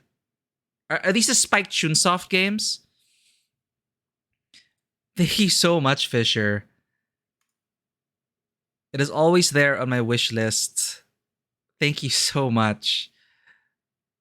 Oh man, I should have taken screenshots of this. Sorry, I got so excited I accepted it already. Yeah, the Nonary Games were on my wish list because, let me just double check the... I'm going to put it on talking. Let me just double check the thing. Nonary. Yeah, the Zero Escape series, I wanted to get into it because of AI the Somnium Files. It's a Spike Chunsoft game, right? Yes, Spike Chunsoft. This, and when I did a bit of research on Spike Chunsoft, I stumbled upon the Nonary Games, then I wishlisted it. Cause yeah, I really enjoyed AI the Somnium Files. In fact, I was supposed to continue the sequel to AI the Somnium Files, but I didn't find time to. Thank you so much, Fisher. And thank you again to Big B. I know Big B's lurking. Big B's asleep right now. Lichcast, welcome in. We just finished SCP, The Secret Files. As an initial immersion into the world of the SCP, I mean, I'm so surprised why I haven't been experiencing stories like this for a while now. So, and then on a cliffhanger, and well, again, thank you, Vanoa, for introducing us to this game and also giving me the tip to pause where we paused last night. This feels just right. I could not have pushed on. I could not push on last night, Lichcast. So I took advice from Vanoa, paused at the second to the last adventure, and it wrapped up the weekend quite well. But why are you still awake, Lichcasts? Oh, right. That happened, Vanoa. We also derailed it. That is just 30 minutes or an hour. Yeah, we're just chilling in. And Big B got me they gifted me Lobotomy Corp. That's something I wanted to play.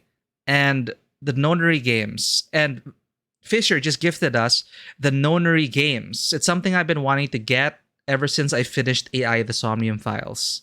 Because I wanted more Spike Chunsoft weird stuff. So again, I really appreciate this. This never happened to me before, like, as a streamer. This is the first time people have ever gifted me games, and I really, really appreciate it. More power to you guys. I really appreciate the support, and also sticking with us throughout this whole SCP madness. It's my first experience, and yes, I did really appreciate that talk, because just long story short, Lichcast, it just veered in that direction because Cyberpunk Edge Runners was brought up, and Vanoa made a great point about how much of a doomer kind of feel it is. I'm not sure if you watched it yet, Lichcasts, but no spoilers.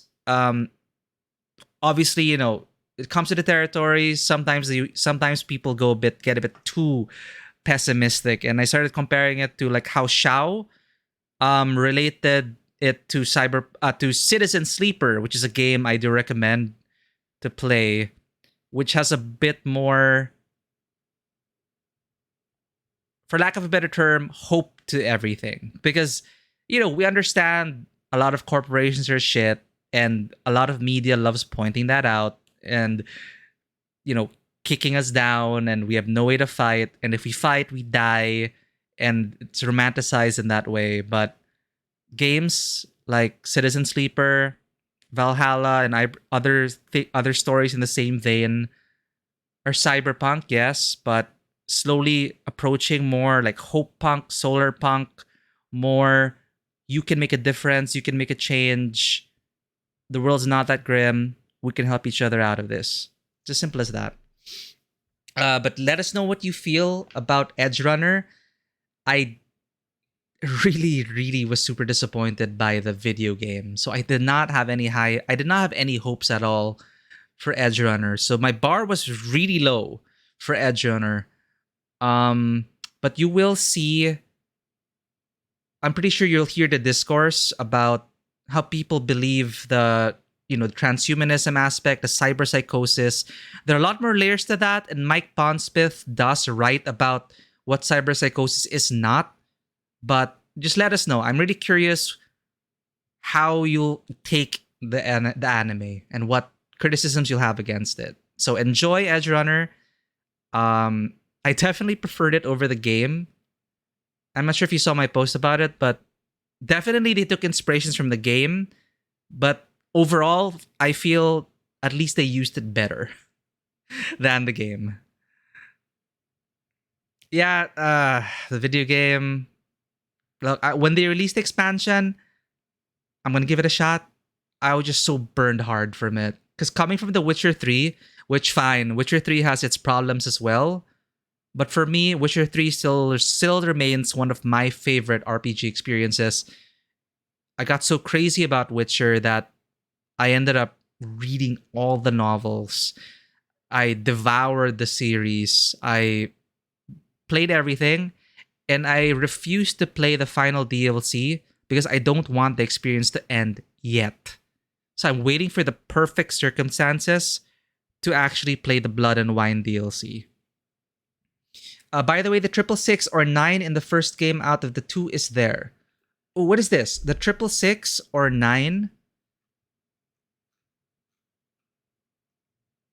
The Zero Time Dilemma? Oh, right. It's a trilogy. Yeah. There's the Nonary games, and then there's Zero Escape, Zero Time Dilemma.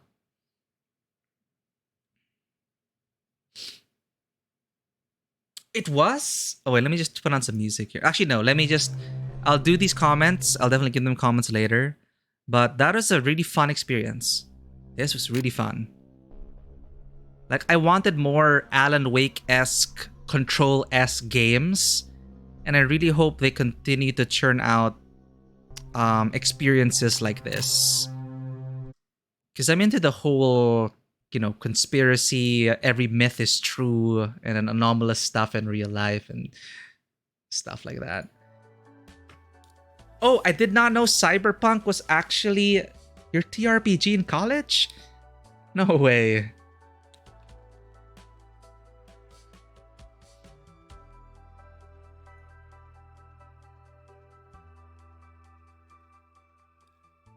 Nothing to be sorry about, Lichcast. I'm just so grateful that you also dropped by for Exocolonist and dropping by when you do. I always appreciate it when people take time to actually spend time and chat. It's still, honestly, it's still unbelievable to me. Because, when I started this whole thing, it's like, I'm going to try it out. It is to build up my confidence, perhaps figure out if I can deliver content that can entertain and inspire people or whatever. And it's working out. It's more than a year. We're still here. I cannot believe people gifted me games. And I really am grateful. I cannot express that enough. And speaking of Exocolonist, we will be doing the finale on Tuesday.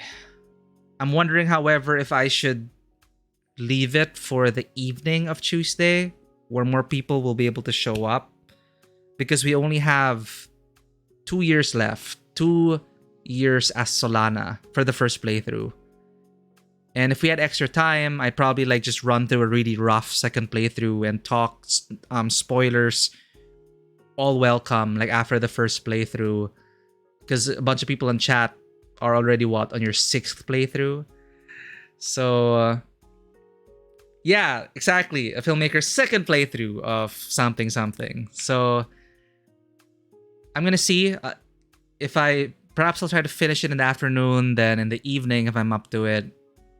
Just an open playthrough, an open discussion about everything we think about Exocolonist. So the Nonary Games has 2 games in it. One with triple number, I believe, is the first game, and the other one is the second. And the third is on Steam as well. Ah, I see, Fisher. Yeah, because in Steam, I only see Zero Escape, right? That's the trilogy. Team Zero Escape Bundle, Zero Escape Trilogy. Yeah, I remember delving into this and figuring it out.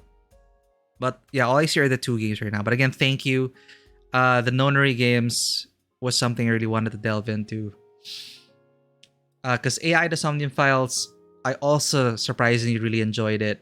Despite a lot of, well, some really annoying tropes, just a personal thing with me, which is driven even harder in the sequel. Like, it's like every second they cannot help but throw some sexual innuendo at you. But I got used to it. But it is kind of weird trying to get through all that.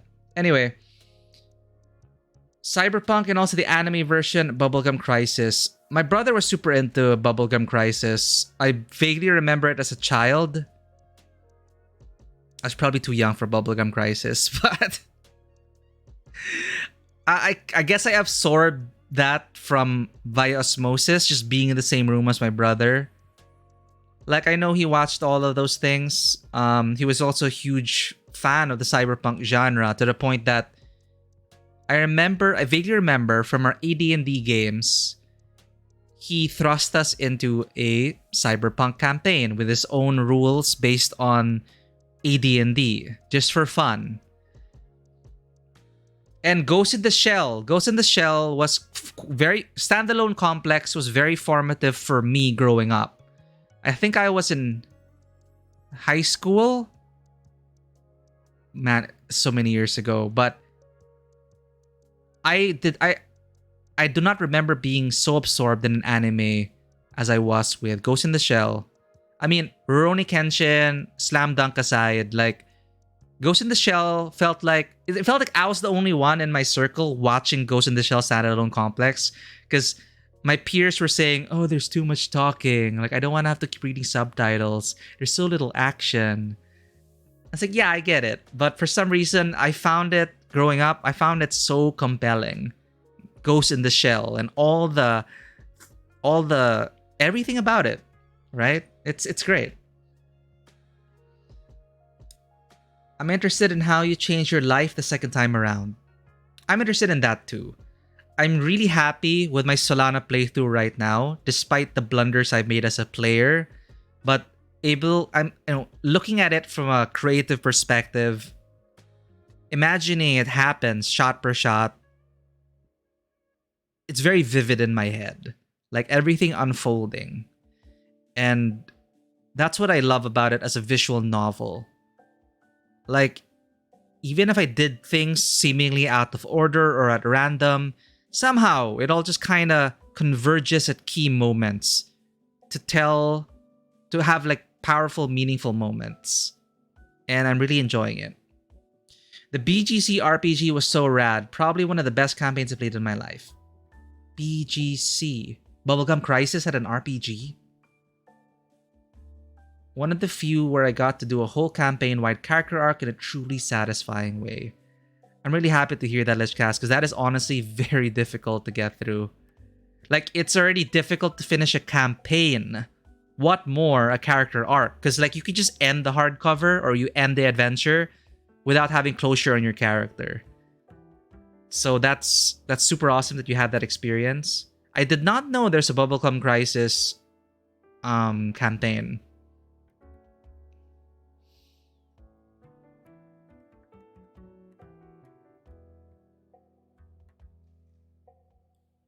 Oh, sorry, I missed this. If you look at the game news, sorry, Vano, I missed this. There's an art contest with beta DLC access as one other award. Well, I'm happy that they are making more than Vanua. This is their first team This is their first project, so I hope they keep it up. They have literally, like, essentially an unlimited resource. Of course, I hope they contact the creators and properly negotiate a way to, you know, I really hope at least they contact the creators before they like build games out of their stories. I think that should be a given, of course. I'm not sure how they went through the licensing hell. It sounds like licensing hell to make an SCP anthology game. But I really hope they navigate it and produce more content like it. I'll look at the files again. Then we can wrap up and wind down. I'm going to miss being Carl... What's my name? Gardener Carl. Whatever that means. What? Why am I missing 4 cards? Well, obviously we didn't do like 100% playthrough, right? So this is the dragon.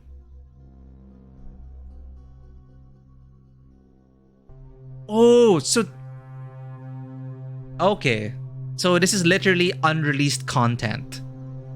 Okay. It's cool. So it's like gonna be twice the length if they get it. Well, they worked on what they had. They released what they had. They weren't sure it was going to be successful. But the Steam reviews are pretty decent. Like, right now, the Steam reviews are still very positive. Like 90% and above. So, yeah, they're good.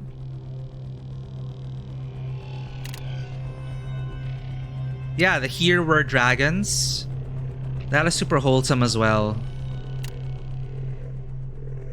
This was painful, but this is definitely something I totally expected out of an organization like this. And I think this hammers the fact home even more how it could really be like an analogy of like a really messed up a child in a messed up family.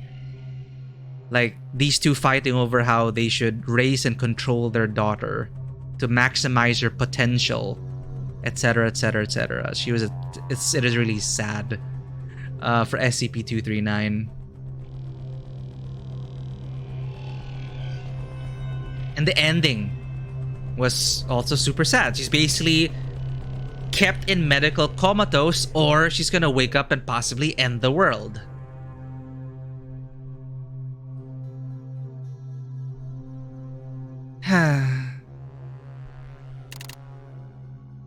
It's interesting though that it's like out of order.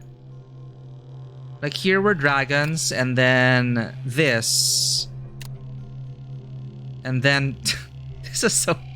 I think they wanted, like, after the harrowing journey of 239, I think they wanted to end the anthology with the toaster song. We're all toasters, by the way, Lichcasts. We have to accept that we all have a toaster inside of us.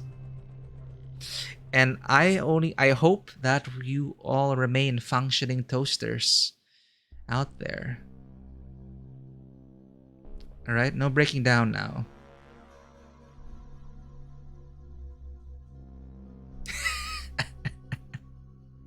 It is true, Vanua. I am to be sealed in a chamber with no window. So we read their support at the end. Hello, I am SCP-426. I must be introduced in this way in order to prevent semantic confusion. I am an ordinary toaster capable of toasting bread when supplied with electricity. However, when any humans mentions me, they inadvertently refer to me in the first person. Despite all attempts, there is yet to be a way to speak or write about me in the third person. When in my continuous presence for an extended period of time, subjects begin to identify themselves as a toaster. Unless forcibly restrained, subjects will inadvertently harm themselves in their attempts to emulate my standard functions. Look how many people died. Like 426, 1 subject died of electrocution after plugging in the self-made metal socket. 3 literally ate herself to death. 266 died of excessive bleeding after cutting out his own abdomen. My god. So I see where they really get their inspiration for killer home appliances. Because there's also a version of this in Control. It's a little Easter egg. Like, you really have to... Like, you won't find a lot about the anomalous objects in Control if you don't hunt down the loose text and collectibles. Like, the stories behind the anomalous objects there, like the reports like this in Control, are collectibles which can easily be missed. But it is pretty fascinating picking them all up, and one of them, I told the others about it, but of course, a killer refrigerator. And same thing. People were tasked to observe the refrigerator to prevent it from killing test subjects.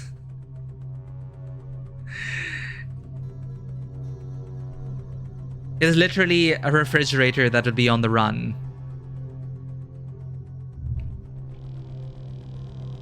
Fascinating stuff. So we have more SCP to look forward to, and thanks to the people as well who gifted the games.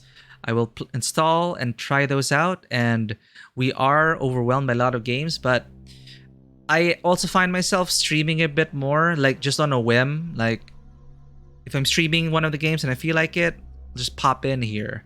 But we will be maintaining a regular schedule. Tuesdays, Thursdays, and Saturdays. Thankfully, I will be able to finish Exocolonist this week, this coming Tuesday. But depending on, I have a meeting on Wednesday, and depending on the details that we finalize, I might be busy on a shoot Thursday to Saturday. So that's gonna really cut into our time. So I will announce if I am able to stream or not. But thankfully, I will be able to finish Exocolonist this Tuesday. Not sure yet about Thursdays and Saturdays. Yeah, it's gonna be a simple thing, Lishcast, just events coverage, but we're trying to get back on our feet again, and we gotta restart. So thank you for that. Thank you, everyone. I will be definitely looking forward to more DLC. More adventures SCP-wise, everyone. And I enjoyed so much streaming this. I preferred streaming this than if I were to play this on my own. So I'm definitely going to stream the future episodes of the SCP Secret Files. And I'm also looking forward to this. In fact, I want to check this out really quick. Let's check it out. I want to see...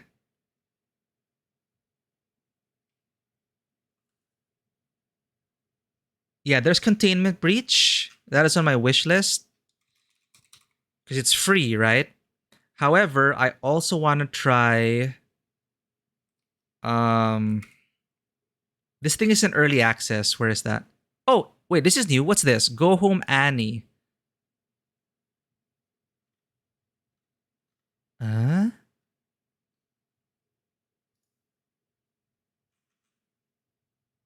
Oh, sorry. I just saw a tub full of blood. You know that... I didn't touch my GameCube for a while because I was playing Eternal Darkness. Amazing game, by the way. If I could play Eternal Darkness in a remastered version, I would. Eternal Darkness was a... cosmic horror kind of genre, psychological horror. Really great game. I was just too young to play it, and I got traumatized by a sudden horror bath scene. If you didn't see it yesterday, it may be an SCP.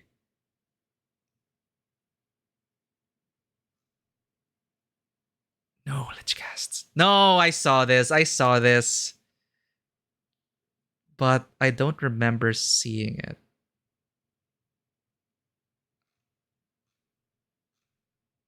No, I saw this. I'm not affected by amnestics or anything. Okay, this looks interesting. Did I wishlist this already? I did. So, Containment Breach is free, so you can definitely get into that. I'm also looking at these, though. This one is... Oh, I didn't add it to the wishlist yet. I guess I will. Boop. New trailer, demo on Steam. Oh, the demo is only... Oh, the demo is out in 2 days. So I'm going to preserve the experience. I'm going to wait for the full version. There's no predicted release date yet. Let's check out a trailer.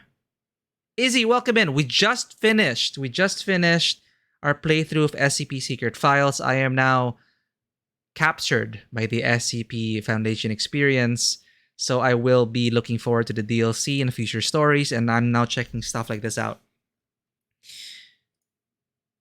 This is Annie. Annie, Go Home. The demo's coming out in 2 days.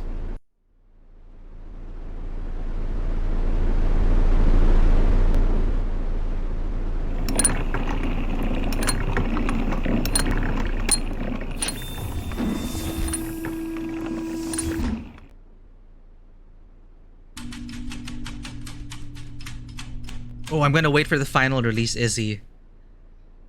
But Wolong is looking really good. Have you been playing the demo, Izzy? Wait, that's it? What? Teaser? Ah, wait, no. This is here. That is just a teaser. This is the actual trailer. Okay. Flamingos. Of course, it's flamingos. It's like Max Payne and... Oh, okay.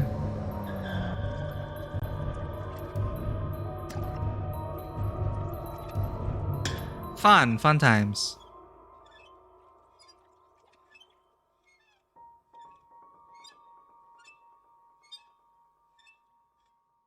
Are you familiar with this SCP? Yeah, let's cast those flamingos. Immediately bringing to mind the hard-boiled narration of Max Payne. McCaffrey, what's the name of the voice actor? Amazing job as Max Payne, honestly. Like, if I had a noir thing I wanted narrated, I would get James McCaffrey. Is that the voice of Max Payne? Freaking amazing. Again, Max Payne is an amazing noir series. I even enjoyed Max Payne 3. I love it. I want more Max Payne. But it's unfortunate that Max Payne is now under Rockstar, which is what, of course, that's why I got worried about Max Payne 3. But overall, I love Max Payne 3. But for me, Max Payne 2 was one of my favorite gaming experiences on the noir side of things. Max Payne 3 was like a crazy action film with some neo-noir trappings. It is a good game. It is a good game.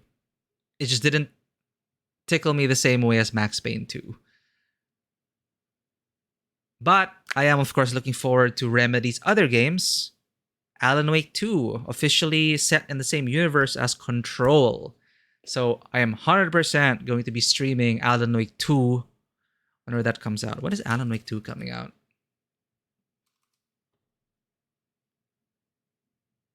Is Alan Wake 2 only like on Epic Games or something? Not gonna lie, the Alan Wake DLC for Control was actually surprisingly really meaty on like the SCP-esque side of things. And it really, for me, it connected a lot of the dots. And it made me so much more excited for Alan Wake 2.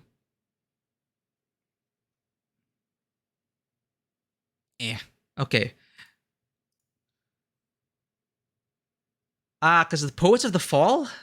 What happened to... Because their music rights with Poets of the Fall? Oh shit, you're right. It's not... Oh no, it's here. Oh, you can still buy the Alan Wake franchise. Huh.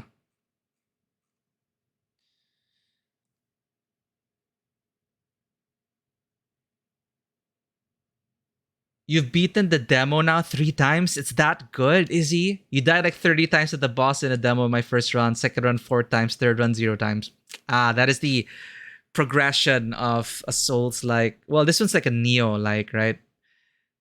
From the same makers. Correct me if I'm wrong. It's from the makers of Neo. Metallica ruined the world with their obsessive copyright control with their songs. Ugh. Yeah. Control DLC's Foundation and Awe. What I love it is Awe, AWE, not only stands for, in their terms, Awe, AWE is their version of SCP tagging. So AWE dash something something something. So it is a play on words for it. It is a play on an acronym for them where their DLC named AWE is Altered World Event, which is, well, that. It's the SCP dash blah blah blah. It's also Alan Wake Experience, which is a fun thing. Coincidence? I think not. But that is the Alan Wake DLC. I actually really liked it. It was another side of the Alan Wake AWE, the Altered World event, and it is pretty fascinating to play through that. It is like a hype DLC for Alan Wake 2. So in a way, Alan Wake 2 is kind of like a spiritual successor to Control. And I'm actually really hoping there's going to be like a crossover with some of the characters without spoiling too much. It's ripe for that, especially with the events of the game that happened in Control leading up to Alan Wake 2.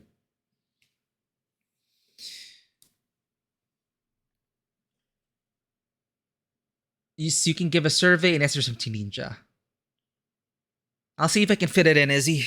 It's on PS. Yeah, I'll definitely. It's been a while since I touched the PlayStation, and I'm also worried about like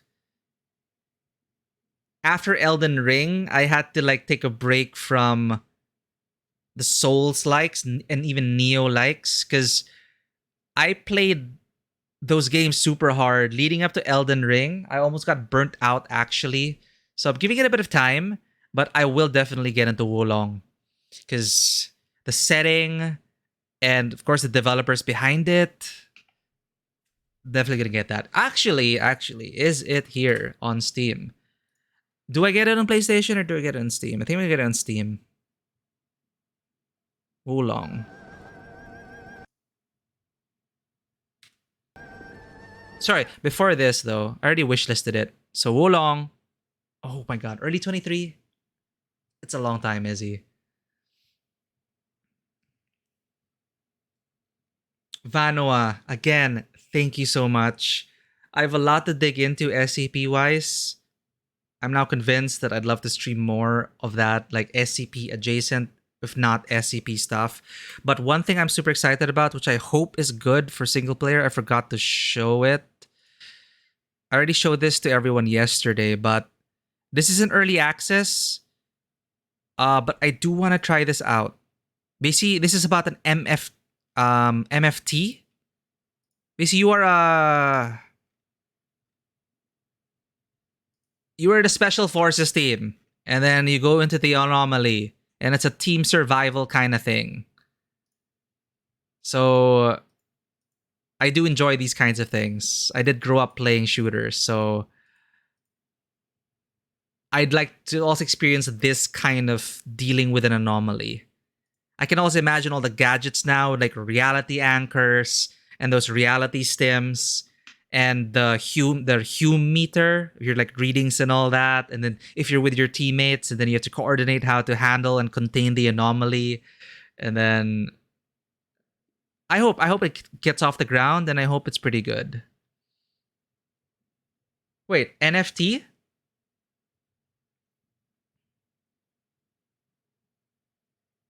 But good night, Vanoa. No stamina gauge. Has a different deflect ability, jumping, martial art abilities, all kinds of stuff. Oh, and just never experienced like well, when was the last, like, set in Chinese with Chinese mythology, when was the last game I played that featured that front and center? It's been so long. NFT? Where did you see NFT?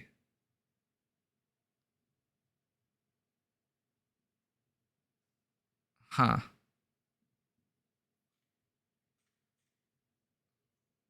Okay. Well. Oh, no. Did I say NFT? Damn. Okay. I'm not sure. Well, no, I would not get into NFTs. But a cooperative shooter like this, I'll just watch the trailer since we're on the SCP train right now. I'll just watch this. Then we're gonna wind down. But thank you for dropping by, Izzy. Thank you for reminding me about Wolong. My friend's been hyping it up a lot, and you're hyping it up as well. But 2023, that's a long wait. Actually, wait, no. We're already mid-September, so almost the end of the year. Holy shit. Yeah, exactly. It's like, I do love that era. It's just, we got like what? Total War, Three Kingdoms, semi-historical. On the anime front, experienced Paripi Kongming or Yaboy Kongming. I love that anime, but again, it's about Three Kingdoms. And hell, Dynasty Warriors, right? That is my primary action game set in mythological China-ish. So that's my only real exposure to it. So I'm interested to see how they treat Wolong. Oh, it's... Well, Lichcast would probably be in a much better position to talk about it because I'm not that familiar with the subject material, but that's what I heard. It is... Basically, it's reached the point of like almost legendary status for some people that it's hard to divide. It's hard to tell already which is fact, which is fiction, what is a legend, and what is what actually happened, or if this person actually existed. I could be wrong though, but yeah, it should be treated as like semi-historical. Awesome stories, but we can't really verify if those things actually happened. And these heroes became elevated into legendary status that they're highly romanticized account of historical events. Yeah. Oh, here. Many dramatic parts of it are fictionalized. Ah, okay. So everything in between all that, fan fiction. Essentially, fan fiction went out of control, I guess. And that is the history we have of the Three Kingdoms, the War of the Three Kingdoms, Romance of the Three Kingdoms. Hell, it's in the title, Romance of the Three Kingdoms. That is a nice analogy. Thanks for that. It's like Shakespeare writing about Macbeth or Richard III. Got it. That kind of puts things into a better perspective for me. Awesome. All right. So this is actually open. This was released this year. I just want to see this before we wrap up tonight. Because I could see here, I haven't been playing that many multiplayer games because I'm on a single player binge. But GTFO was actually a very immersive experience for me. Even though I only played like 5 hours of it, it's hardcore, demands cooperation, and it's super atmospheric and immersive, but you realize like the gameplay, the melee combat is necessary in the beginning. It's basically you're crouching around, whacking things in the back with your melee weapon, and you only pull out your guns when shit hits the fan, which is fine if you like that kind of gameplay. It led to some really amazing moments, but I didn't really stick with it. So I'm wondering how SCP Pandemic is like. Though the title is kinda... Okay. Let's see. Multiplayer shooter set in the SCP verse.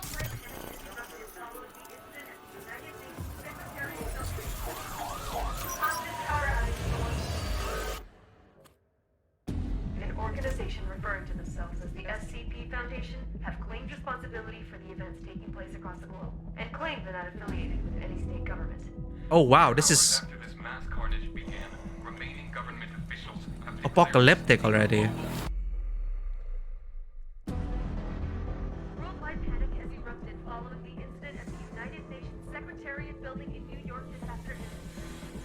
After a large explosion destroyed a major Against the Foundation? UN meeting regarding the global state of affairs.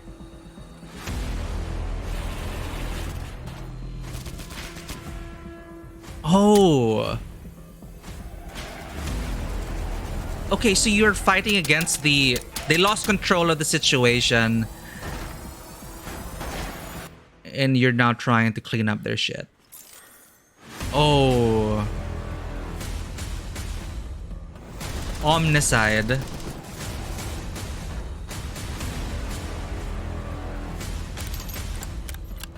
We're gonna see a lot of night vision here. Wave survival. I was hoping for a more... I mean, what we're seeing so far through the trailer is just Left 4 Dead, Back 4 Blood.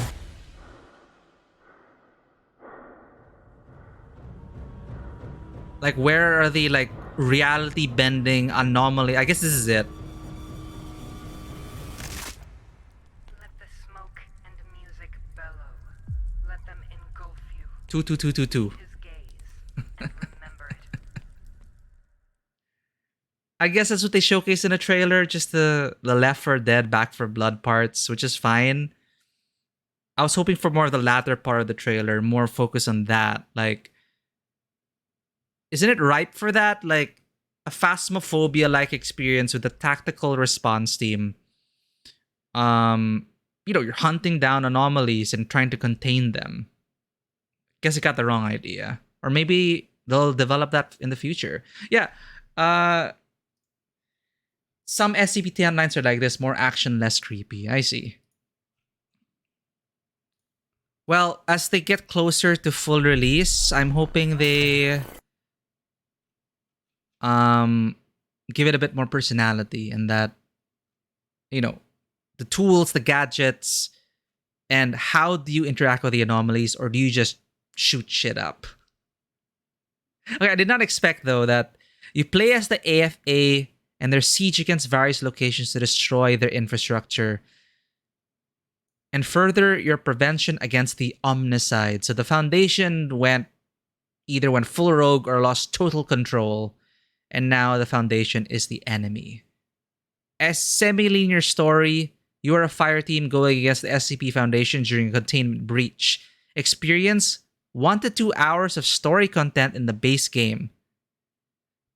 Discover and immerse yourself in the rich story and lore deeply inspired by SCP-5000. Canon by Tanhony. It will be expanded on and integrated through ongoing development.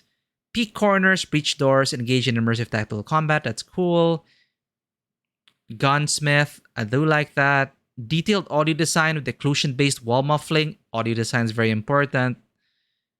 But... oh well. That is a bit disheartening. But again, they're in early access. Maybe they'll work it out. And it is getting very positive reviews. So they're doing something right. Anyway, I had a lot of fun dealing with all these things.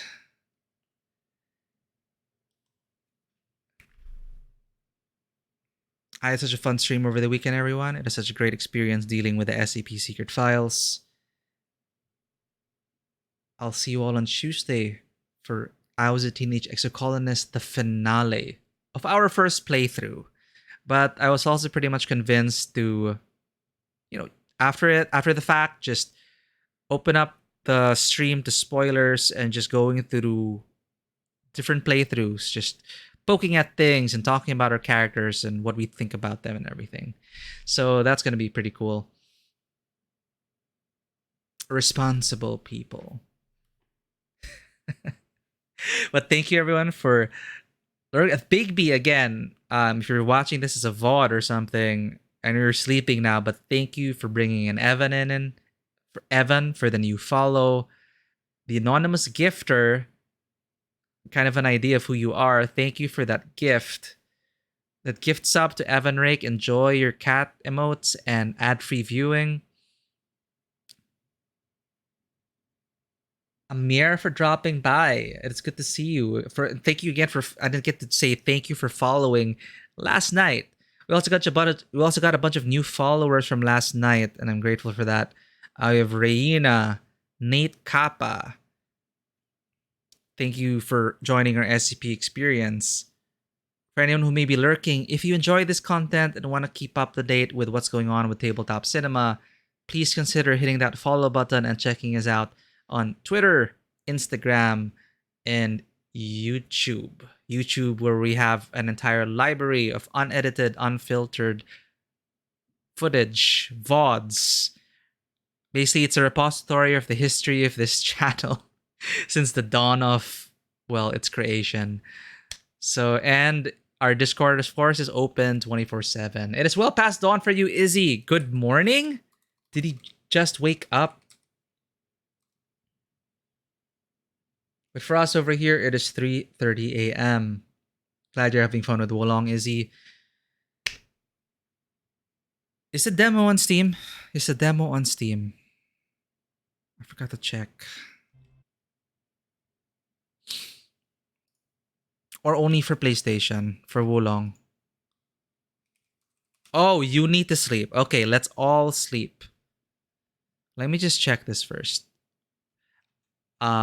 Fisher, thank you so much for the Nonary games. Big B again, thank you for Lobotomy Corporation. These are two games that has all been on my wish list, but I never checked it out.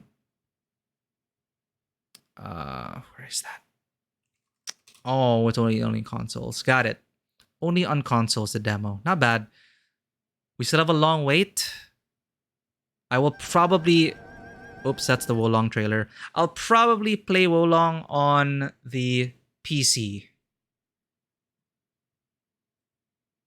Is there crossplay? Is there co-op? Oh, it's only single player. Damn. Wow. Okay, so it's fine. Like, I might play it on the PC. Hopefully my PC won't die. I don't think it's going to be that demanding, will it? But it looks fantastic. I'm excited for it as well. Wait, there's co-op? Why did Steam only list single player? What is this? I don't think they got their details right. Oh well. Yeah, because I also have some friends who are definitely playing on console. Like, it happened in Elden Ring. My friends played it on console. I played it on PC. No crossplay, so no playing. But Neo had crossplay, right? But I think it's pretty janky, the implementation of crossplay in Neo. Like, you had to turn on the top. I forget. I just remember there was some weird implementation of crossplay for Neo. So maybe they're gonna do it for Wolong as well. Primarily a single player game like any other Souls can't. Got it. Yeah, I remember it had a toggle for it. Like, you had to toggle it, but it prevented you from... Like, if you toggled crossplay, it prevented you from, like, matching with... It just, like, muddied the waters. But the fact that they tried to have crossplay, I do appreciate that, because I do want to play with friends from the console. But as a primarily single-player game, I'm probably just going to play it single-player anyway. But I'm going to definitely look forward to that next year. So, holy crap. It's been a great stream. Matthew, you just caught us. We just finished... What was I playing? SCP Secret Files. We just finished SCP Secret Files. Vanua let us know that there were a bunch of... There's DLC coming. We saw it here, as you can see. There's like 1, 2, 3, 4 empty slots, which will be DLC. So I'll be definitely streaming those in the future. We had some fun times with the toaster. Something, a sad broken child. That is a very sad story. Typical secret government institution experimenting on weapons of mass destruction in the form of an innocent little girl and not raising her right, and all sorts of shit happened because of that. And a diverse range of stories, so that's quite interesting. Looking forward to more. Check out the other SCP games. Just talking about other stuff as well. We were also gifted a couple of games, And also Wolong, its demo which just came out. If you're interested in playing a Souls-like or Neo-like, sorry. Is it even fair to call it a Souls-like or Neo-like? Wolong, it's launching on Game Pass next year. I should do my checkup on Game Pass. October 18, I think, will be the next big game we're gonna play. Deciding if I'm gonna stream a Plague Tale Requiem, because I really, really enjoyed Plague Tale Innocence.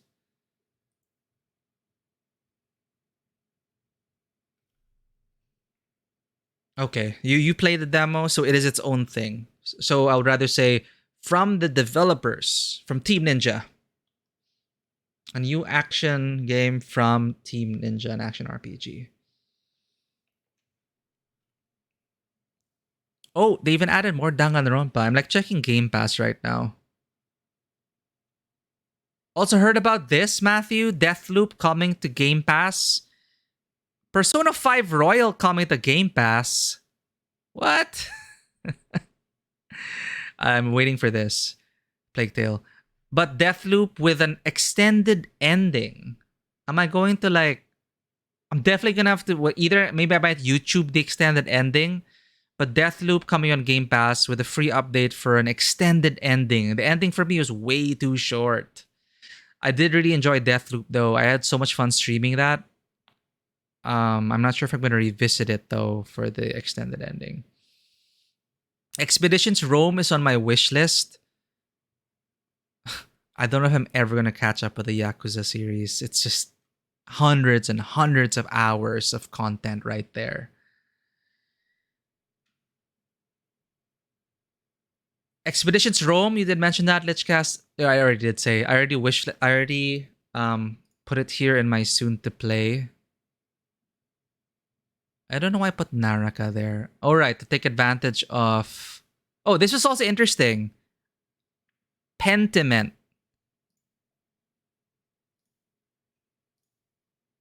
It's like this kind of art style. Like a visual novel. It's from Obsidian as well. It's a historical mystery role-playing game that focuses on character development, heavily stylized art, and choice-driven storytelling in early 16th century Germany. The main character is a clever illustrator caught up in a series of murders at Kiersau Abbey, did I pronounce that correctly? Over 25 years. This character alone possesses the wits and will to expose the killers. But each decision he makes has lasting consequences and inexorably draws him closer to the center of an underlying conspiracy. So Pentiment, I already wish that it's coming soon. It's available November 15. It looks good. It looks good. And again, it's from Obsidian, so... And I've been looking at games like this because of our Pendragon sessions. Pentiment director Josh Sawyer has been low-key discussing that game for over a year now. Oh, okay. Yeah, they just like popped up. I only saw it because I was like browsing through... This is currently what I've installed. Opus is something I also wanted to get into. Like I wanted to cry on stream for this, but I haven't played any of the other Opus games. Thanks for dropping by, Izzy. We're also going to be turning in soon. I thought we were going to turn in like responsible adults. You know, it's already after dawn for Izzy. The sun's going to come up in like an hour or two for us. It's fine. My coffee was too strong because we were dealing with anomalies. You know, working for the SCP, it's a tough job. But yeah, I'm looking forward to Pentiment. I've been wanting to catch up with Opus because feels... I'm not sure if you played the Opus games, but one was released this year. I know they're not like directly linked, but they're like... I want to get the references. Here, it's wishlisted Expeditions Rome. What else is on Game Pass? Just checking it out. DC League of Super Pets. Huh. All right. What's this? Oh, sorry. I thought it was like Homeworld. No, it's not Homeworld. It is Mouse Over. Mouse over! What is happening? I'll click it. Ashes of the Singularity. Huh. Okay. What else is coming soon? High on Life, Football Manager. Death Stranding. I have not continued that. Death's Door. What is Leaving Soon? I'm always worried to check out like the Leaving Soon part. This is also another one that I was looking at. I'm not sure if it's decent though. In relation to Pentiment. The Procession to Calvary. Huzzah! The holy war is over. Your oppressors have been vanquished. The churches of the old god lay in ruin, and thousands of innocent people have been murdered. But it's not all good news. The tyrant heavenly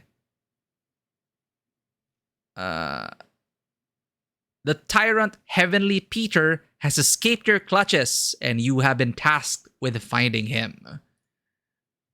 I don't know. The art style just obviously just drew me in, but I'm not sure if it's a good game.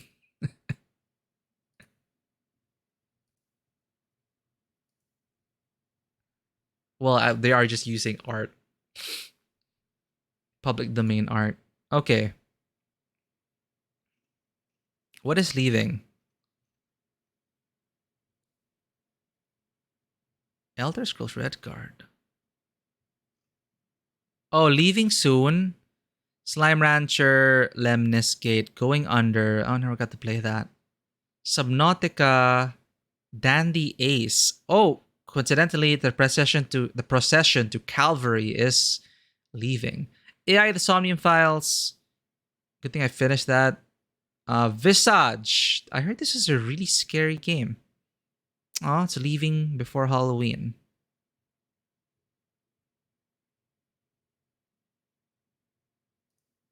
Okay, that looks spooky already. Visage. Alright. That's a quick glance through Game Pass. I need to try and sleep. Goodbye, everyone. Thanks for dropping by, Let's Cast. Thanks for dropping by, Matthew. We just finished, though.